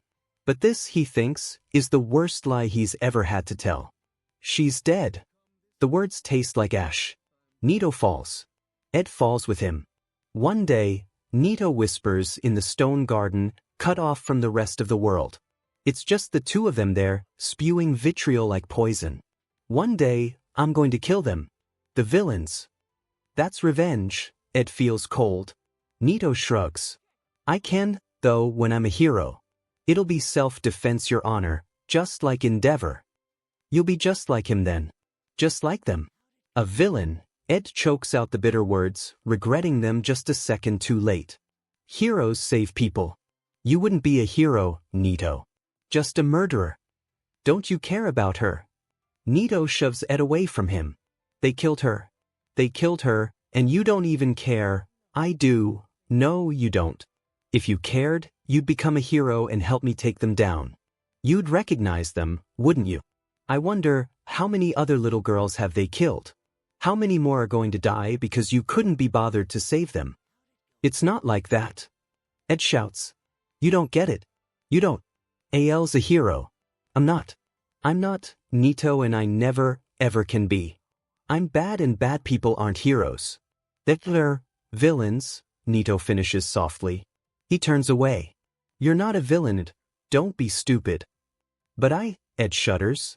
Al doesn't matter, Nito snaps. You can become a hero with or without him, Ed. He doesn't dictate your life choices. He's comatose, remember. He tears his gaze away, pushing himself to his feet. Ed never forgets.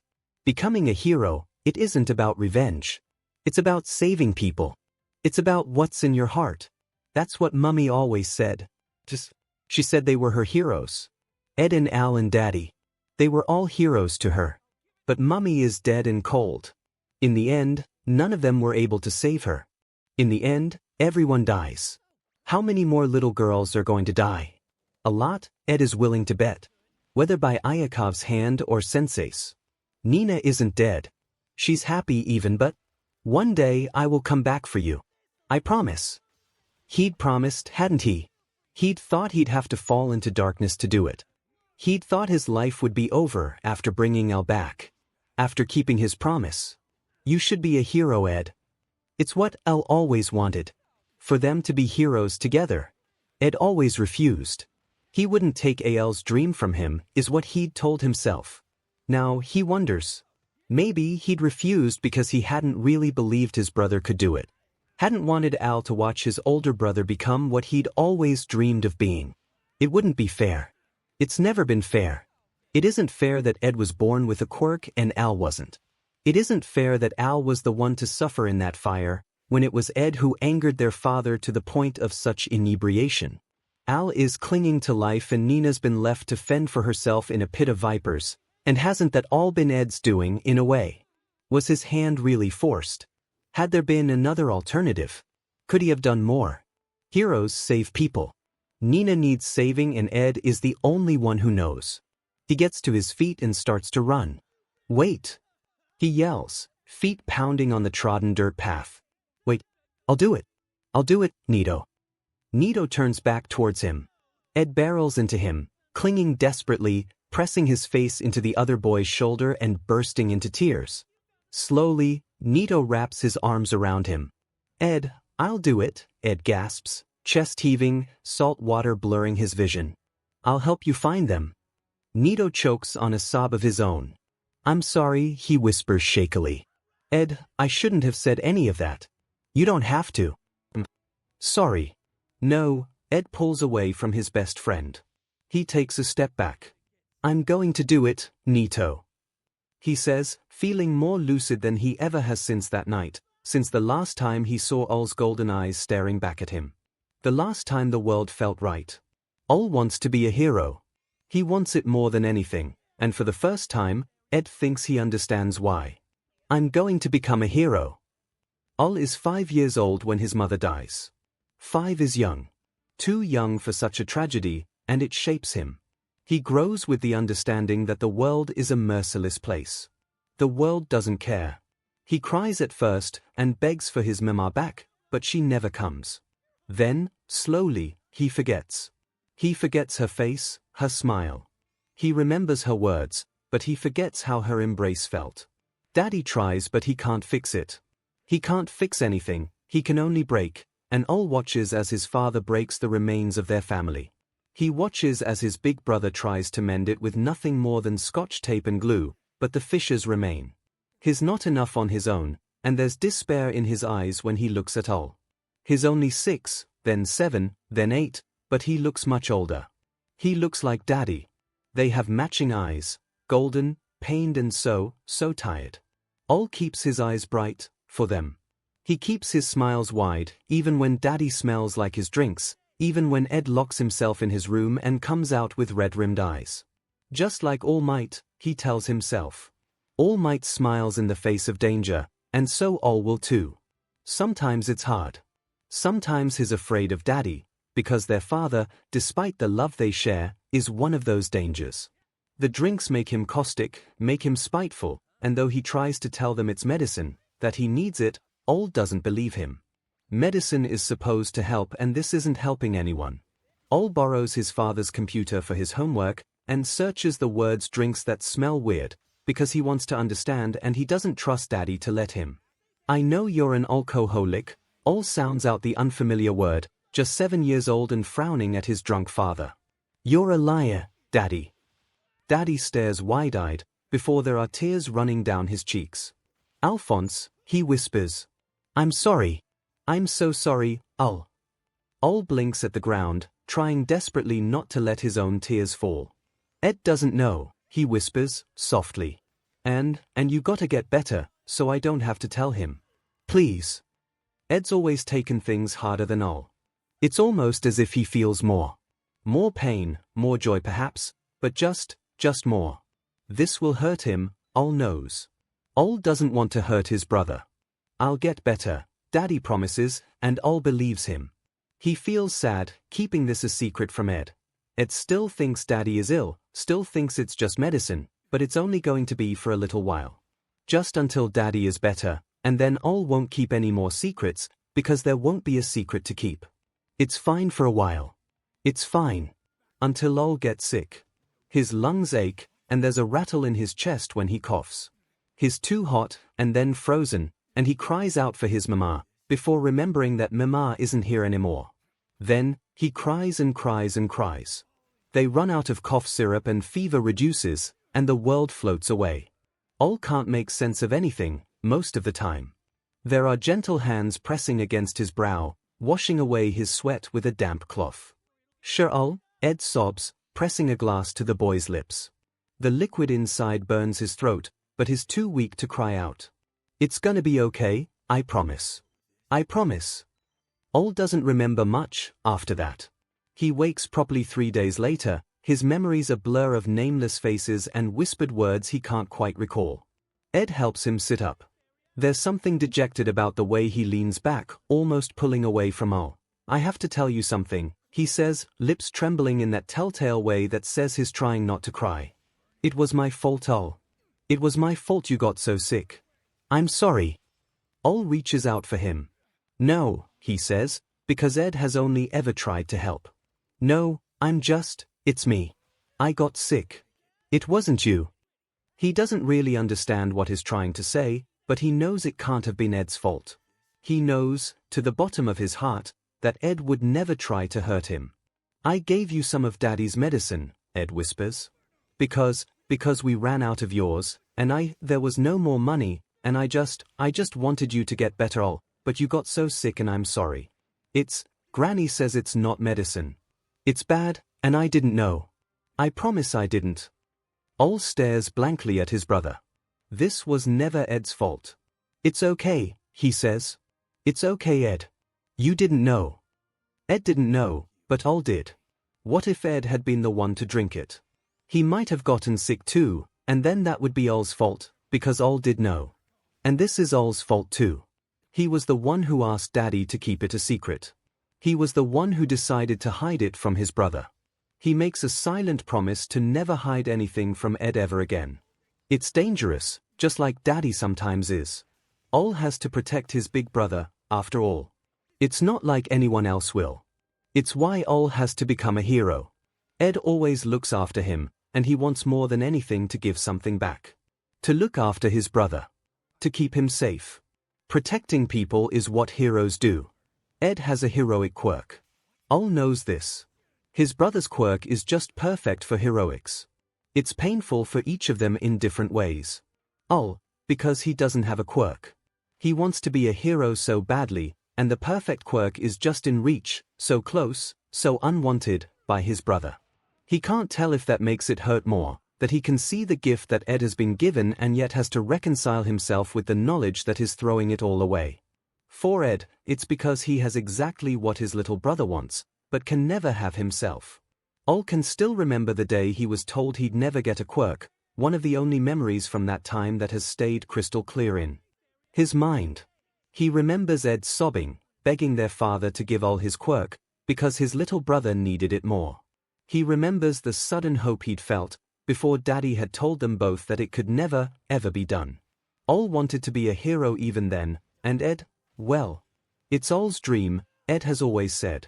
Can't he see that it could be both of theirs? It would be something they could share, and Ol knows how brave and strong and brilliant his brother is, knows he could be an amazing hero if he tried. But Ed doesn't want that. Ol is 9 years old, and though that doesn't seem like much, not when Ed is almost 11, he's begun to realize some things. 1. Ed will never, ever do or say anything that might make Ol the slightest bit upset, if he can help it. Ol still hasn't decided if this is lying or not. He supposes he can never really know, which means he can never trust Ed to tell him the truth. It's a painful realization, but he understands it's because his brother loves him. That's the most important part, surely. 2. His brother truly believes that becoming a hero will hurt Ol, never mind how many times Ol tries to tell him otherwise. Which means it will never happen, and Ol will be all alone. Not that he isn't already, he gets plenty of practice being alone at school. Nobody except Ed likes him there, and they're not in any of the same classes. 3. Ed will never understand what it's like to be without a quirk. Not really. No one who has a quirk does, and it's not his brother's fault. It isn't. Ed tries so hard to help Ol, to make him feel safe. The problem is, Ol's never safe. You never are if you're quirkless. Maybe that's why he breaks his promise. Daddy's room is off limits unless it's an emergency. Both Ed and Ol are aware of this rule, and for the most part stick by it. Ed has a tendency to storm into their father's room and kick the bottles about, to try and wake him up, even when he's not supposed to. He always gets an earful for it, so Ol learns never to go into Daddy's room when he's home. He waits until he leaves for work. Ed is busy cooking dinner. It will probably be burnt, but 𝐿 doesn't mind. He's learned not to mind things like that. Food is precious and it mustn't be wasted. You never know when you might have to go hungry, after all. It's reckless to turn down a hot meal. Usually, 𝐿 would sit in the kitchen while Ed cooks. He'd help, as much as his brother would allow, though Ed still doesn't let him use the stove. Today, he leaves Ed in the kitchen and steps into his father's bedroom. He's not looking for anything in particular, he goes in here because sometimes Daddy feels so far away. Especially when he locks himself in his room. Ed and 𝐿 are left to wait for him to come out again. Ed gets especially upset, anxiously biting his fingernails to stubs and shaking almost imperceptibly as they curl up beside one another in 𝐿's room. 𝐿 likes to know what it looks like in here, so that when that happens he can pretend that Daddy's okay, that he's only sleeping. It doesn't look much different than normal. The bed has been made, which means today is an alright day, if not a good one. The curtains are open, and the weather outside is dreary and miserable. He hopes Daddy didn't get caught in all that rain walking to work. He casts his gaze around the room, turning to leave. Except the dresser. The one that locks. The top drawer is ajar. Daddy must have forgotten to close it properly. 𝐿 has never seen what's inside it. He's probably not supposed to, but then, Daddy's not supposed to drink, is he? Granny told him to stop and he never did, so it's okay if 𝐿 is just a little bit naughty. Besides, it's not snooping much. It's not as if he's picking the lock, he's just having a quick look. He'll be quick. There's probably nothing interesting in there anyway, so it's fine. His father won't ever have to know. He crosses the room hastily, pulling the drawer out a little further and standing on his tiptoes to peer inside. There are a number of folders, each labeled with a different name. 𝐿 spots one with his own name written along the outer margin, and one with Ed's. He reaches for his own first, flipping through it. It's thin. There's not a whole lot really, but his throat feels tight when he sees his father has kept some of his old drawings in here.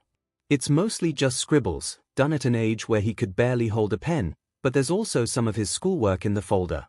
Tests he did especially well in and all of his report cards. It settles something inside of him. There's always been a part of him that hasn't believed their father truly cares for them. That if he does, he'd have tried harder to get better. But seeing this quietens that doubt, at least for now. After all, why would Daddy keep all this if he didn't care? At the very end of the folder, 𝐿 finds his BRTH certificate. Alphonse Elric, the 5th of March 2200 Mother, Trisha Elric Father, Van Elric Mother. Mema. 𝐿 sniffs back tears and reaches for Ed's folder. His is much the same, except for a few quirk assessments and counseling he had before their mummy died. 𝐿 flips through the folder. Ed's BRTH certificate is at the end.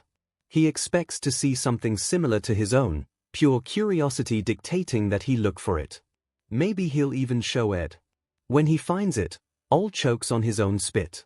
Edward Hohenheim. The 2nd of September Mother, Trisha Hohenheim, née Elric. Father, Van Hohenheim. They had different surnames. They all had different surnames when Ed was born. So that means at some point between Ed's BRTH and 𝐿's own, his father and mother changed their family name to Trisha's maiden name. 𝐿 frowns, staring at the two certificates. Something must have happened, but 𝐿 doubts Daddy would ever tell them what, even if asked. He places both certificates back into their respective files, closing them carefully and stacking them in the order he found them. There are 5 more folders. 2 belong to each of his parents. The rest are labeled with names he doesn't recognize. Reza, Roy, Malachi. The first 2 are confusing. They don't even have BRTH certificates, just some schoolwork, and for some reason, adoption papers. There's nothing written on the forms, but it's strange they're all the same. 𝐿 can't imagine his father adopting anyone, not in the state he's in. But then again, he wasn't always like this. When Mema was alive, Daddy was too. Maybe this is from then. It's the last folder that piques 𝐿's interest the most. There's barely anything there. No artwork. No schoolwork. Just a BRTH certificate, a missing child's poster and a quirk assessment dated all the way back to the year the BRTH certificate, written in English, reads as follows: Malachi Hohenheim. The 28th of May Mother, Trisha Hohenheim, née Elric. Father, Van Hohenheim. The poster pictures a solemn-eyed toddler. His eyes are bright golden, his hair the same feathery mahogany that their mothers used to be. It's written in English, just like the BRTH certificate. It features the child's name and age, Malachi Hohenheim, age just 3 years old, and instructions to inform the police if cited. Ol stares, dazed. He reaches almost blindly for the quirk assessment. Quirk, overhaul. Description: 5-fingered touch-based ability to disassemble and reassemble the molecular structure of matter, provided the matter can be conceived as a whole. At first appearances, Malachi's quirk mirrors the quirk his father, Van Hohenheim, possesses, and so unless evidence presents to the contrary, my recommendation is a level 5 safety classification. I recommend a follow-up appointment in 3 months' time to assess any changes that may have arisen and make any relevant adjustments to the classification of the quirk. Signed, Dr. Yakov Hohenheim. Hohenheim. That name again. Someone on Daddy's side of the family. He's never heard of him before, Daddy hasn't mentioned anything of the sort. But then again, Ol's beginning to realize there's a lot Daddy hasn't told them. There's no second assessment. Which means there was no follow-up. Malachi, their brother, must have disappeared within those 3 months, then. Their brother. They have another brother. A brother with the same quirk as Daddy. Or maybe had. It's been so long, and after a certain amount of time missing person cases usually turn into homicide cases. Ol's watched enough documentaries to know that. But why did Daddy never tell them? Why didn't Mama? Ol's grip tightens on the paper in his hands. They were little when Mama died. It makes sense why she wouldn't have told them. She probably didn't want to frighten them. Little kids shouldn't have to understand how terrible people can be. But they're older now. Ol will be 10 in March. Ed is 11. He isn't a little kid, and Daddy knows that, surely. Ed is going to be furious. Ol closes his eyes. If Ed finds out Daddy hid something as big as this from them, the tenuous family bond they have, already fractured, already strained almost beyond repair, could shatter completely. Which means Ed can't find out. Ol can't lose his family. They're all he has. Ol slots the certificate into place before putting the file back with the others. He's about to hide all evidence of his snooping and leave when something else catches his eye. At the very back of the drawer, wedged behind the folders until it nearly isn't visible from where Ol's standing, is a wad of paper held together with staples. It almost looks hidden, and it's this that makes him reach for it. It's about 1/2 inch thick, the first page covered in nonsensical, handwritten notes. Ol blinks in bewilderment, squinting as he tries to decipher them. He can make out a few words, but the writing is in shorthand, probably only intelligible to the person that wrote it. The entire booklet appears to be a photocopy of the original, with telltale ink scuffs appearing in the margins. At the top of multiple pages there is an odd circular symbol crossed out with a thick black line. Each is subtly different, but makes no more sense than the one before. But it's the title that makes him stop short. Counterfeit Quirks. Ol pushes the drawer closed and slinks out of the room, stuffing the booklet into his school bag. He tiptoes into the kitchen, launching himself at his brother and snickering as Ed gives a startled yelp, almost dropping the pot of tomato soup all over the floor. What was that for? Ed squawks, scowling at Ol. Ol just smirks. I scared you. He crows, laughing wholeheartedly at the suddenly affronted look on his brother's face. Ed scoffs, turning the stove off. The corners of his mouth twitch. You're gonna get it, he promises, with a vindictive gleam in his eyes that promises retribution. Ol takes a step back. I'm faster than you. I'm stronger. You won't be able to catch me, though. We'll see about that, Atuto. Ol has 2 hours of gym class, twice a week. He's never enjoyed it. It always makes him so hungry, and the lunches Ed packs for them never feel quite enough. He doesn't think he can ask for bigger portions, because Ed will probably give himself less, just so Ol can have more, and that isn't fair. Ol doesn't want to take more from his brother. Despite that, Ol hasn't ever tried to get out of the class. He'd just be giving his peers another reason to dislike him, to view him as different. But he'll never truly be accepted. He's quirkless after all. Maybe it's time to recognize that and use it. He curls his fingers around the library pass his homeroom teacher had given him that morning, on account of his quirkless frailty. He'd pretended to cry, and everyone had laughed at him, but it worked. He doesn't have to go to gym class anymore, which means he has 2 hours to do whatever he wants. 𝐿 glances around shiftily, before making his way out the front gate. He knows where he's going. There's an abandoned house 2 blocks away. It's dilapidated, and as far as 𝐿 knows, nobody really goes there except for teenagers looking for a thrill. Ed showed him once after school, but made him swear to never go there alone. Sorry, Ed. To enter the house, he has to climb in through the empty window on the ground floor, at the very back of the building. 𝐿 wriggles through the gap between 2 loose fence panels from the dingy back alley, making his way across the overgrown garden.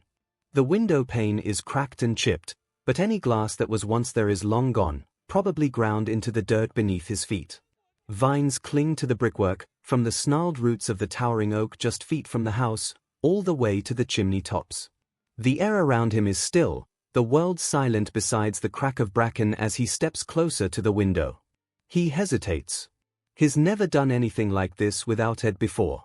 They're always together, and Ed is usually the ringleader. 𝐿's just pulled along for the ride. It's not the rule-breaking he has a problem with. That's been trained out of him just by having Ed as a brother. He's scared, but he can't quite figure out why.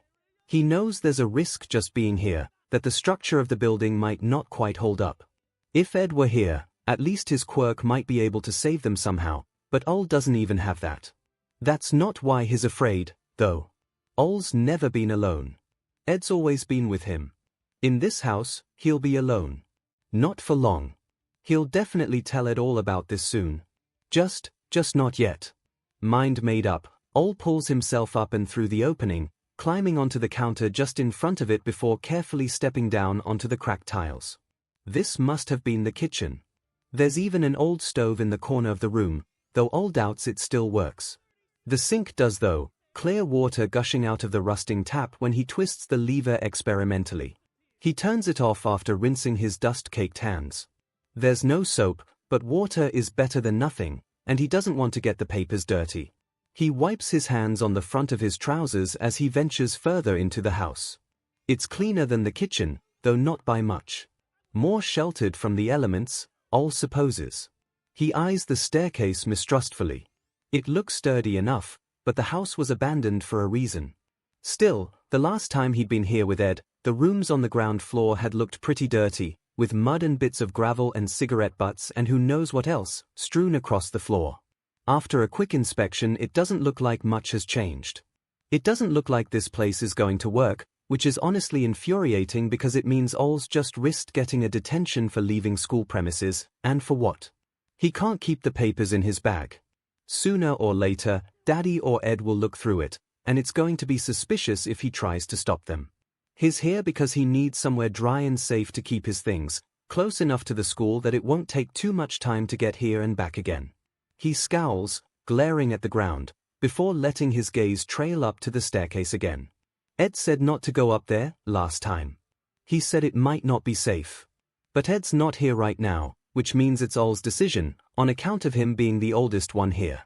He ignores the voice at the back of his mind, the one that sounds suspiciously like Ed, whispering that that's because he's the only one here. He climbs the stairs. They creak with every step, but they don't come crashing down, and 𝐿 doesn't even realize he's been holding his breath until he reaches the top, sking in a huge gulp of air as he peers tentatively around the corner of the landing. There are 3 doors positioned at staggered intervals on either side of a hallway and another at the very end. The upstairs does seem cleaner. The floor looks almost swept, and the handles of the doors have a faint shine to them. He treads carefully, testing each floorboard before he tentatively puts his weight on it, moving along the corridor until he reaches the first door. It's locked. Or at least, it won't open. Which could mean that it's rusted shut somehow, or there's something on the other side, preventing it from opening.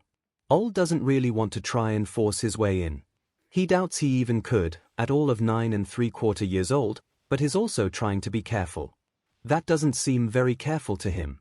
The second door opens to a bathroom, which is also oddly dirt-free, for a house that is supposedly abandoned.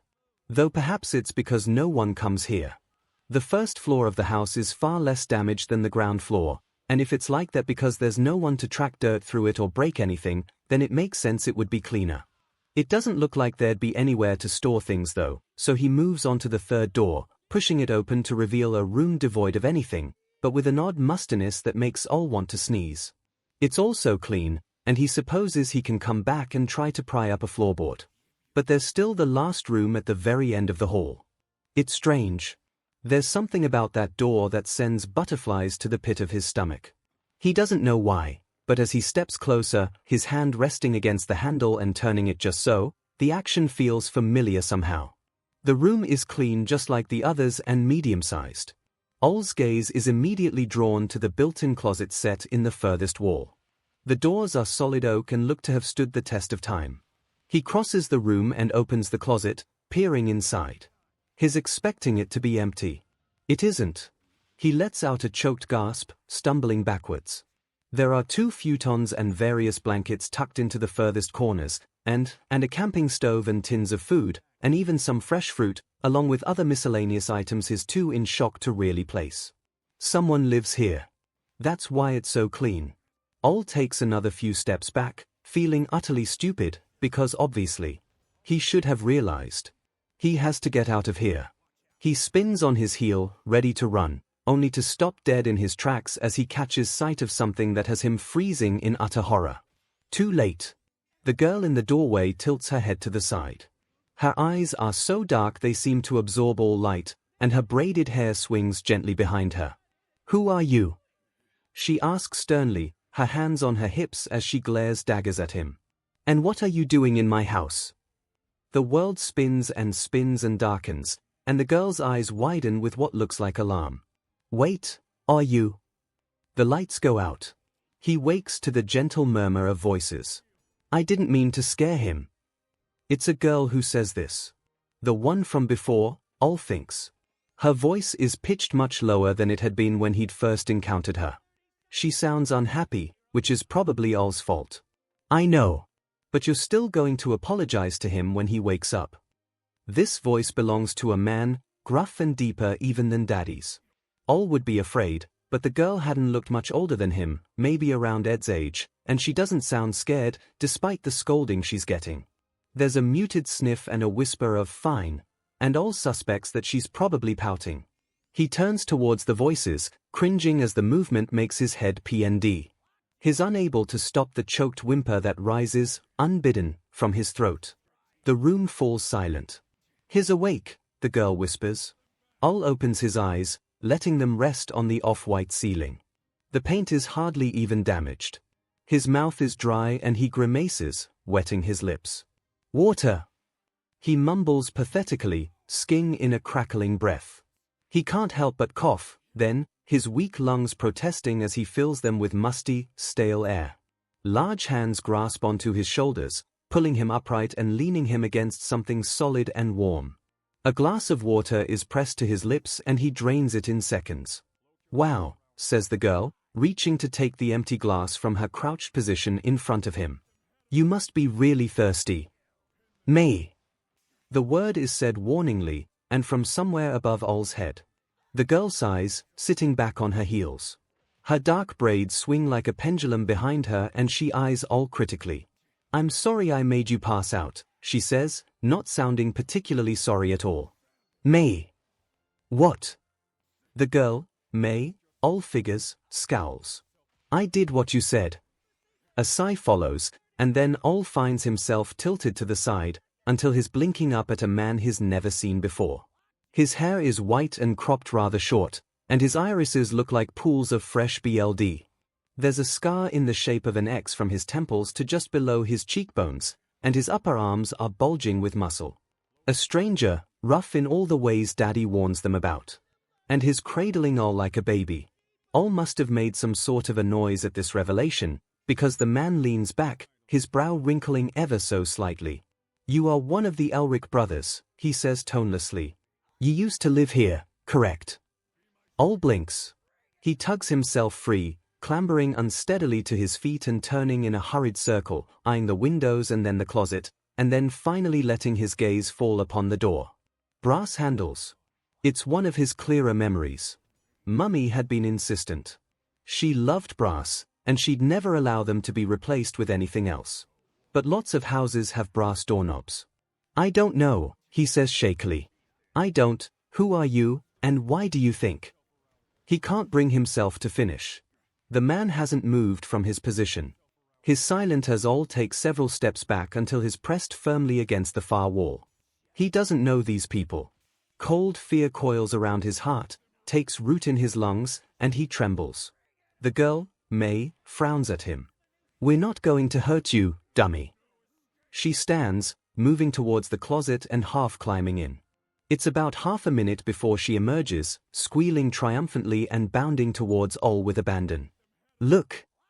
She exclaims, holding aloft a small square, waving it in Ol's face. It's you! Ol reaches up and grabs hold of the card, pulling it from her erratic grasp. His breath catches in his throat as he stares. He stares, and it feels like he can't stop. It is him. Him and Ed and Mummy. The three of them look so happy, and Ol can't be more than 4 years old in this picture, but it awakens something he's long tried to bury. It aches, and his eyes blur with tears that he's quick to swipe away with a dirt-crusted sleeve. Where did you get this? He whispers. It was in the closet, the man says solemnly. And you recognized me? Yes. We thought you came because you lived here once. That's wrong, Ol says, trying to stay calm even though his words sound all strange and wobbly. I didn't know. Did Ed know? All those times he brought Ol here, refusing to let him come upstairs, saying it wasn't safe. Did he know? Was he afraid Ol would recognize this place? Why did he hide this from me? Ol thinks, sudden anger flooding through him, his heart cantering as he clenches his small fists with all the strength he can muster. He had no right. Why are you here, then? May asks him. She's right next to him, her hand resting gently on his shoulder. It's a kind gesture. He blinks away the last traces of tears. He won't cry, not over this. Not over Ed.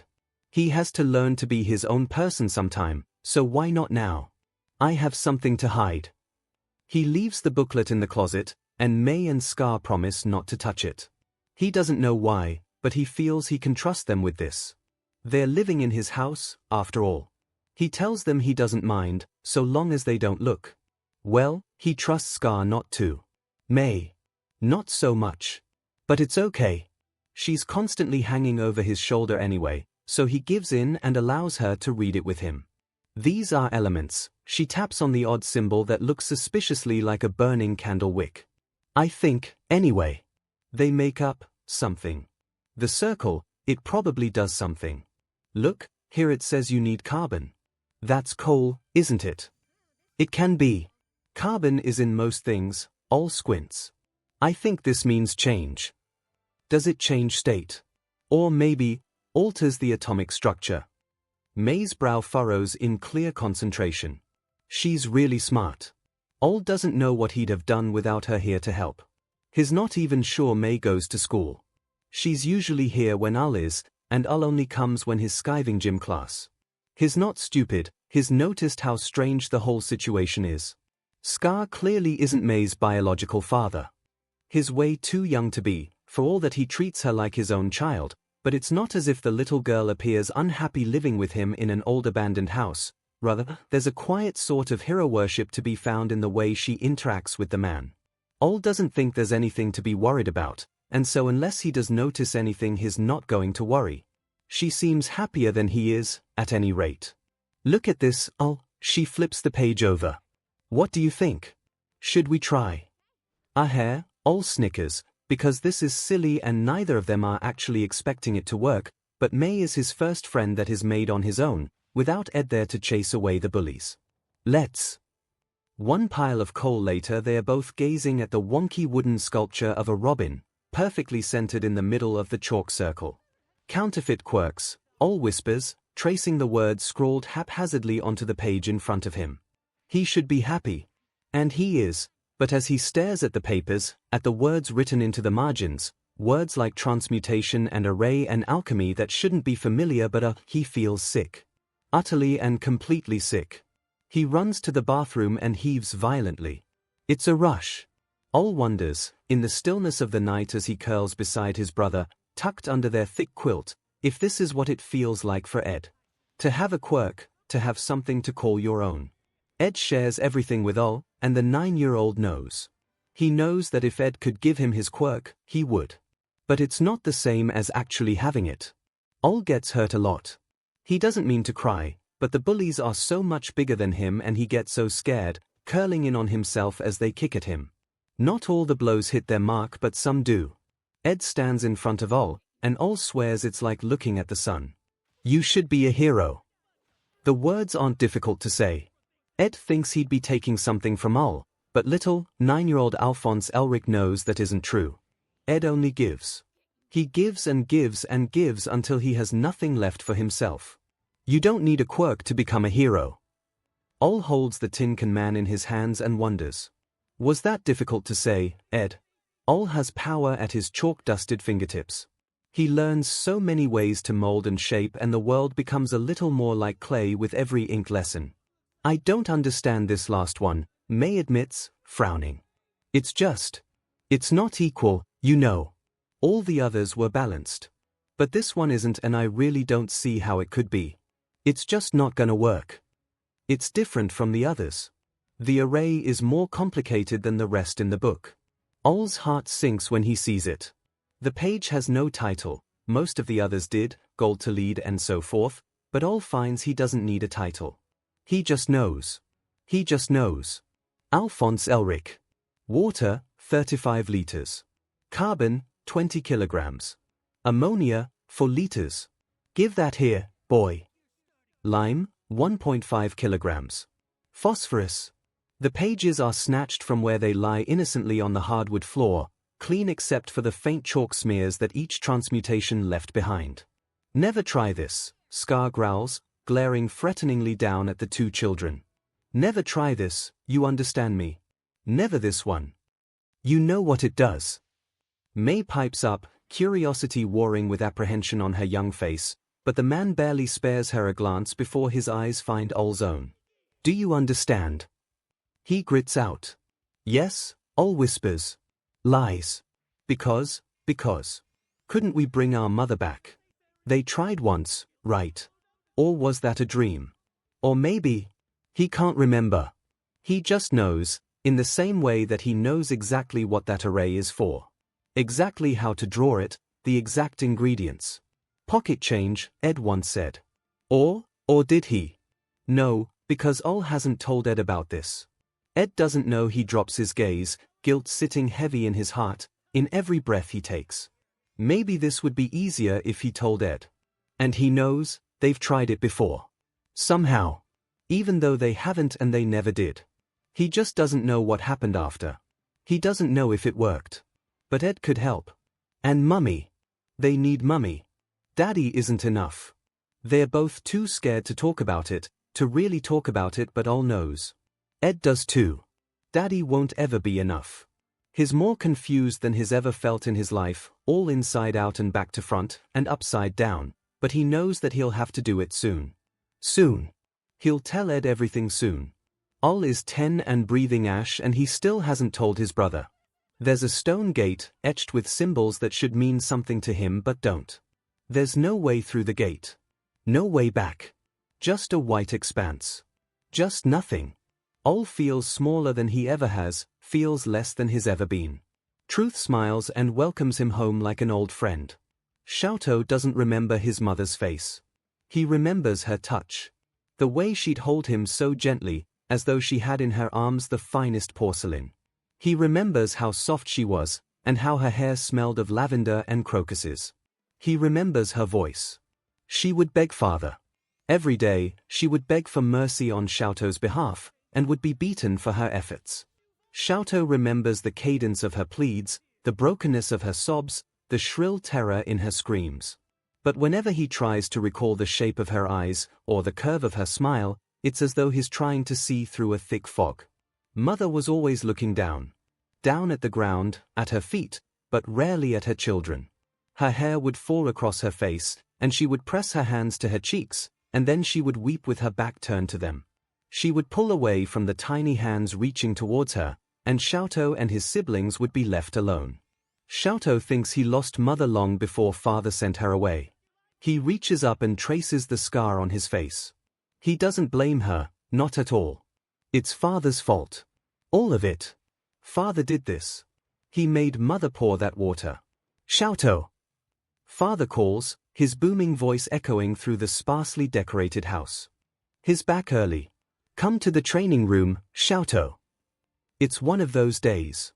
𝐿𝐼𝐺 drags his feet on the way there, meandering into the odd room as he does so. He knows from experience that resistance is futile. If he doesn't appear in the training room as per his father's orders, Endeavor will take it upon himself to drag him there. Tardiness is one small act of rebellion he allows himself to have. Father doesn't seem to care either way. He surveys 𝐿𝐼𝐺 with a cold expression. Get into position, he commands, gesturing to the empty space in front of him. 𝐿𝐼𝐺 obeys. There are 6 places at the dining room table, though usually only 3 are used at any one time. Father, 𝐿𝐼𝐺, and Natsuo. The Todorokis don't have guests, after all. The only time this differs is when Fuyumi comes back from university to visit and a 4th is filled. But that just makes the last 2 spaces emptier. 𝐿𝐼𝐺 sits beside father at every meal. It's easier for the man to dictate what he does and doesn't eat that way. If Natsuo shows up, he sits as far as is physically possible from father, but that doesn't stop him from engaging in a shouting match from across the table. It's something 𝐿𝐼𝐺 both loves and hates him for, because even if it makes his heart pnd and his eyes sting, at least father's oppressive attention is elsewhere. Just for a bit. Sometimes, 𝐿𝐼𝐺 wonders if that's why Natsuo does it at all. Tonight, it's just 𝐿𝐼𝐺 and Natsuo. 𝐿𝐼𝐺 had hidden at the top of the stairs, listening to father's deep voice and his brother's slightly higher one, though he hadn't quite been able to make out the words, before there had been the slamming of the front door and the sounds of their father's footsteps crossing the graveled drive. Natsuo is the one to cook, something simple and slightly burnt. He doesn't force 𝐿𝐼𝐺 to eat more than he wants, or smack his hands away when he asks for seconds. Thank you for the meal, 𝐿𝐼𝐺 says, lifting his face to look his brother in the eyes. He tries to smile, but he thinks he might only manage a grimace from the way Natsuo's eyebrows pull together. 𝐿𝐼𝐺, Natsuo begins, before stopping, his brow furrowed. 𝐿𝐼𝐺 feels himself stiffen, because his brother doesn't voluntarily enter into conversation with him, let alone one he clearly doesn't want to have. Thank you for the meal, he says again and stands to wash his bowl, striding purposefully towards the door. But Natsuo doesn't let him leave. Wait, his older brother steps into his path, reaching out and grabbing his shoulder in a tight grip. 𝐿𝐼𝐺, we need to talk. 𝐿𝐼𝐺 could break the hold easily, and he considers doing just that. But Natsuo continues. It's about mother. 𝐿𝐼𝐺 feels himself go cold. Mother. They don't talk about her. It's an unspoken rule in the Todoroki household, and one 𝐿𝐼𝐺 has never broken. There was a break-in at Fujiya Hospital. One of the patients died, 𝐿𝐼𝐺. It's not safe for mother there anymore, so Endeavor. Father's bringing her home. And the world falls silently away. The Todoroki manor is full of ghosts. Most reside in Endeavor. All the people he's ever hurt, the innocent lives he's ruined, they're reflected in his cold gaze. 𝐿𝐼𝐺 has seen inside his father's study. Endeavor keeps documents of every incident report that's ever been filed against him, and there must be hundreds by now. He's never understood why. Surely if his father were truly regretful, he'd try to prevent the needless casualties. But the folders that contain his father's guilt are displayed on a high shelf, not locked away from 𝐿𝐼𝐺 or anyone else who might be brave enough to try and snoop. That means something. Perhaps it's an incentive. Perhaps Endeavor covets the position of number 1 more than he cares about the innocents that get in his way. Maybe he understands it's wrong, and it just makes him try harder to get there faster. Which is a poor excuse, and actually makes it worse. Knowing something is wrong and doing it anyway is so much worse than not knowing at all. But then again, that sums up 𝐿𝐼𝐺's entire life, doesn't it? So, he's used to ghosts in his father's eyes, but he'd never known his mother was one of them. Her return is a blessing in disguise, for Endeavor's hardly ever home anymore and Fuyumi actually visits when her busy university schedule allows, but 𝐿𝐼𝐺 can't find it in himself to be entirely grateful. Somehow, The nightmares are worse than ever and he's started screaming in his sleep. 2 nights in a row, he's shaken awake by his father. It's the only time he's seen Endeavor with genuine concern in his eyes and he doesn't know what to do with that. His father never stays for long, but sometimes 𝐿𝐼 wonders if he might actually care for his children as more than just products of his design. That makes it hurt more, too. Mother is almost the opposite of father. She's gentle and timid, and she never tries to hurt. 𝐿𝐼 isn't 5 years old anymore. But the differences only go so far, because she's broken like father and she feels too much, too often, just like father. She screams herself hoarse when she catches sight of her husband and it's like 2 whirlwinds colliding, like maybe they're too similar and too different in all the wrong ways, but just as destructive and wild as each other. Father tries to stay out of her way, 𝐿𝐼 will give him that at least, but mother never lingers where they leave her for long. She seems to forget that she hasn't been here always, and will start the laundry or dinner like the housewife she used to be. It's inevitable, the clashes, and 𝐿𝐼 can only watch as a little bit more of his mother is chipped away, like fractured porcelain, waiting to shatter at a moment's notice.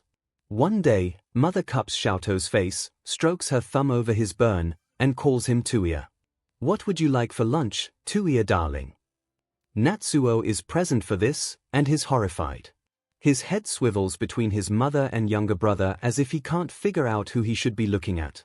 In the end, he separates his mother from 𝐿𝐼 and directs her to the kitchen.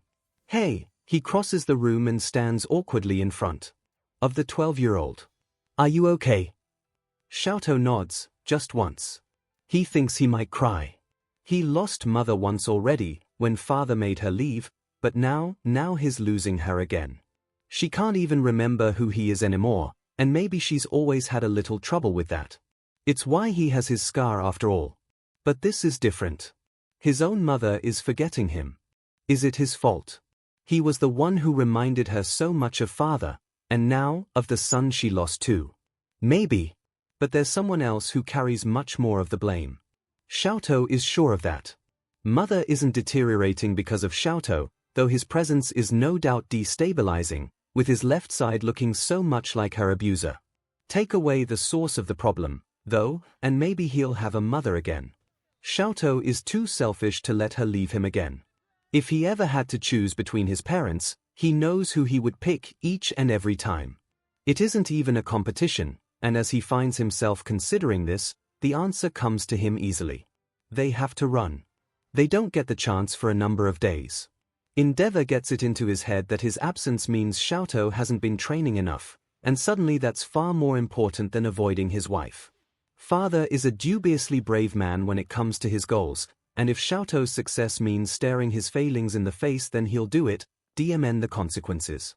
Of course, 𝐿𝐼 considers this more akin to callousness than anything resembling courage. It means that for the immediate future, 𝐿𝐼 is going to be in too much pain to even think about doing anything but trying desperately to rest and recover in preparation for the next brutal training session. "Goodness 𝐿𝐼, where did you get all those bruises?" Mother takes his arm as she's laying out plates for dinner, tugging up his sleeve to reveal a mottled canvas, painted sickly, yellowing green and black blue. Natsuo is suddenly beside them, something almost panicked in his eyes as he meets 𝐿𝐼's own and gives an imperceptible shake of the head. "Lie. He almost says training, but cuts himself short just in time. "I was playing and I fell, mother." She shakes her head exasperatedly. "You must be more careful, darling." Swallowing again the lump in his throat and his burning eyes, 𝐿𝐼 nods tightly. "I'll try." Natsuo pulls him into a brief, thoroughly unexpected hug when her back is turned, before dropping him like he'd been clutching at hot coals. It's only slightly funny that 𝐿𝐼 could burn Natsuo like that, if he wanted. He never would though. Father is called away the following day due to a slew of villainous activity in the next city over. He'll be gone for the night at the very least, but he may stay there longer. 𝐿𝐼 has never felt more thankful towards villains than he does right now. He doubts any of them know exactly how much easier they've made his life, and if they ever found out, they'd probably be apathetic at best. They're villains after all, and 𝐿𝐼 is a hero's kid. That doesn't stop the wave of gratitude that crashes over him when he receives the news. Natsuo isn't home. 𝐿𝐼 had hoped he would be, because he thinks his brother would have jumped at the chance to go with them. But the older boy left earlier to go to a friend's house and 𝐿𝐿 doesn't know when he'll have a better chance to do this. Besides, Natsuo has never been the focus of father's attention.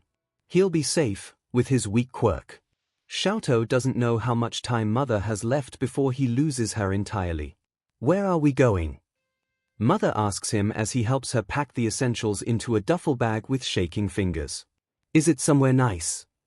It's a surprise, 𝐿𝐿 tells her, unable to meet her eyes.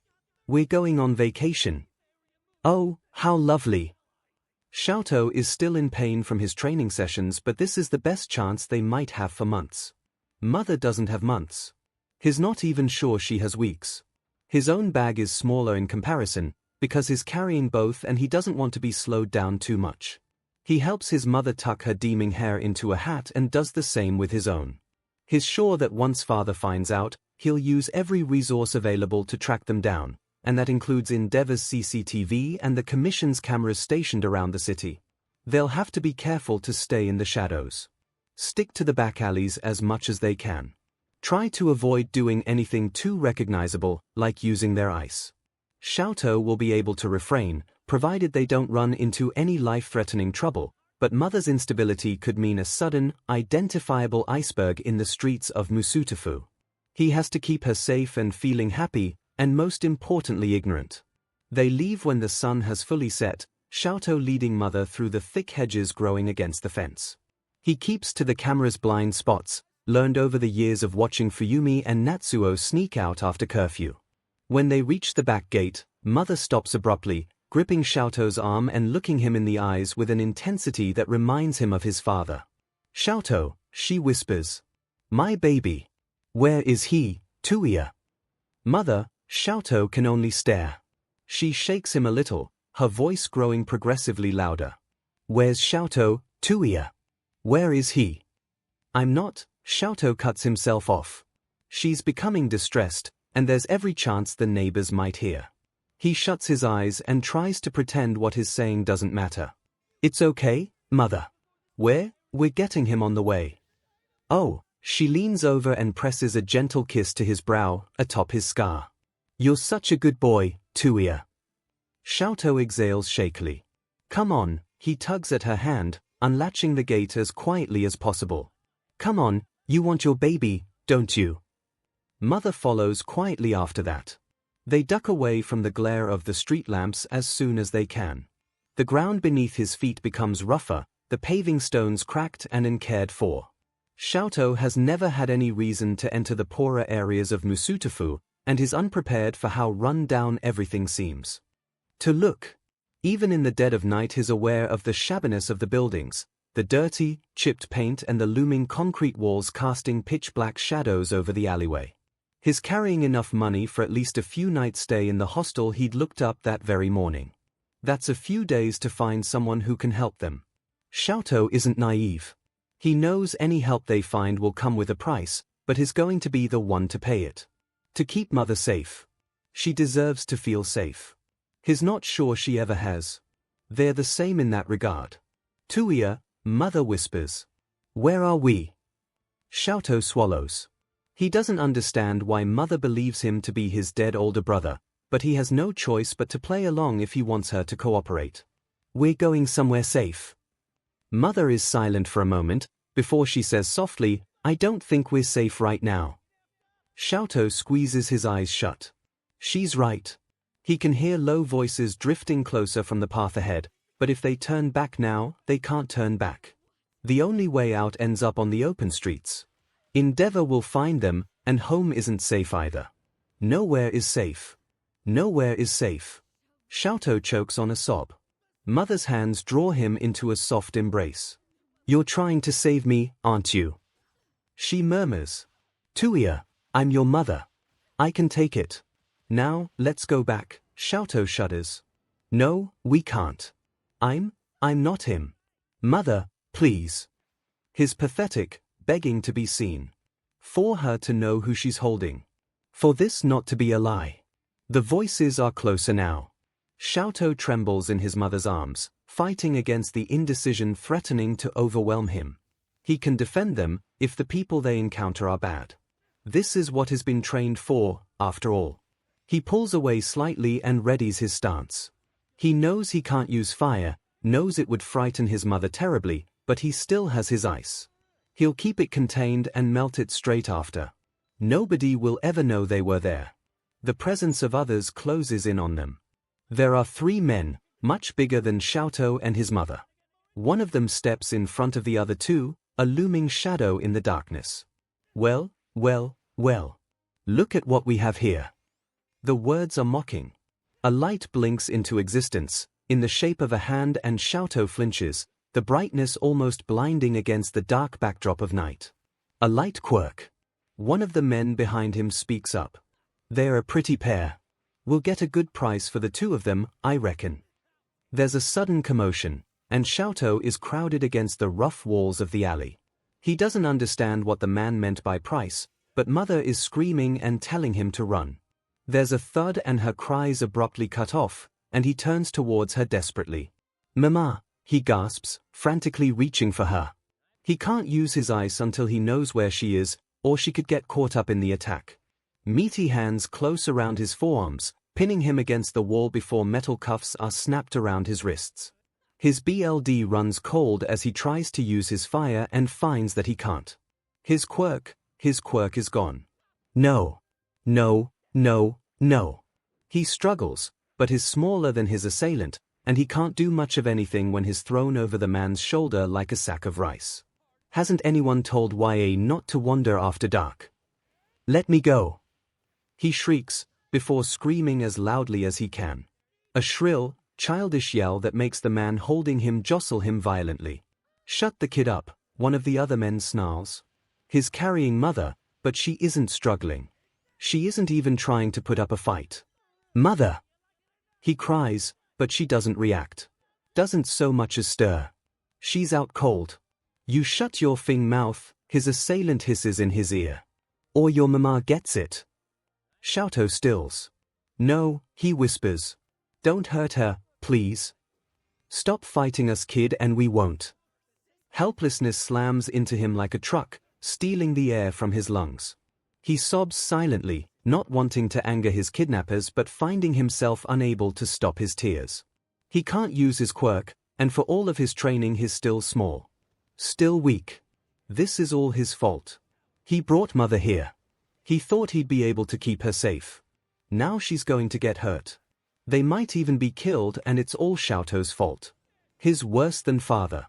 Of course, father would be furious that he was defeated so easily. His masterpiece, defeated by a group of common thugs. No. He's just a kid to these people. With his hair covered up and the way he's been sheltered from the media, there's no way they can know who he is. They really are just bad people, and 𝐿𝐼 and his mother were unlucky to stumble across them like this. But he isn't just a kid. He's a weapon. One that's been crafted through years of pain, of fear. There are 3 of them and just one of 𝐿𝐼. But despite the man's threat, he doesn't think they'd actually kill his mother. He hadn't understood what it meant earlier, that they'd fetch a good price, but really, what else could they have meant than intending 𝐿𝐼 and his mother to be sold? 𝐿𝐼 hadn't even known people could be sold. 𝐿𝐼 twists in the man's grip, the sudden movement jerking his arm free. He raises his fist before throwing a punch as hard as he can against the man's temple. There's a sharp yell of pain, and for a split second of utter terror, 𝐿𝐼 wonders if he might have failed. But then the arms holding him slacken and the kidnapper crumples to the ground. 𝐿𝐼 dives out the way just in time, pressing against the wall before rolling into a crouch, readying his stance. You little. The 3rd man, the one who had been leading the group, rounds on him. 𝐿𝐼 ducks to the side as he lumbers towards him. Get the kid under control, the man holding his mother snarls. The leader growls as 𝐿𝐼 ducks again. A little help. Seriously. He's a kid. F you. He's slippery as hell. His mother is thrown unceremoniously to the ground. 𝐿𝐼 cringes as her head smacks against the wall. The leader's hands flare brightly again, but the other man doesn't use a quirk as he turns towards the fight. It must not be. Very useful, if he even has one at all. He swallows, mouth dry as his heart thunders in his chest. 2 against 1 is definitely better than 3, but 𝐿𝐼 is at a heavy disadvantage without his quirk. He can't evade forever, and he doubts he can get the drop on them again now they're on their guard. He backs away.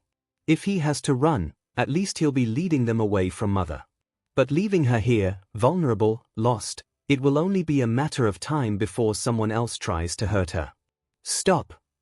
He yells, raising his clenched fists. Just stop, please, just go away. Leave us alone. The men pause before snickering, deep and cold and nasty. And why would we do that? 𝐿𝐼 shudders. He knows they won't. He knows this is it. There's no more chances. His failed and now mother. Tears drip down his cheeks and he can't stop the sobs as he curls in on himself. The laughter turns dark as the men close in. And then, because you'll die if you don't. And then there's fire. Blue. The alley lights up in a brilliant shade of blue, and a sudden rush of heat scorches 𝐿𝐼's face. He presses himself close to the wall behind him, closing his eyes against the flames. The men crowding him throw themselves back, but the one on the floor, the one 𝐿𝐼 knocked out, is caught in the blaze. Within minutes is a pile of ash and the two who are still standing turn on their heels and run. They don't make it very far. 𝐿𝐼 falls to his knees and heaves. They are dead. They are dead. The newcomer starts walking towards him and 𝐿𝐼 flattens himself against the wall in fear. But the man just brushes past him, his footsteps echoing against the paving stones as he leans over and pulls 𝐿𝐼's mother into his arms. You coming, kid? 𝐿𝐼 scrambles to his feet. Stop, he pleads. Give her back. The man stops and turns. It's too dark to see his face, but he's tall and much leaner than the thugs he incinerated. You think you can take her from me? You couldn't even save yourself. I can, 𝐿𝐼 whispers. No, you can't. The man shifts mother over his shoulder and holds out a hand. I'm not going to hurt her, kid. 𝐿𝐼 swallows, trepidation mixed with terrible, awful hope swirling in his gut. Why should I trust you? Can you afford not to? And really, 𝐿𝐼 can't. This man killed their attackers without a second thought. Right now, he's holding 𝐿𝐼's mother, and there isn't really a choice. He closes the distance and takes the hand. It feels warm. They walk for a while. Even in the pitch black, the man seems to know where he's going. He's holding 𝐿𝐼's hand like he's a small child, but the 12-year-old can't find it in himself to be offended. It's so dark that one wrong turn could have 𝐿𝐼 totally lost, and probably kidnapped again or murdered. Not that he's certain he isn't being kidnapped right now. All right, the man slows to a stop, letting go of 𝐿𝐼's hand only to place a hand between the boy's shoulder blades and shove him forward. Hold onto the railing. 𝐿𝐼 stumbles, steadying himself with his hand against the wall. When he glances up he can see a corrugated iron staircase just ahead of them. It doesn't exactly look stable, the railing missing in places. You want us to go up that? I live up there, the man sounds faintly irritated. We haven't got all night, kid. 𝐿𝐼 moves, mostly because he isn't sure he can afford to irritate his unlikely savior. The man might be the only reason he and mother even survived the night. Maybe he'll be able to help them further. He might know somewhere they could go, or somewhere 𝐿𝐼 could work for a living, to keep mother safe and away from Endeavor. But that's probably too much to hope for. The stairs creak ominously with every step he takes, and he cringes as the man follows right behind him, the sudden increase of weight making the staircase jolt ever so slightly. He's nudged up 3 flights, passing 2 doors before he's told to stop. The 3rd floor door is just as dingy as the others, and the key the man pulls from his pocket is oddly shaped and much bigger than 𝐿𝐼's own house keys, like it's made for an iron gate rather than a front door. The door gives way to a long, dark hallway. 𝐿𝐼 follows behind the man as they pass several doors. They stop at the very end of the corridor, in front of another door that the man slots a key into. This time, he's led into a small living space. It's dark and he trips over something unidentifiable, nearly falling. The man, on the other hand, navigates the small space with ease, gently lowering mother onto what looks like it might be a couch, the faint outline almost invisible in the darkness. There's a light 𝐔𝐬𝐽 right beside you. 𝐿𝐼 reaches out, clumsily scrabbling at the crumbling plaster until he feels cheap plastic under his fingertips. He flicks the SW switch and there's a buzz as the room fills with too bright, too white light. He cringes, blinking the black spots out of his vision as he surveys his surroundings. It looks like the apartment only has one room, with a small kitchenette in the corner, a couch, a TV, and a rolled-up futon resting against the far wall. To the left is a small door, probably housing some sort of bathroom. The stranger is leaning against the kitchen counter, unabashedly watching him. His eyebrows are furrowed over his heavily scarred face. 𝐤𝐻 is used to scars, but even he feels a little grossed out as he takes in the man's shabby appearance. He's just as tall as he'd seemed in that alley when he'd taken those men out without a second thought, but his clothes hang off him in a way that hadn't been obvious in the darkness. He's skinny, and 𝐤𝐻 is impressed by how far he was able to carry Mother without complaint.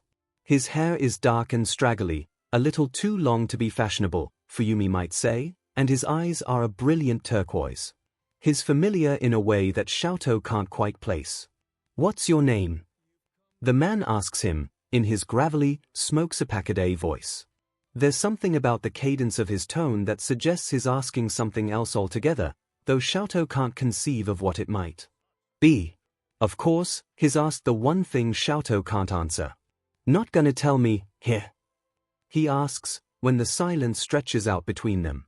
"I saved your scrawny butt, you know. The least you can do is answer my question." "I can't," 𝐤𝐻 whispers. "No." The man leans forward, his expression suddenly cold. "Well, maybe you can answer this then. What's little 𝐤𝐻 Todoroki doing wandering round the bad parts of Mustafu? Didn't get enough hugs from Daddy Dearest. Decided to play runaway." There's always been a darkness inside 𝐤𝐻, for as long as he can remember. It's an ugly, callous thing that stews and snarls, that takes his father's teachings and weaponizes them. He's always held it back. But there's something about this man that bothers him. Whenever he tries to figure out what it's like, he can't think straight. Like he already knows and he doesn't want to know, but he does, and the thing holding all that darkness at bay. That thing breaks. "Shut up!" 𝐤𝐻 snarls, sudden fury burning in his gut, curling around his ribcage, choking him. "It's not like that. I hate him. I hate him. I wish he was dead. I wish, and you," and then he stumbles on his next words, realization cold in his veins. "How did you know? Who are you?" is what he means to say, but he doesn't have to because. Blue fire. Blue eyes. Now he can see it, he knows, because they're the same eyes. The same as his own, as his father's. But Tuia's dead. Except he's not. "Who am I?" The man's face contorts. "Don't you already know, kid?" 𝐤𝐻 swallows, rage all but gone, the snarling beast locked tightly away. His mouth feels like sandpaper as he whispers, "Tuia ni." The man chokes. Don't call me that. Then. 𝐤𝐻 frowns in abrupt confusion. "What should I call you?" "Darby. That's my name now." "But, I'm not your brother." "You are, though." 𝐤𝐻 feels the world tilt and he sinks to his knees on the grimy floor. "You're not dead." "I'm not your brother, kid." "Tuia, no," Darby scoffs sharply. "We're not. You think I wanted you around. Back then, you think I ever wanted you. I used to wish you'd never been born." 𝐤𝐻 doesn't remember, he doesn't know, but his chest hurts and he curls his arms around himself. "I'm sorry. I didn't mean to." Darby cuts him off angrily. "What? Be born? None of us asked for that SHT. If you hate me so much," 𝐤𝐻 says softly, after a brief moment, "then why did you help us?" "I didn't do it for you." Darby moves towards Mother, gaze unreadable as he says quietly, "What are you doing here, kid? Why'd she take you this far downtown?" It's a genuine question. For a moment, 𝐤𝐻 wonders if Darby has forgotten, because when has Mother been capable of taking 𝐤𝐻 anywhere? And then he realizes, Darby left before. It had been kept out of the papers. The man clearly doesn't know. Mother isn't sane. Mother is sick. Mother scarred him for life and his oldest brother doesn't know. 𝐤𝐻 can barely get the words out. She couldn't stay there anymore, she's not there, and the hospital wasn't safe and I couldn't just watch. I couldn't. She was going to. He breaks off, because if he keeps on talking he's going to cry. Hospital. Darby's voice is steady. Much steadier than 𝐿𝐼𝐺𝐼's. What are you talking about? 𝐿𝐼𝐺𝐼 shakes. When I was 5. After you died, Mother poured boiling water on my face. She thought I was him. He sent her away. Darby frowns at that, something foul in his expression as he beckons 𝐿𝐼𝐺𝐼 forward, settling opposite him on the floor. Start from the beginning, he orders brusquely. Leave nothing out, all right kid. It's the direction 𝐿𝐼𝐺𝐼 craves and he falls into it. 𝐿𝐼𝐺𝐼 talks. He talks about everything. He tells Darby about mother, about father, about his training. Darby picks the lock on the quirk suppressant cuffs as he listens, making encouraging noises every so often so 𝐿𝐼𝐺𝐼 doesn't stop. He tells him what little he knows about Fuyumi and Natsuo, about the way mother has been fading. About how sometimes, she looks at 𝐿𝐼𝐺𝐼 and sees her oldest son. Darby croaks, when 𝐿𝐼𝐺𝐼 has run out of words to say. I thought I'd left all this SHT. The 𝐵STD won't leave me alone. 𝐿𝐼𝐺𝐼 gets it. Father has a way of breaking someone until there's nothing but poison flowing through their veins, twisting their own mind against them. Darby ran. He'd let them all think he was dead, and the worst part is that 𝐿𝐼𝐺𝐼 is almost envious. Because father won't stop hunting for him. He'll never be free. I have to go back, 𝐿𝐼𝐺𝐼 says, quietly. Darby is silent. For a brief moment he actually looks concerned, but it fades as quickly as it had come. How long do you have? The soonest he'll be back is morning. Okay, Darby exhales harshly. Look, kid. I meant what I said, all right. You're not my brother. 𝐿𝐼𝐺𝐼 has to fight to keep his composure. Right. You're not. Darby leans forward, eyes still bright blue. I don't hate you. We just don't know each other. That's all. That's all. That feels like a lot to 𝐿𝐼𝐺𝐼. It hurts.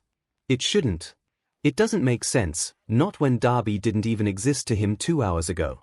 But the pain is there, a steady pressure in 𝐿𝐼𝐺𝐼's chest, in the burn behind his eyes. You'll look after mother. He presses. Because maybe they're not brothers, but they share a mother.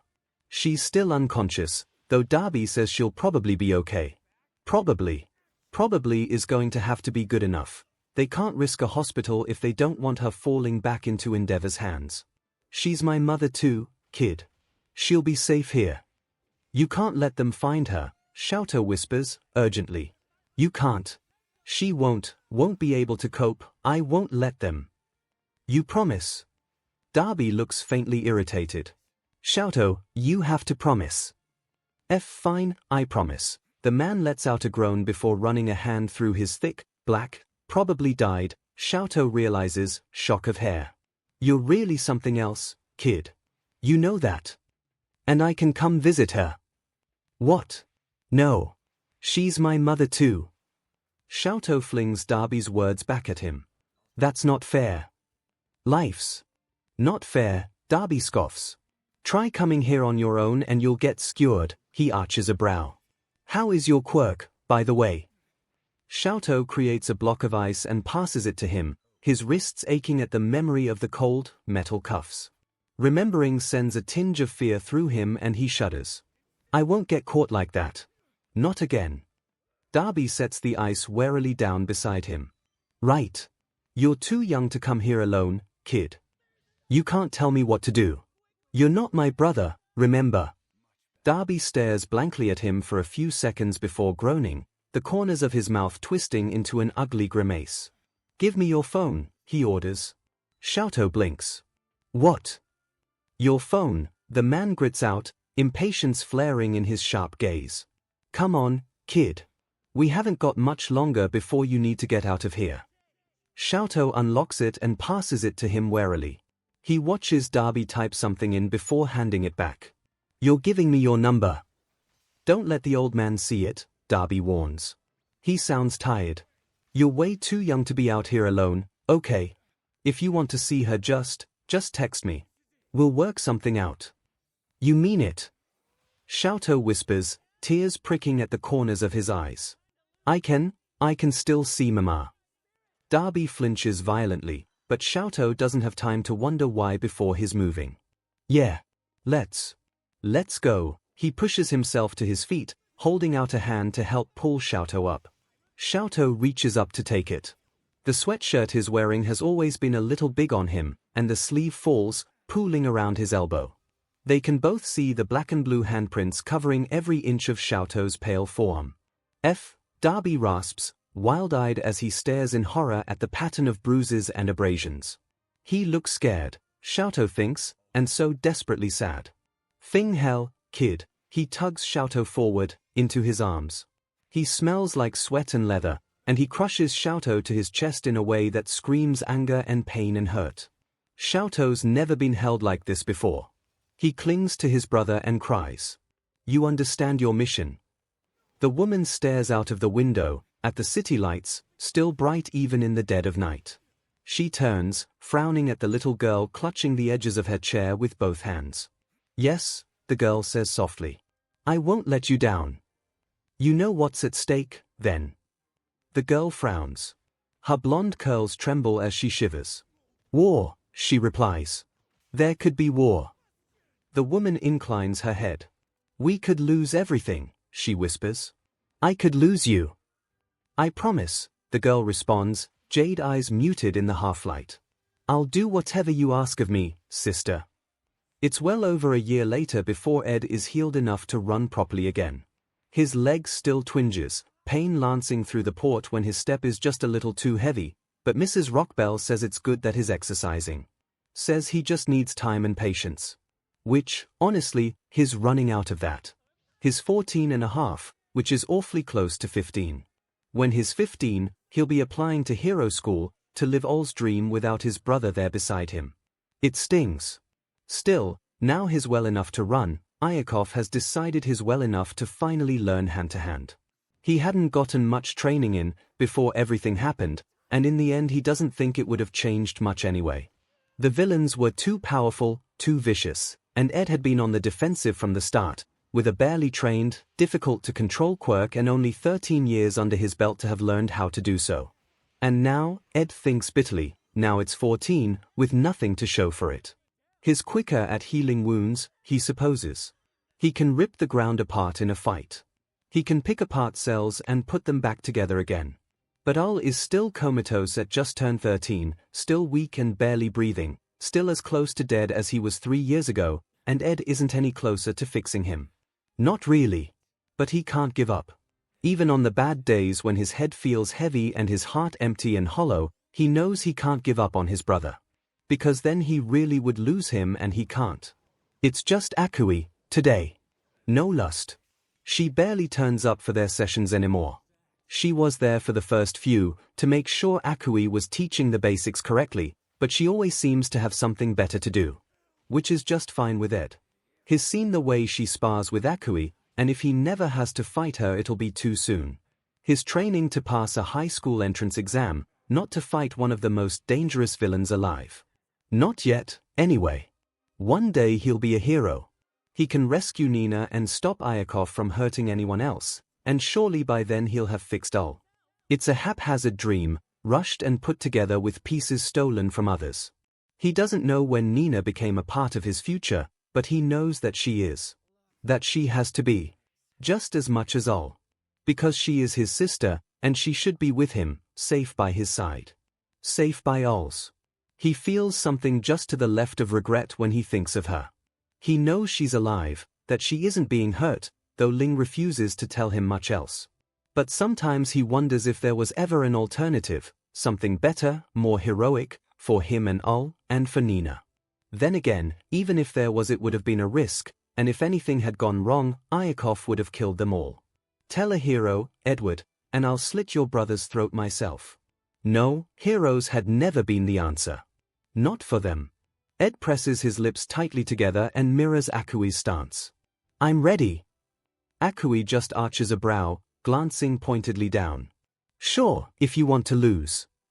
Ed shifts his feet and scowls. I'm ready. No, you're not. 𝐒𝐽𝐽 is suddenly much closer, their hands grazing Ed's shoulders as they adjust his torso. You should get it, Ed. Losing means dying. You know that. You know that. It's not gonna happen again, Ed whispers, as 𝐒𝐽𝐽 kneels to move his legs, one metal, one flesh and BLD, into the proper position. 𝐒𝐽𝐽 stills. 𝐼𝐼𝐽𝐽 was targeted. You're still his biggest weakness, you know. Weakness is a strong word. Ed isn't sure exactly where he stands with 𝐼𝐽𝐽, but would his uncle jeopardize his own safety to protect Ed? Maybe to a certain point. But Ed is a sacrifice as much as Nina was when it comes to 𝐼𝐽𝐽's vision. But that doesn't matter, because it won't happen again. Or at least, Ed is relatively sure it won't. Sensei won't kill him, not when there's still a use for him. And there is. Because if there weren't, Ling would have said something. Would have warned him, because Ling is on Ed's side, not Sensei's. What are you doing? 𝐒𝐽𝐽 whispers, their words hushed as if they don't want to be heard. As if they know what they are asking is something Ed can't talk about. Why are you doing this? You hate this kind of thing. You care about books. You're not a fighter, Ed. They break off, head bowed, their dark hair brushing the floor at Ed's feet. You don't have to do this. I could tell him you're useless at this. We could protect you. Ed moves to kneel beside them. You just said losing means dying, he says, just as quietly. I don't want to die, 𝐒𝐽𝐽. You know I can't leave all like that. But 𝐒𝐽𝐽 is already shaking their head. That's not all there is to this. I've kept your secrets, they murmur. What makes you think I won't keep doing it? Ed knows that Ling would choose him over Sensei, if pushed. But would 𝐒𝐽𝐽 do the same? Would they choose Ed over 𝐼𝐽𝐽 if they knew? But then, haven't they already? The phone. 𝐒𝐽𝐽 probably put it together. They probably know Ed had something to do with the attack. But they didn't say a word to 𝐼𝐽𝐽. He doesn't have to tell them everything, but maybe they could help with this. I want to fight because I want to become a hero, he tells them, honesty in his words. I really do. That's why. Okay, 𝐒𝐽𝐽 reaches out and squeezes his shoulder. Their eyes are hard, but not hateful.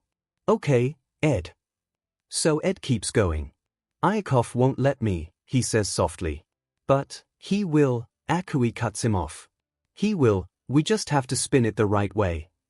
What do you mean we? Ed demands suddenly, struggling to keep his voice lowered as his temper rises. Why would you help me? You hate heroes. Lust hates heroes, 𝐒𝐽𝐽 corrects. I don't, Ed, they never helped me. 𝐼𝐽𝐽-san did, but they didn't, but that doesn't mean I hate them. Besides what? 𝐒𝐽𝐽 exhales shakily. You'd be safer with the heroes in your corner. You could get out of here. Ed flinches. And leave all. Or you. 𝐒𝐽𝐽's lips thin, the corners of their mouth turning down. Worry about yourself. You like it here, Ed whispers urgently, feeling a little like the world is closing in on him. You always have. You think 𝐼𝐽𝐽's right. You always have. I don't understand. I don't get it. I don't. Stop, 𝐒𝐽𝐽 hisses. Kid. Do I really need to spell it out for you? What he's doing to you, it isn't right. It's never been right. I can't watch anymore, okay? So it's good. It's good you're getting a way out. And maybe I could go with you, but this isn't about me. It's about you. But nothing. Find another way. There has to be another way to fix your brother, Ed. So find it. 𝐼𝐽𝐽's my best shot, Ed gasps, breath hitching in his lungs. To save my little brother, I have to. Suddenly there are tears, and he can't stop. He can't stop crying. 𝐒𝐽𝐽 pulls him into their arms. They still tower over him, and Ed feels so small beside them. It isn't a good feeling, but it isn't entirely bad either. Sometimes it's almost safe. Sure, they whisper, soft against the stillness of the air. I get it, Ed. I get it. Everything Ed learns from 𝐒𝐽𝐽, he goes on to teach Nito. It's strange, watching someone else wield his quirk. Nito is pretty good at it too. Almost as good as Ed, which is impressive if nothing else, because his quirk is difficult at the best of times. Does your control improve as mine does? Ed asks curiously. Like, can you copy that too? Yes and no, Nito replies, turning the ditch at the back end of the park into a level plain. You can improve your quirk with practice, and I guess I can copy that. Like, I'm copying it the way it is now, not how it was when you first got it. But if you knew of a better way to use it and didn't tell me, I wouldn't be able to use it that way. Heh, Ed mulls that over. But I would tell you, so it doesn't really matter. You would. 𝐿𝐼 flops down beside him. The early spring grass is kind of muddy, but Ed takes sadistic pleasure in ruining the stupidly expensive clothes 𝐼𝐭𝐽 forces him to wear. But what if I'm fighting an actual villain? I doubt they'll be so kind as to list all their strengths and weaknesses before I copy their quirk. But we'll be fighting together, so you can just use mine. 𝐿𝐼 scowls at that, knocking his fist against Ed's upper arm. I don't want to be just a sidekick. Who said anything about that? We'll be a hero duo. We're doing this for the same reason anyway, you know that. Ed frowns, tilting his head towards the sun shining weakly through a thin layer of cloud. We're equals. Are we, though? 𝐿𝐼 sounds tired. Yes. Ed sits up and glares at his friend. Yes, we are. You have your own power. You could do this alone, but I can't. I'll always be pushed to the sidelines. Ed has had this conversation before with 𝐿. We don't even have to tell anyone what your quirk is. For all they know, I could be the one copying your quirk. It doesn't work like that. 𝐿𝐼 gives him a weak smile. You know, you should be more careful about what you promise people, Ed. It's okay to have something others don't. You don't always have to give it away. Ed's always shared. With 𝐿, with Nina. Why would he keep something to himself when they need it more? He'll do anything to keep them safe. He's not sure when 𝐿𝐼 joined that list, but he knows it's been that way for a while now. It's not just anyone, Ed says quietly. It's you, 𝐿𝐼. I want to help you. 𝐿𝐼 is silent for a moment.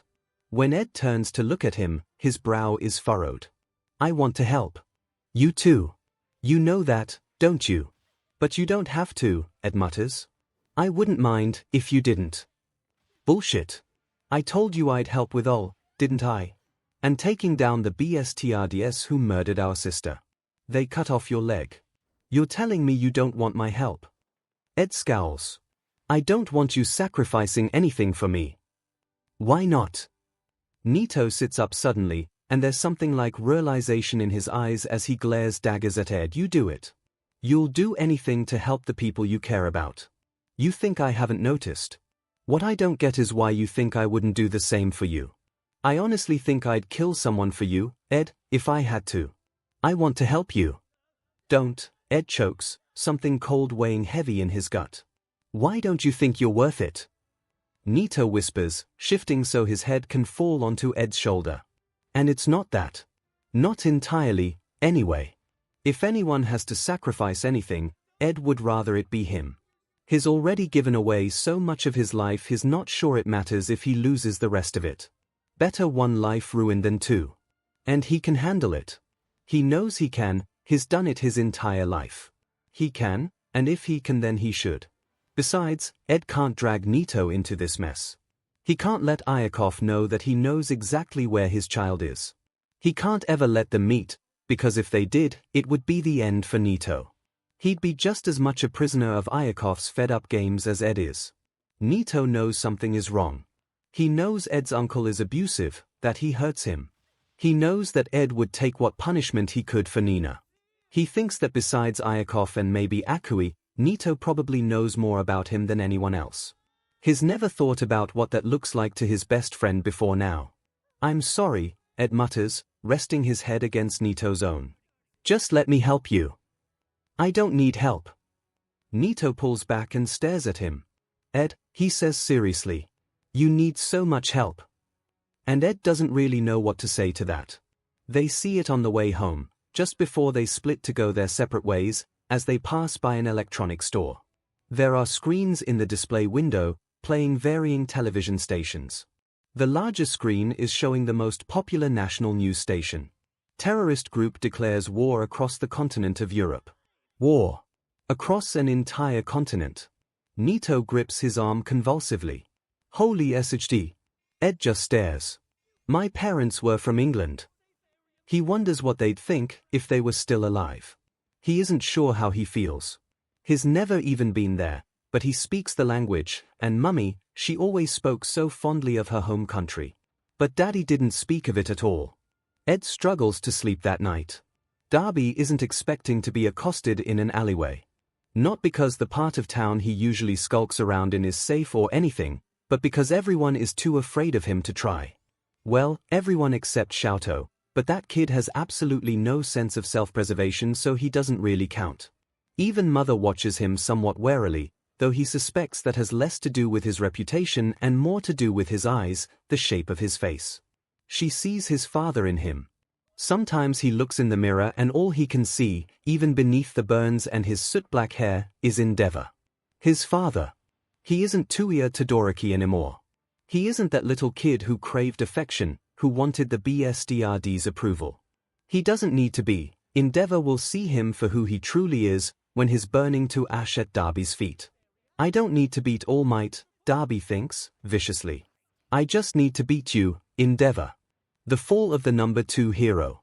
It's kind of funny, but in those times when Darby was so sick of this life, of the chronic pain, of never knowing where his next meal would come from, that was what kept him going.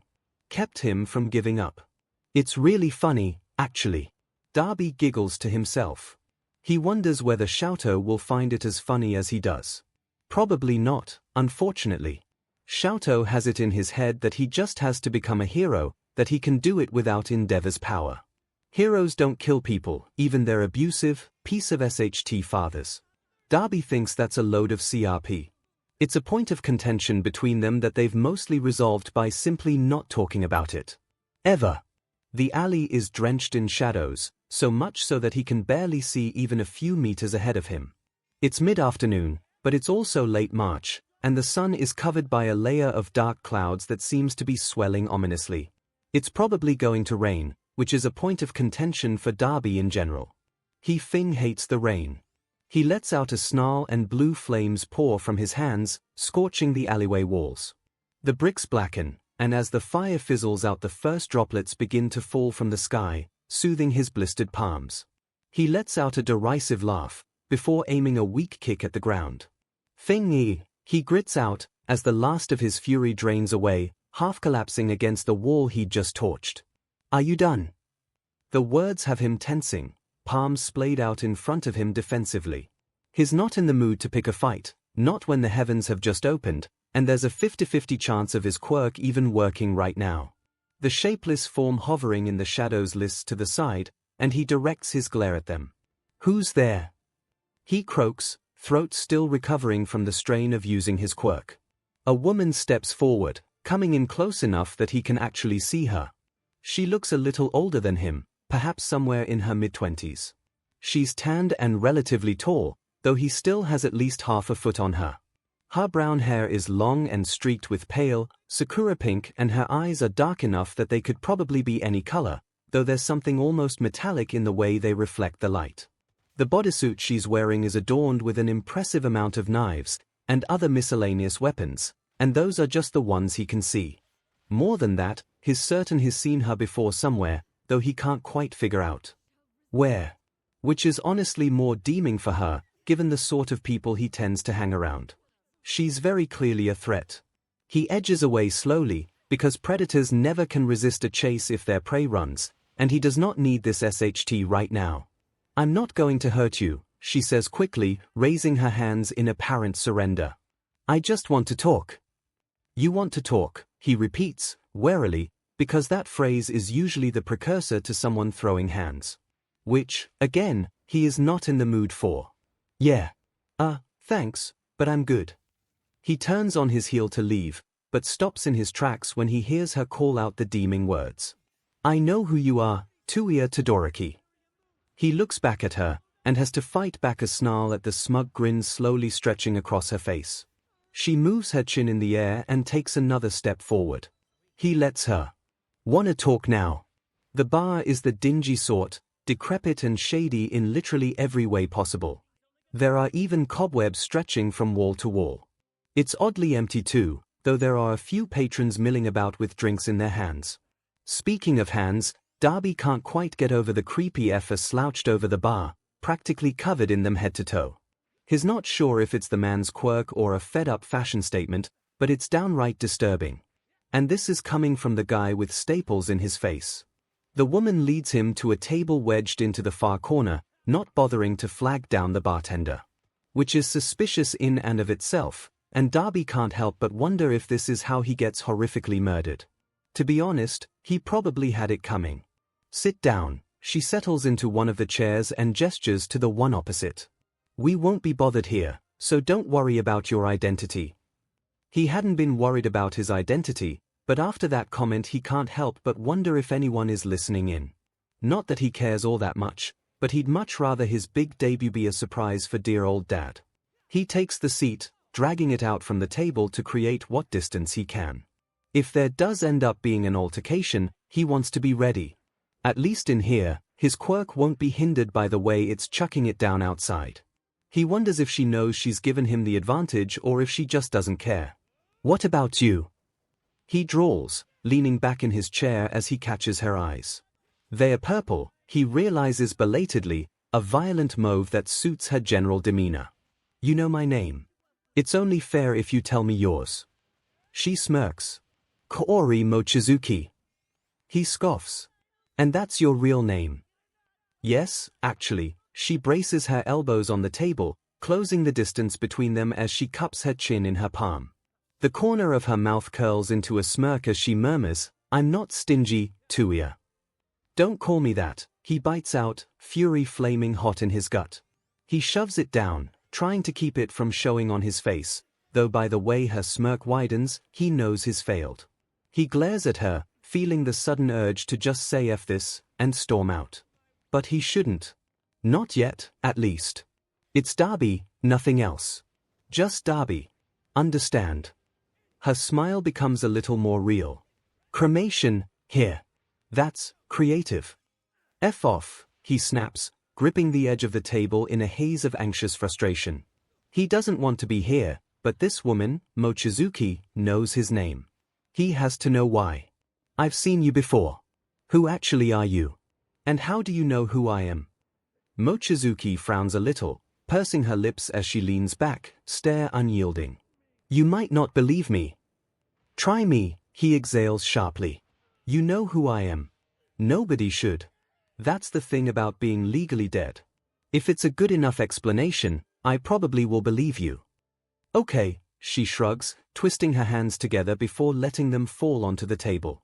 We went to the same elementary school. I was there when you got your quirk.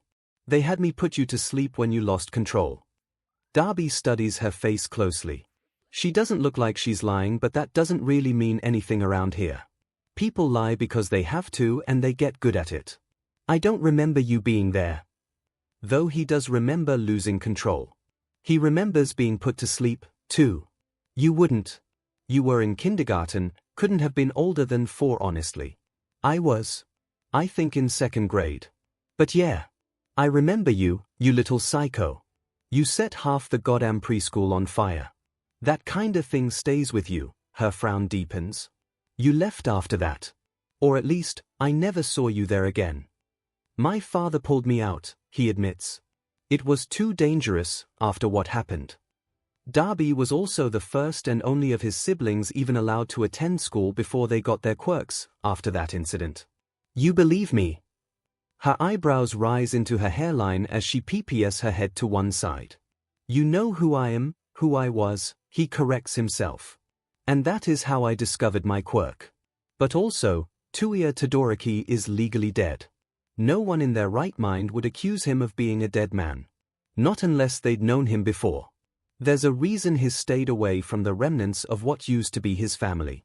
Even 𝐿𝐿 recognized him, and the kid had been hardly more than a baby when he'd left. But there's a difference between 𝐿𝐿 recognizing him, a kid who's been exposed day and night to his parents, to Darby's parents, who could probably pick out their shared traits at the drop of a hat, and someone he'd known briefly as a toddler doing the same. What gave me away? Your quirk. It gave me nightmares as a kid. I never forgot it, or you. So what, you're here to blackmail me or something? Gonna run to the heroes. No one would ever believe you, he scoffs, leaning across the table, his insides churning as the edges dig into his ribs. You said I gave you nightmares. Want some more, hun? He lights up his hand, letting the flames flare briefly. Mochizuki flinches a little, her glare suddenly hateful. You're just like him, you know. No need to ask who he is. Darby chokes out a laugh, feeling as though his entire body has just been plunged into ice. And what could you possibly know about that? Enough, she hisses, snatching his wrist and curling his hand in on itself, as if that might actually stop him. He raises his other hand, waving tauntingly, and her face contorts in disgust. F you. He murdered my partner. Darby stills at that. Partner. He tilts his head, looking at the woman in a new light. Endeavor has killed a lot of people, but there was that one case that actually went to court. Romantic partner. No, she whispers. We weren't, but you wanted to be, he says thoughtfully. He doesn't recognize her from his brief episode in kindergarten. He doesn't remember anyone from that time, let alone some random older kid he'd probably never even spoken to. But she is familiar, and now that he's thinking about it, you're that vigilante. There were two of you, weren't there? And then your father killed him, she says softly, and it's as though all the anger has drained away, leaving something utterly hollow behind. Apollo, that was the name he used. I called myself Rose. She holds out a hand and a flower spirals from the center. That one is harmless, she says quickly. Or at least, it's less potent. The scent puts people to sleep. That's how we beat them, the villains I mean. We'd leave them asleep for the police to find. Villains like you, is what she doesn't say. Darby stares at the flower, resting innocently in the palm of her hand. That's a camellia. He pries her fingers off his arm and stands, turning towards the door. He doesn't want to be here anymore. I don't deal with wannabe heroes. Wait.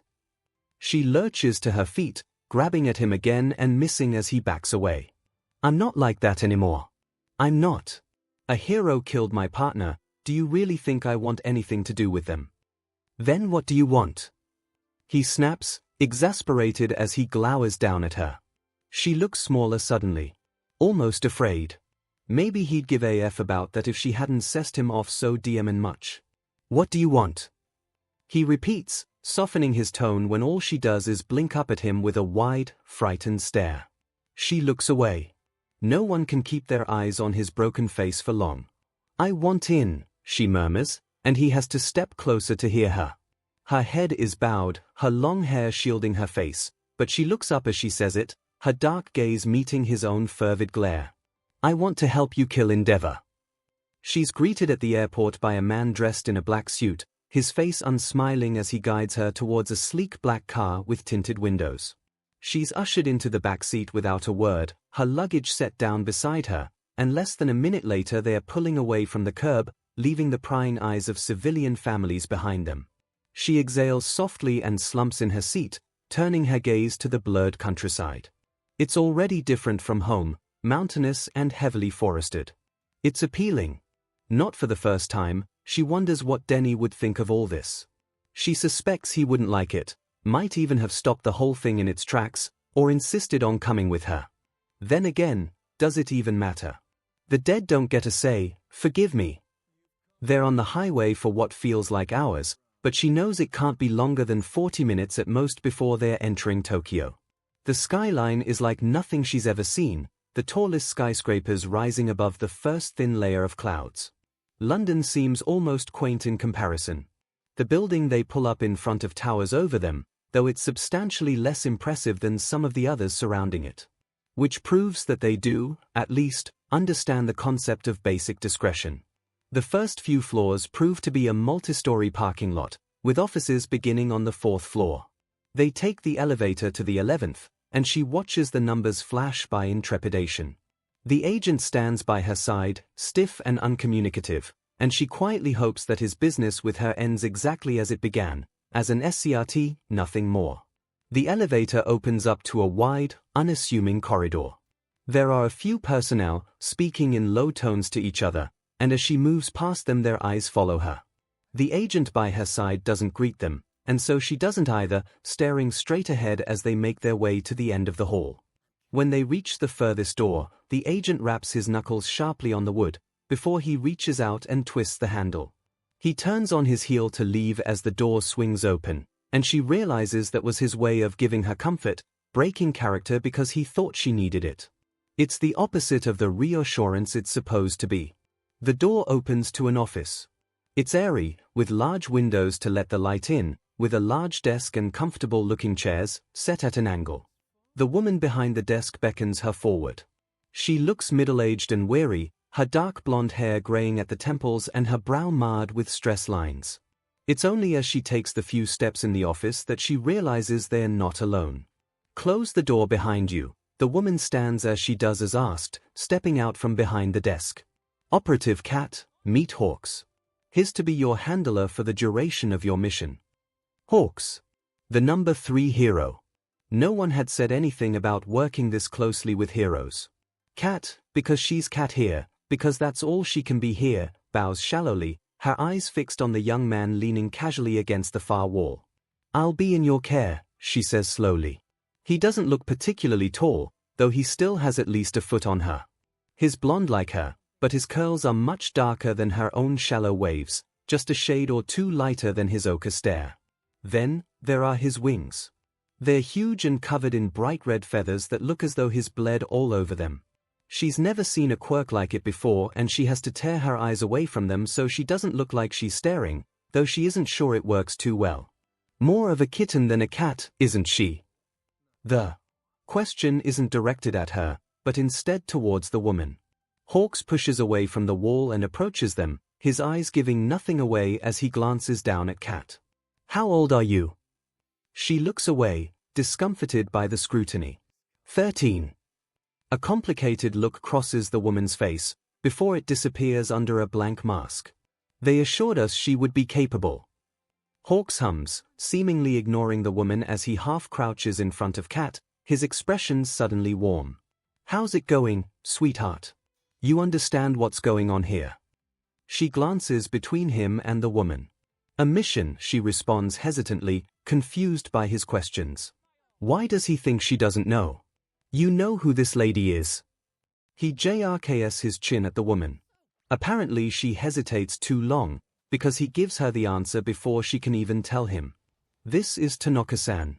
She's the president of the HPSC. You know what that means. The Hero Public Safety Commission, or the HPSC. A government-run organization that monitors those with a license to use their quirks in combat, or heroes. Most European countries don't have heroes. Not legal ones, anyway. There's no need when those with combative quirks are drafted into the army or the military police. There's no sugarcoating their function in society. They're there to control people, to ensure they obey the law, and everyone knows it. Heroes hide behind flashy looks and a TV screen, but they're not really any different." Her sister had explained this in detail, quiet disdain dripping from her tone. She never has liked dishonesty. Tanaka-san cuts in sharply before Cat can respond. "She'll have been briefed on that already. If you want to treat her like a child, Hawks, please do so in your own time." Hawks rises to his full height, taking a few steps back as though distancing himself. "Understood." Though his face and voice are carefully neutral, Cat can't help but think he's displeased with Tanaka-san. She doesn't understand why. "Please take a seat, both of you. We need to go over the terms of this mission, and your roles regarding it." Tanaka-san retreats behind the desk again, leaving Hawks and Cat to take the 2 chairs opposing her. She slides a file across to them and Hawks goes to pick it up, his brow creasing as he skims through it silently before passing it over to Cat. There isn't much in the file.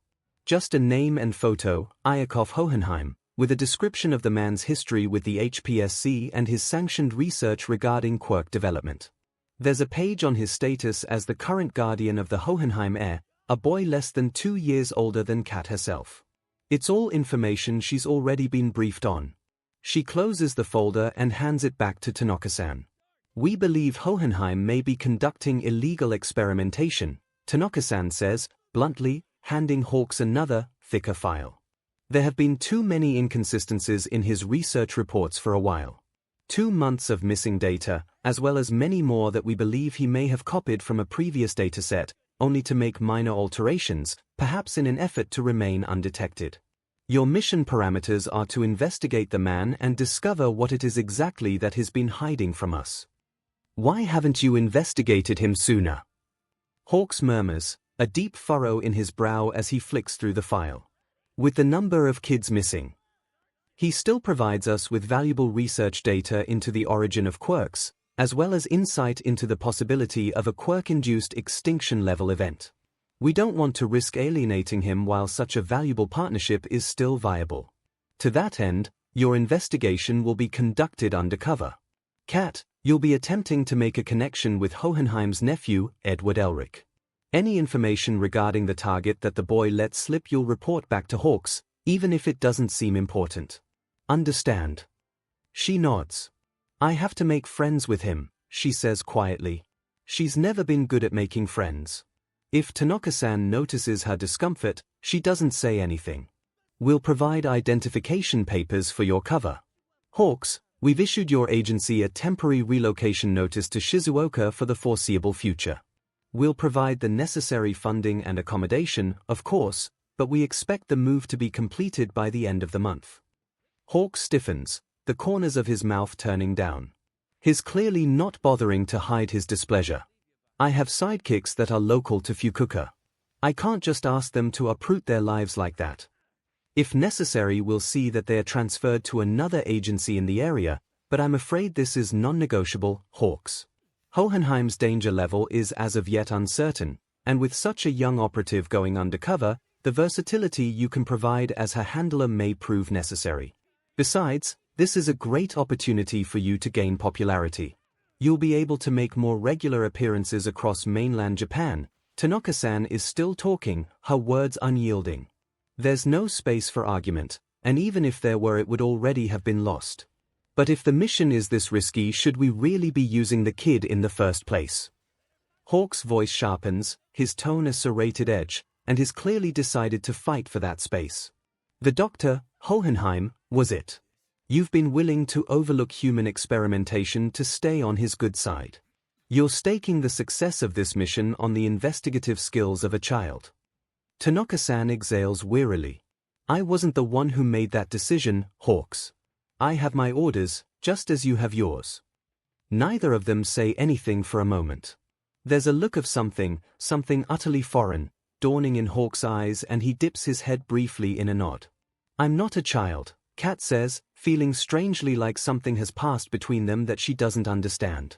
Besides, it's the truth. She isn't a child. She's killed people before. There's blood on her hands. I'm a soldier. A soldier, Hawks repeats. He reaches out and spins her chair until she's facing him. The look he's wearing is unreadable, and seeing it puts her on edge. Is that really all you are, kid? She doesn't understand the question. Why would I be anything else? Hawks lets out a long breath. He smiles at her, but it isn't a nice smile. It's edged with bitterness, his words like ice as he says softly, yeah, why would you? They set up an apartment for her 1 floor below Hawk's own. She isn't sure, but she suspects the hero had something to do with that because he has his own copy of the keycard. For emergencies, apparently. Except that he's here right now, and though there definitely isn't an emergency, he does seem to be doing his best to create one as he pokes at the stove with a bemused grimace. What are you doing? Kat asks curiously, after watching him fail miserably for several minutes. He gives up on the stove and moves on to the oven. Feeding you. She frowns. I don't need to be fed. What, they don't feed their kids on the other side of the pond? He says jokingly, waving a spatula at her. You have any idea what this thing does? That's a spatula. Yeah, I know that, but what does it do? She hesitates. It's for stirring. I thought that was a spoon. They both are. She ventures further into the kitchen, moving to stand beside Hawks and taking the spatula from him carefully. She places it on the counter. I can look after myself, you know. You don't need to cook for me. Hawks arches a brow. You're what, 10? Are you even old enough to use the stove? She scowls. I'm 13. Same difference. And the question still stands. Will you burn yourself if you use this thing unsupervised? He eyes her critically. You probably need a step stool. She looks unsurely at the stove. The problem is that he isn't exactly wrong. But it's the principle of the thing. I can look after myself, she repeats quietly. Yeah. You ever cooked anything before? She shrugs, scuffing her shoes on the kitchen tiles. She's made pasta before, and it was okay. But that's probably not what 𝐭𝐻𝐿 means. Okay. Well, I'm clearly no chef either, so how about takeout? That sound good to you? She shrugs again. Come on, kid. Give me something here. How about you tell me your favorite food? I know a place that makes a mean fried chicken. What do you say? His expression is devastatingly earnest as he half crouches in front of her. Or something else. We can get whatever you want. It's the way she doesn't understand. There's no wuss. She isn't supposed to trust anyone here. That's what they told her. Especially not heroes. But she doesn't want to upset 𝐭𝐻𝐿. There's something about him that reminds her of Denny, though she can't quite figure out what. Maybe it's the way he gets on her level, as though he's doing his best not to tower over her. Denny was like that, too. She can't say it out loud. 𝐭𝐻𝐿 might think she's strange. Forgive me, she thinks. Forgive me, forgive me, forgive me, forgive me. Thinking about him makes her stomach hurt and she digs her nails into her palms. Is fried chicken your favorite? She asks, feeling the wetness of blood trickling between her fingers. 𝐭𝐻𝐿 gives her a small grin. Yeah, kid. Wanna try it? She nods hesitantly. It can't hurt. Awesome. He holds up a hand for a high five. A beat ticks by, and then another, and his face twists up slightly. Come on now, don't leave me hanging. She shows him her blooded fists. I'll get blood on you. 𝐭𝐻𝐿's expression blanks as he stares briefly at the mess she's made, before his eyes move to study her face. You have any idea why you did that? She frowns down at her hands. No. Are you sure? No triggers. Anything I said that upset you? She shakes her head, biting her lip under the scrutiny. He frowns, gently tapping her under the chin before rising to his full height and moving to the other side of the kitchen to rifle through a drawer. Just happens sometimes, here. Sometimes, she whispers. All right, he sets a first aid kit down on the table, beckoning her over. Let's see what we've got here, kiddo. An hour later she's curled on the couch eating fried chicken with bandaged hands. They're colored images of some kid's cartoon that she's never watched on the back.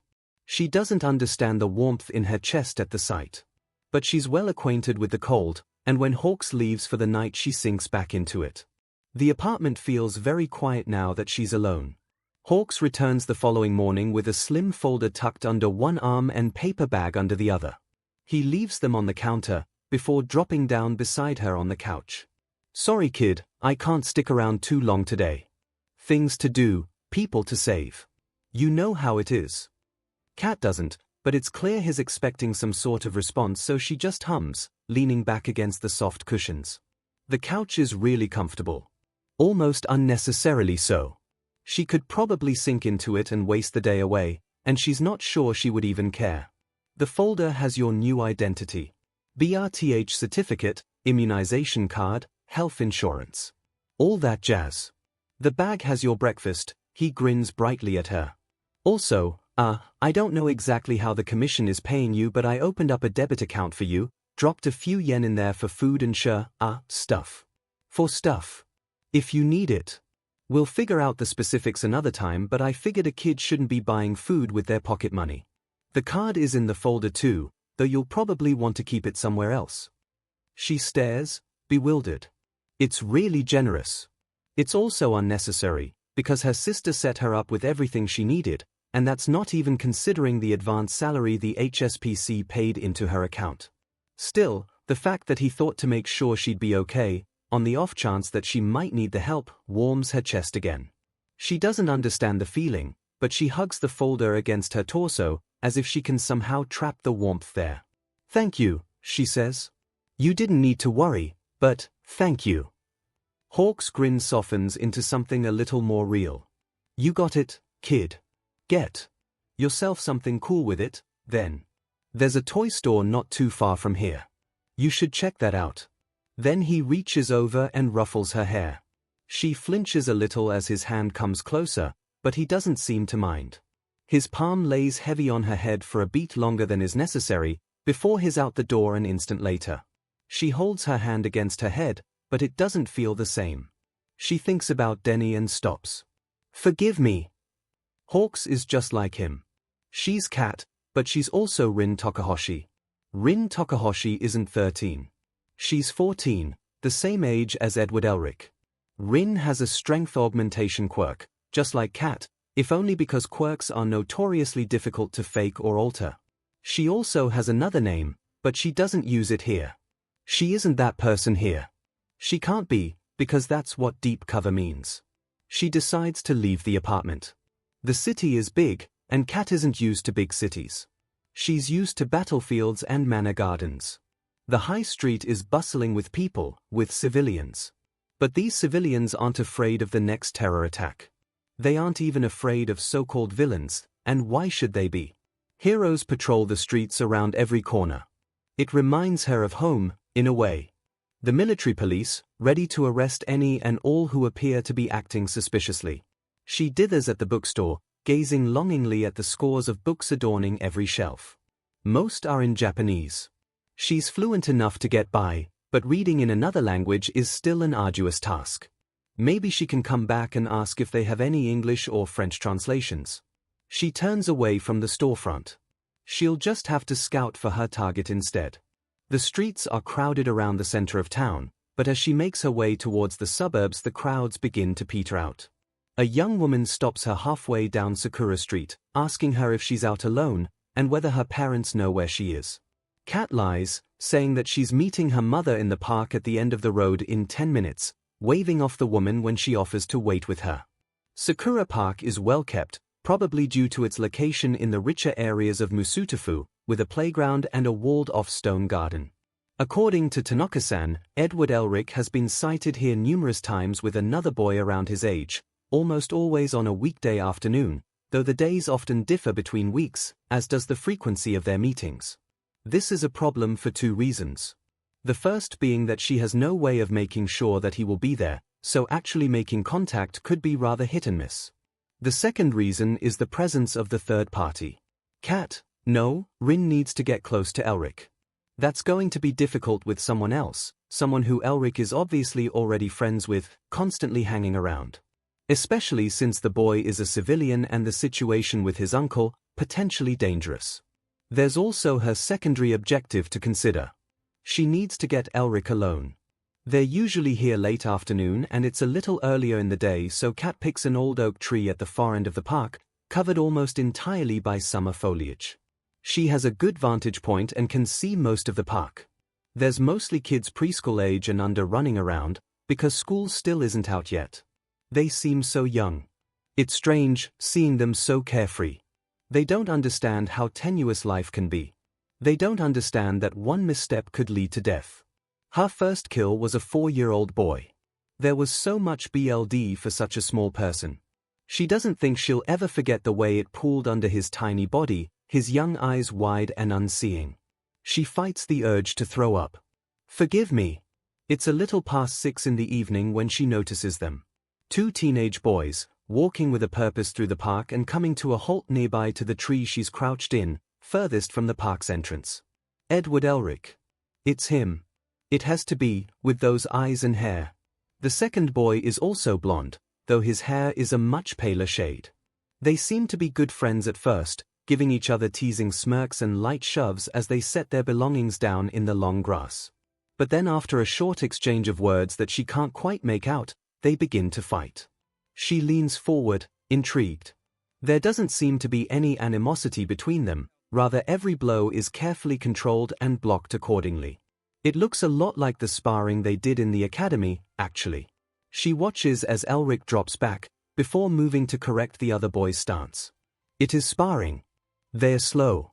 She's sure in the academy they'd have been considered novices, but for civilians they are definitely better than average, and that's not even considering their quirks. She knows Elric's is powerful. Back home he'd have been drafted into the academy the moment his quirk had manifested. She has no idea what the other boys could be though. They are sparring quirkless, and neither has shown any sign of wanting to escalate. She edges carefully along the branch and climbs silently into the adjacent tree, a huge willow, whose branches fall in a thick curtain around the trunk. She can't see them anymore, but she can hear them, and she needs to find out why they are training themselves to fight. This is the sort of thing she should probably report to Hawks. "Do you really think they'll allow that?" one of the boys says quietly. He sounds nervous, his words choppy and unsure. "They might consider it cheating, and then we'll both be disqualified." "There's nothing in the rules against it," Nito, the second boy, who has to be Elric, responds. "You'll be using the resources you have to your advantage. UA is supposed to be the best. They'll recognize that, and if they don't, then we can just go somewhere else that does." UA, the hero school. Elric wants to become a hero. Well, that explains the sparring, then. Kat clambers back to her original spot so she can continue observing them, her mind reeling as she considers what they just alluded to. She isn't sure why she's so surprised. She doesn't even know the boy, but her sister certainly hadn't mentioned this being a possibility. This probably complicates things. The more things Elric has to tie him here, well, the harder Kat's job will be. At least the sparring has a reasonable explanation. She'll still inform Hawks, of course, because Tanaka-san had told her to tell him everything she learns, regardless of how unimportant it might seem, but she's relatively sure it won't lead them anywhere. She watches them until the sun begins to set, at which point the taller of the two boys stands, swinging his school bag onto his shoulder as he does so. They speak briefly, before the boy leaves, giving a half-hearted wave as he does so. Now, her target is alone. He doesn't look like he's going anywhere. She considers approaching him. The problem is that she isn't sure she'd be able to without making him wary of her, given how little she knows about him. She hadn't been in a position to properly observe today. Really, she should have bugged the area beforehand, but there had been too many people around to do so without drawing attention to herself. It's strange that he hasn't left yet. He's just standing there, glancing about every so often as though he's waiting for someone. She decides to watch, something like trepidation rising within her as she does so, unable to completely shake the sudden surge of unease that grips her or the chill that sinks into her bones at the thought. Because this shouldn't be happening. She hadn't expected a break in the pattern this early. It's almost unprecedented. It doesn't take long before a young man approaches. He's similar in age to Hawks, maybe a little younger, with long dark hair pulled back into a sleek ponytail. The man speaks with Elric for a moment, but they are too far away for her to hear what either of them are saying. She watches as they exchange a few more words before the man puts his hand on the boy's shoulder and begins to lead him away. The information she was given on Elric's social life had only specified the boy from earlier as a regular contact. There was nothing in the intel about this man, which means this is either the first time that they are meeting, or their previous encounters have been too irregular for the commission to track. Kat waits until they've almost left the park before she's clambering down from the tree and running after them.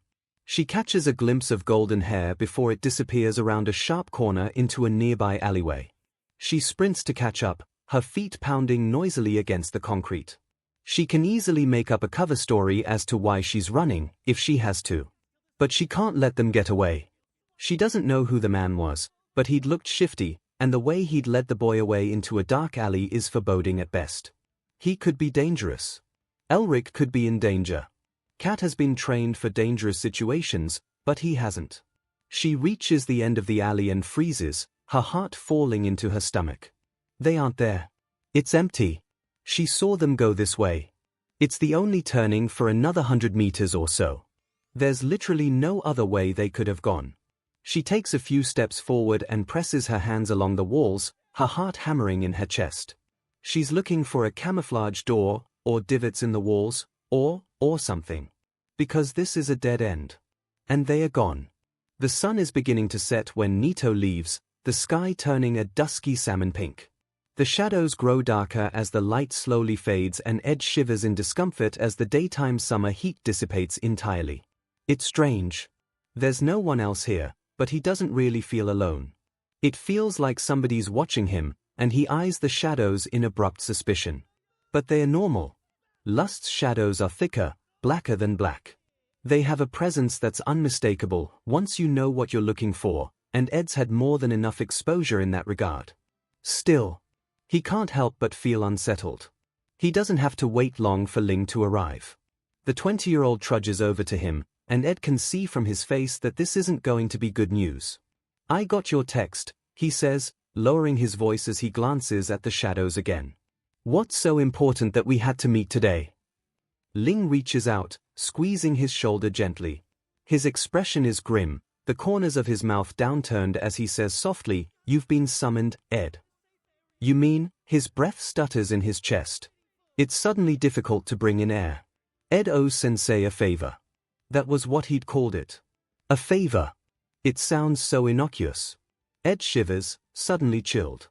"Come on, kid." Ling tugs at his shoulder, guiding him through the back entrance of the park, towards the alleys behind the first set of buildings looming ahead of them. "𝐭𝐲 is waiting for us." Ed frowns at the unfamiliar word. 𝐭𝐲. The warp quirk user, Ling pulls him down an alley that Ed knows is a dead end. "Come on, he's just through here." There are a few bin lids and some stray needles along the way that Ed skirts carefully around. 𝐭𝐲's portal swirls ominously against the furthest wall from them, an inky blackness that seems to absorb all light. They move to stand in front of it, and Ling reaches down to grab Ed's hand in a tight hold. The blackness swallows them whole. The room they are warped to isn't the bar that Ed was expecting. It's a familiar sort though, with blinding lights and the smell of disinfectant lingering in the air. The setting is medical, though there's something in the atmosphere that reminds Ed of 𝐒𝐽𝐽𝐽's basement. A clammy chill that lingers in every breath, that curls around his lungs and digs its claws in tight. In the center of the room is a man, or rather, what seems to be left of one, hooked up to an 𝐴 and a heart monitor, as well as a number of other machines that Ed doesn't recognize. Ed shudders. He knows exactly who he's looking at. Ling's arm winds around his shoulders as he guides the younger boy further into the room. "Sensei," he begins, and he's tense. Ed can hear that he's tense. Sensei can probably hear it too, and that's dangerous, because Sensei is like 𝐒𝐽𝐽𝐽, and showing weakness to either of them is a mistake. "I've brought him to you." "You've done well." Sensei's voice is muffled, an oxygen mask covering most of his face, but his words are still clear as he says, "Leave us now, Ling. 𝐭𝐲 will see to the child's departure when the time comes." Ling stiffens beside him. Is that entirely necessary? I'm sure he'd be more comfortable if I stayed." "Are you uncomfortable here, child?" Sensei drawls softly, and even though he doesn't so much as twitch, Ed knows that he's talking to him. He knows there's only one right answer, and Ling clearly knows it too, by the way the breath seems to rush out of him, his arm tightening almost painfully around Ed's shoulders. "No, Sensei," Ed responds faintly, a shudder running through him as he clings to Ling in quiet terror. Sensei sounds like he's smiling. "See, now. There was nothing to worry about. Though your concern for the boy is, of course, commendable. 𝐭𝐲, if you would." Ling pushes Ed away from him forcefully and the 14-year-old crashes to the floor just as a portal opens under the man's feet. He's there and then he's not, and Ed is left alone with Sensei, his palms and knees smarting from the fall. "Stand up, child." Ed pushes himself up unsteadily, gripping a nearby cart for support as he looks hesitantly at the villain in front of him. His presence is oppressive. There's something dark about him, something horribly, terribly evil that even 𝐒𝐽𝐽𝐽 lacks.